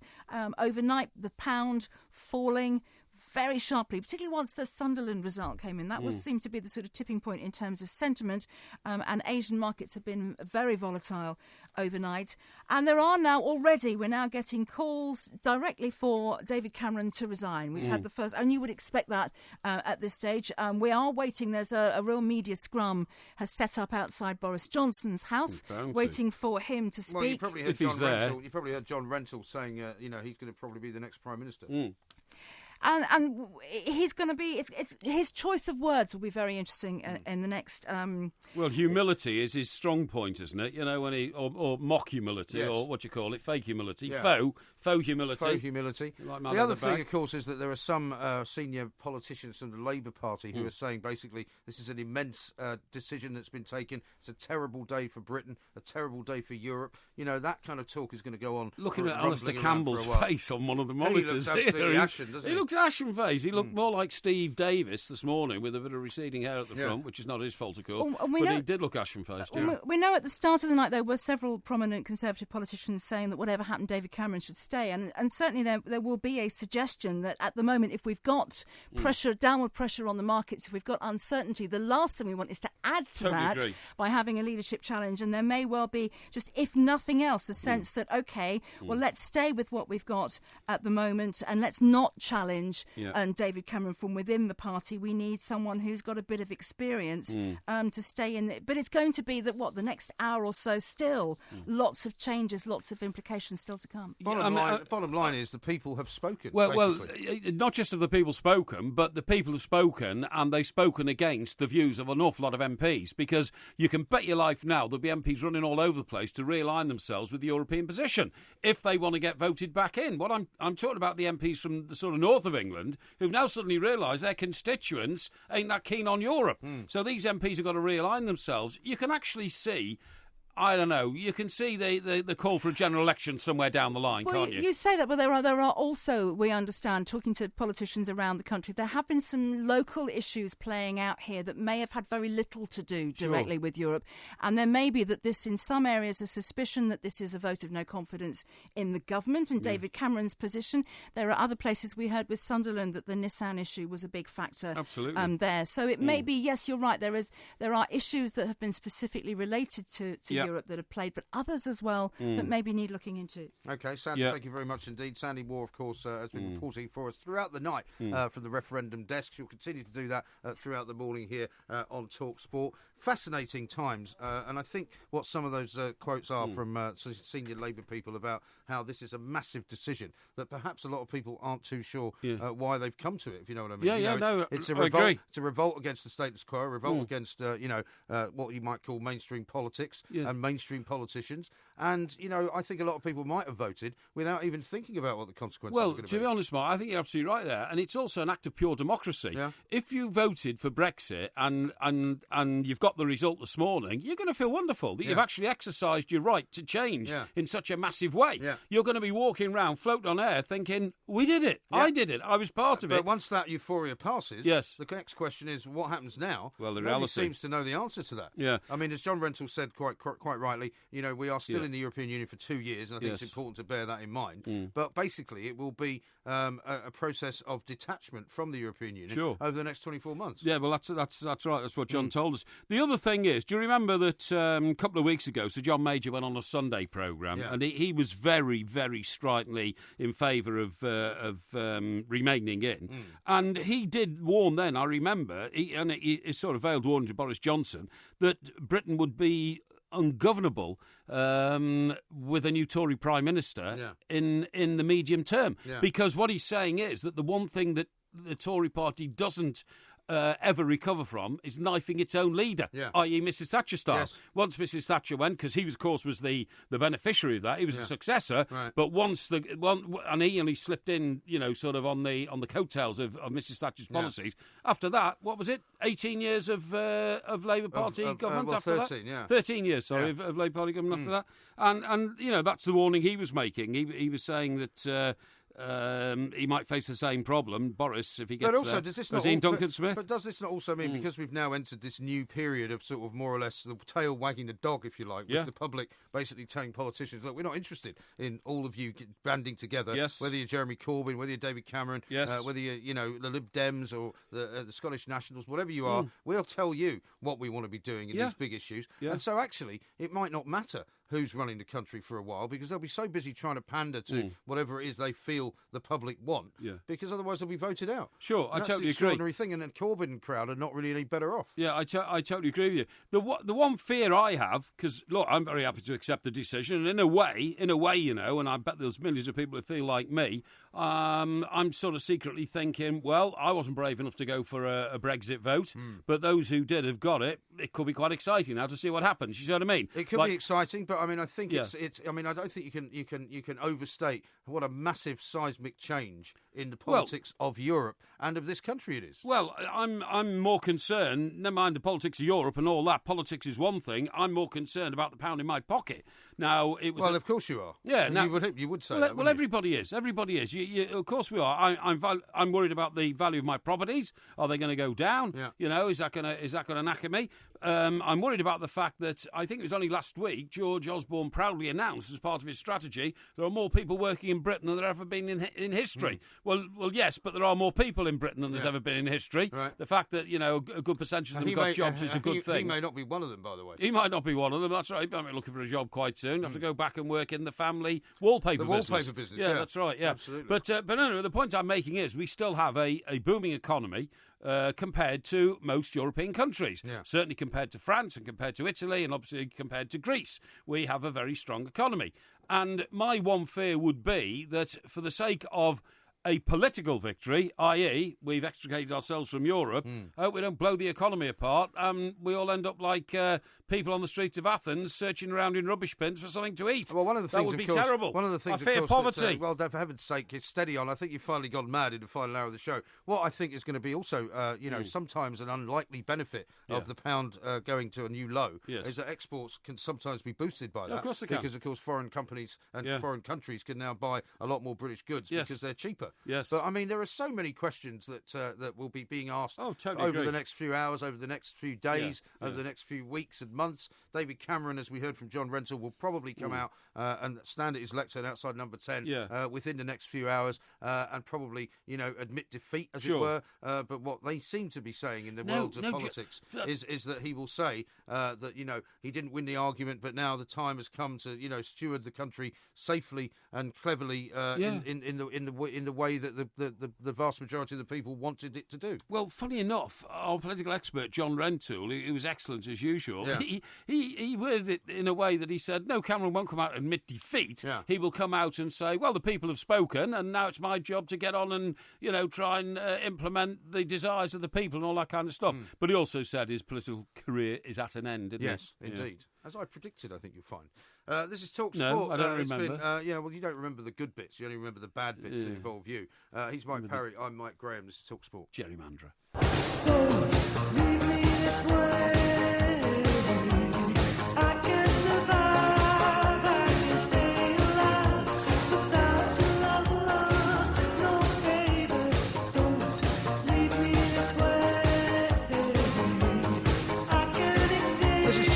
It's a referendum special. It's Mike Graham and Mike Parry. We've been here since 1 o'clock. It's been quite a remarkable night, quite an historic night. We're now starting to sort of take in what has happened. It's basically that the UK has voted to leave the European Union. In Brussels, of course, there will be talk about this for many, many months to come. It's going to take a couple of years for the whole thing to sort of fall into place. But let's go over to Brussels right now, Mr. Parry, because we've got a correspondent there by the name of Ricky Albrechtsen. He's going to tell us what the immediate reaction is. Ricky, very good morning to you. Welcome to the show. Thank you. Is this as much of a shock to you as it is to us, I suppose I should say? Absolutely. This is a real shock. Brussels is waking up to a completely new reality. And what does that mean for Angela Merkel? What does it mean for the guys running the European Union, the people who some of the voters over here have referred to as the unelected officials? I mean, this is kind of a seismic shock, I think, for Britain, but more so really for who's left in the European Union. Well, we'll have to see that because, I mean, there are 27 other countries in the European Union, so it's not like we're going to close up shop just because you want to leave us.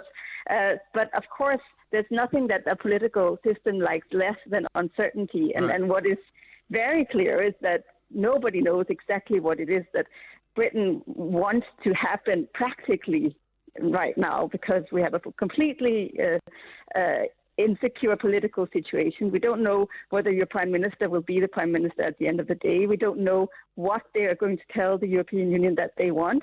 And all we can do now is to say, we're really sorry that you want to leave, but we have to respect the choice of the British people. Yeah, I wonder if it'll be that civilised, Ricky, because I wonder whether there'll be recriminations within Europe. For instance, we all regard Angela Merkel as the most powerful politician in Europe. Could she be accused of not doing enough to help David Cameron, our Prime Minister, to come back to this country and say, we've struck a deal, we've sorted out some of the problems that concern the British people? Well, I mean, I don't think you can blame anybody but yourself for the results that you have gotten to in Britain. This is a purely national British negotiation, and the fact that you want to change the deal of the club that you're a member of, the European Union, is of course something that every member can work to try and achieve, but it has to be something that everybody else can also agree to. So you can't come to Brussels and then dictate your terms. Well, I know, but there is negotiation. I mean, it's very interesting, actually, Ricky, because you just said to me then, Britain can't blame anybody but yourselves. But you don't quite understand. This was a referendum, and England, UK, United Kingdom, Great Britain has voted to get out. We're not blaming ourselves. Exactly. We're saying we've got what we want. Yeah, and what the response will be from European leaders will be, we respect that. Yes. But I guess the question really, Ricky, is not so much, whether people in Europe will say, well, you know what, good riddance, they were always quite a bad member of the European Union anyway. They never really wanted to go along with what we wanted. They always wanted to try and stick their nose in and get something different from everybody else. And I think that is a relevant point to make. But also, will it in the end damage the credibility, if you like, of the European Union? Because Britain, after all, has a pretty strong fifth biggest economy in the world. I think 6 now, but I mean, still a very big sort of player in the world stage. What's it going to mean for also some of the other countries who might look at this and go, maybe we want to do the same thing? Oh, but like my country, for example, Denmark is one of those countries that have a little bit of the same attitude towards the EU that Britain has. And of course, and that goes for most countries anyway. That everybody has a dose of healthy skepticism when it comes to what comes out of Brussels. That's for sure. And so, but I don't know exactly.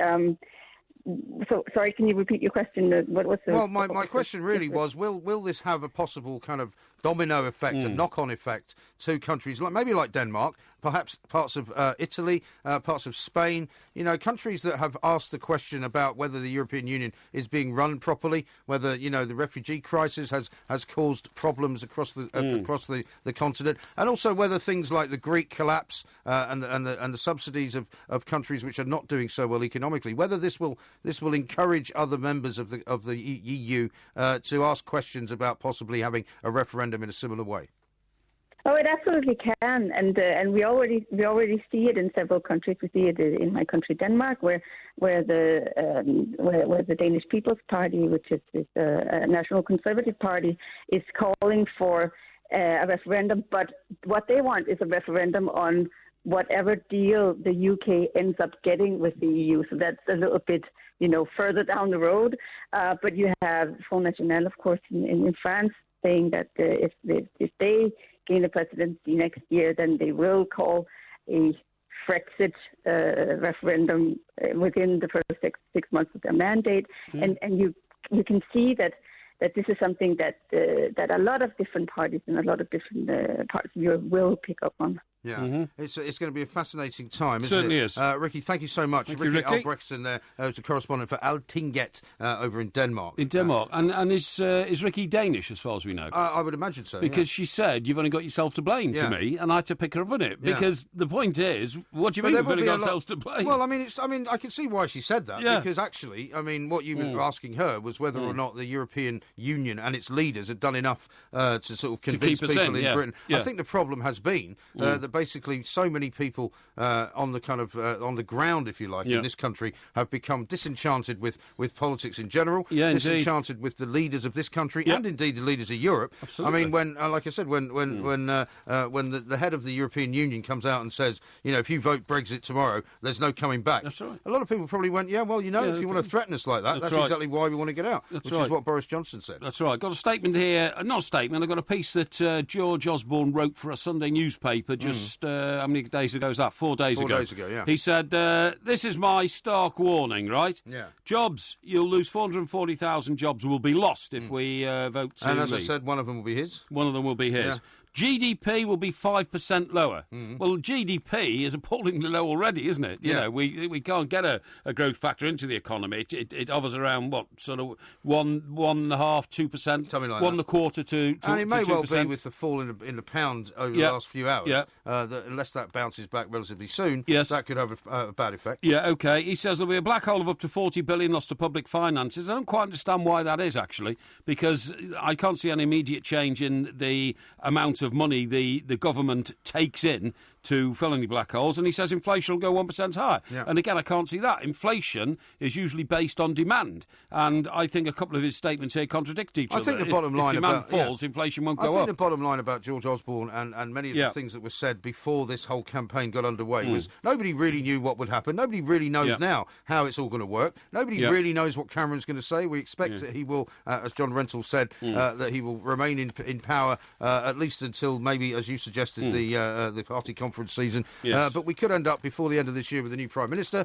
We could end up with some kind of roadmap as to where we actually go from here, how much we're going to have to spend, how we're going to extricate ourselves, if you like, with so much red tape. That so many regulations. I mean, what happens to the European Court of Human Rights, for example? That presumably cut the ties with them. All the sort of freedom of movement. I mean, the football business, as I said, is going to be affected. Everything's going to be affected. I mean, that's funny you just mentioned that. That's one factor which really could have influenced people. I think there was, if it wasn't a promise, then certainly it was a big hint that Mr. Cameron would get rid of the Bill of Human Rights, imposed upon us, European Court of Human Rights, and issue a United Kingdom Bill of Rights instead. Right. And that was something that people took him at his word at and are very disappointed he didn't do. Because we're fed up that people who commit crimes in this country can't even be deported because their human rights have been infringed if they are. So people wanted rid of that. One other big factor, Mike, which I've come across, the Leave It campaign,